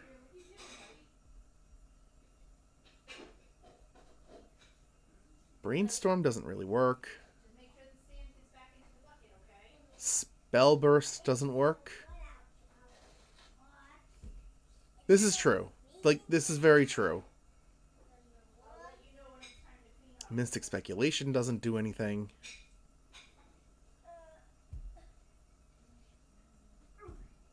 Combat Research not really do anything. It does have that nice legendary rider, but there isn't a lot of legendaries. See, I have the Blackstaff at Waterdeep in my 1-drop cubelet. I'm pointing to the screen like you can see it. I have the Blackstaff at Waterdeep in my 1-drop cubelet, but I do Sharpie it so it doesn't say non-token, because the only way to turn it on in this environment is through tokens. Carrion Feeder, Evolved Sleeper, Gutterbones, Keldorn Dead. There's a card. There's a card that's super hard to kill.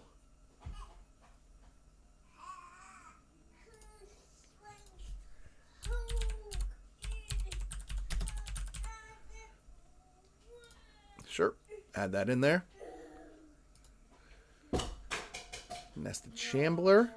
Nested Shambler is a thought, because it's going to die, go in your yard, then it's going to go right back into play, basically.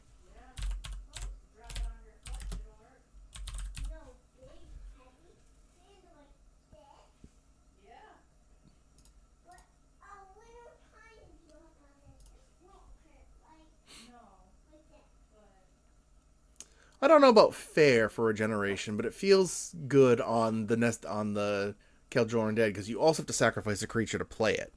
So you're spending at least 2 mana the turn it comes in. So if you want to make sure it lives to the next turn, you basically are only playing this on 1 turn. Serrated Scorpion, Shambling Gas I've already added. Vampire Lacerator doesn't work. Lose Scryfall doesn't matter. Sorry, Scry doesn't matter. Scryfall.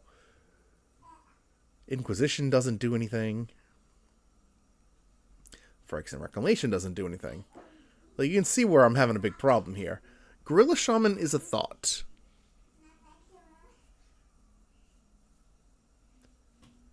There is an Ornithopter. Sorry, this is from the very beginning of the stream. But I picked up an Ornithopter. I have an Ornithopter foil. Obviously not serialized.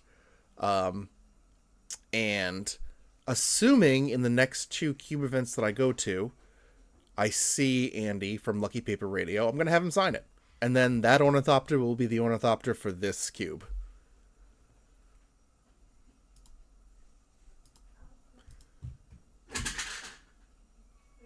Jesus Christ. Shivan Devastator is a thought. It's actually, never mind. Has haste. It's not a thought.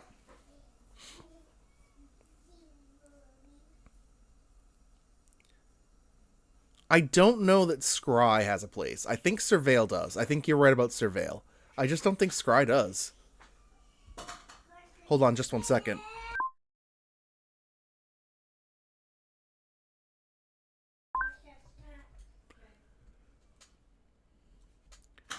Chain Lightning deals 3 damage to any target. That's not good. Yeah. Didn't I mute?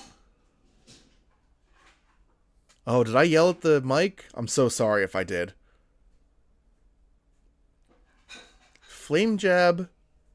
Yeah, not really. Okay, I did. That's good. I would have hated that dad voice to come up. Oh, okay.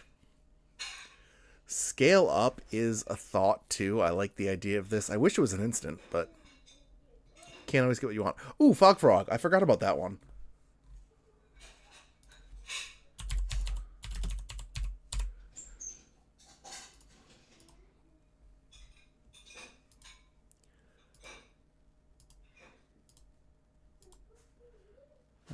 Teething Wormlet 2.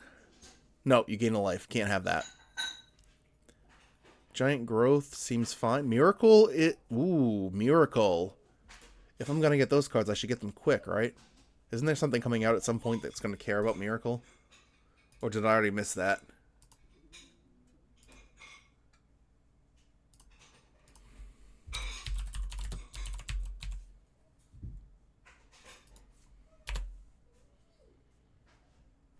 Yeah, we'll figure out versions later.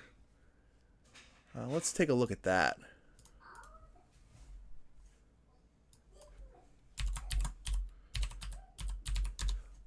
Oh, okay, sure. Oh, Triumph of St. Catherine.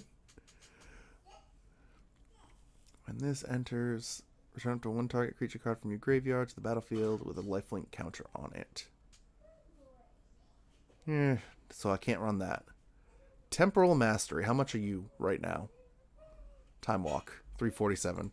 Get yourself a Time Walk for 347.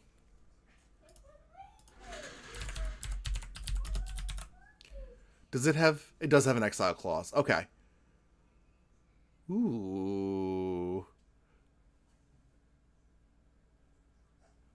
I think I want to get the frame anyway, because I think the frame for Miracles is more important. Especially if I'm going to be teaching people how to Miracle. Thunderous Wrath would just kill a thing. Bonfire of the Damned just kills a thing. Like, these two both kill Planeswalkers. Oh, I see what you did. You cheeky. Devastation Tide. Treat the Angels. I'm not even seeing too many that I want. Reforge of the Soul. Wheel of Fortune.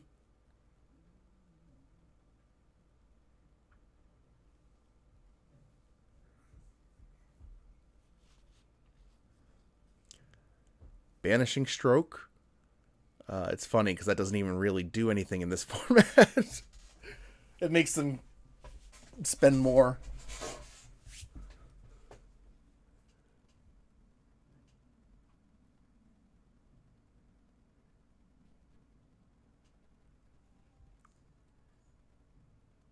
Yeah, I think this was a side quest that's not worth going on.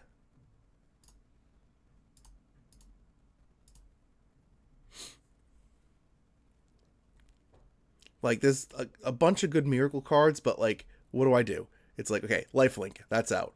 Lifelink, that's out. Take a turn. Sure. Win the game. Nope. Win the game? No. Burning Tree Emissary is a very good card. Always love cards that are free 99.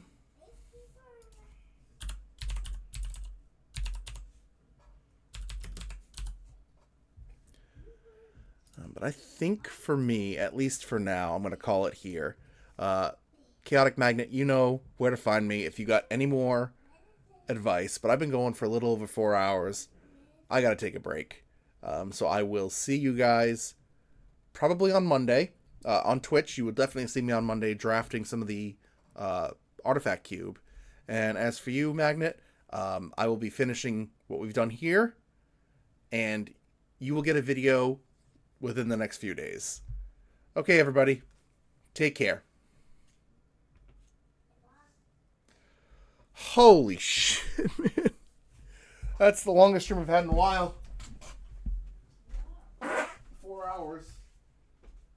Oh no. Alright, kiddo. Time. Let's help. Mama will help you clean it up, okay? But you have to do your part as well. Got it? I will. Okay. And Mark. Get set. Clean. Clean up. Pick up. Put away. Clean up. Everything. Okay, come on. Get it in there.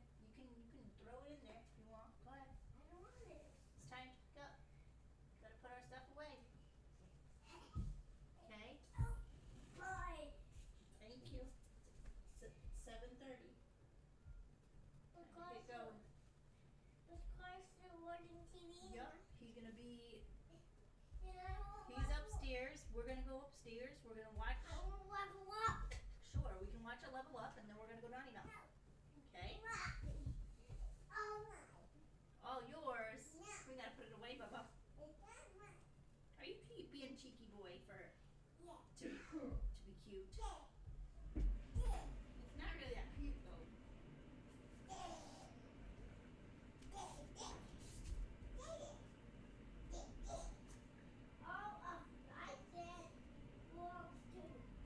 Hold on, buddy. I gotta help your brother clean up his mess. I gotta clean up your brother's mess. Oh, that's a piece of meat. That's not. I can't understand anything this time. Yeah. That's a piece of meat. That's not sand. Alright, pick up your hand, please. Put it in the box. Either you pick it up and you put it in the box, or guess where it's going? Where's it going? In the trash. Yup. Throw the trash. Put it right in there. Okay, well then put it in the box. Time to pick up. Look. Come on.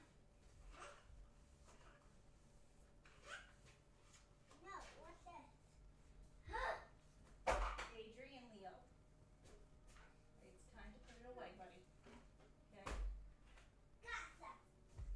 Got some. Jeez. Bullseye. Got me right in the face. Close. That is. That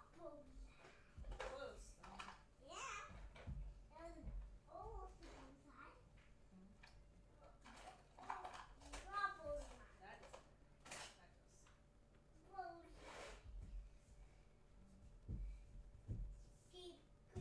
Make sure you're not throwing the hamburger in there.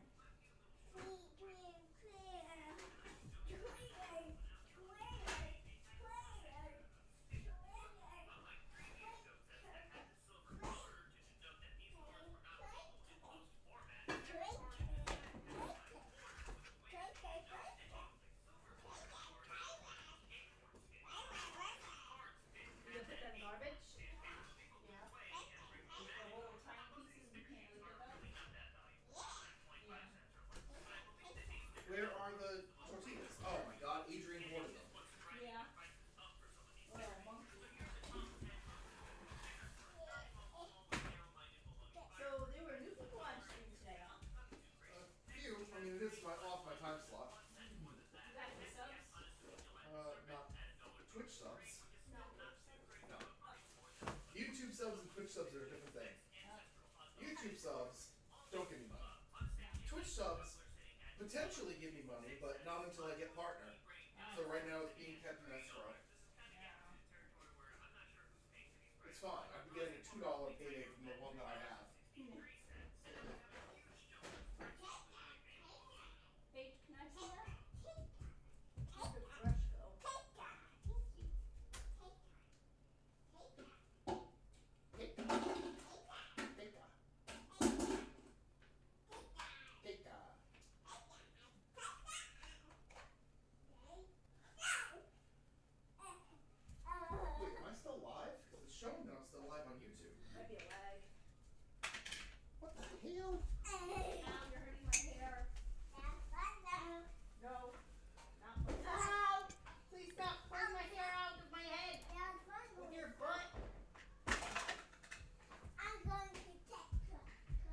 Why am I still streaming?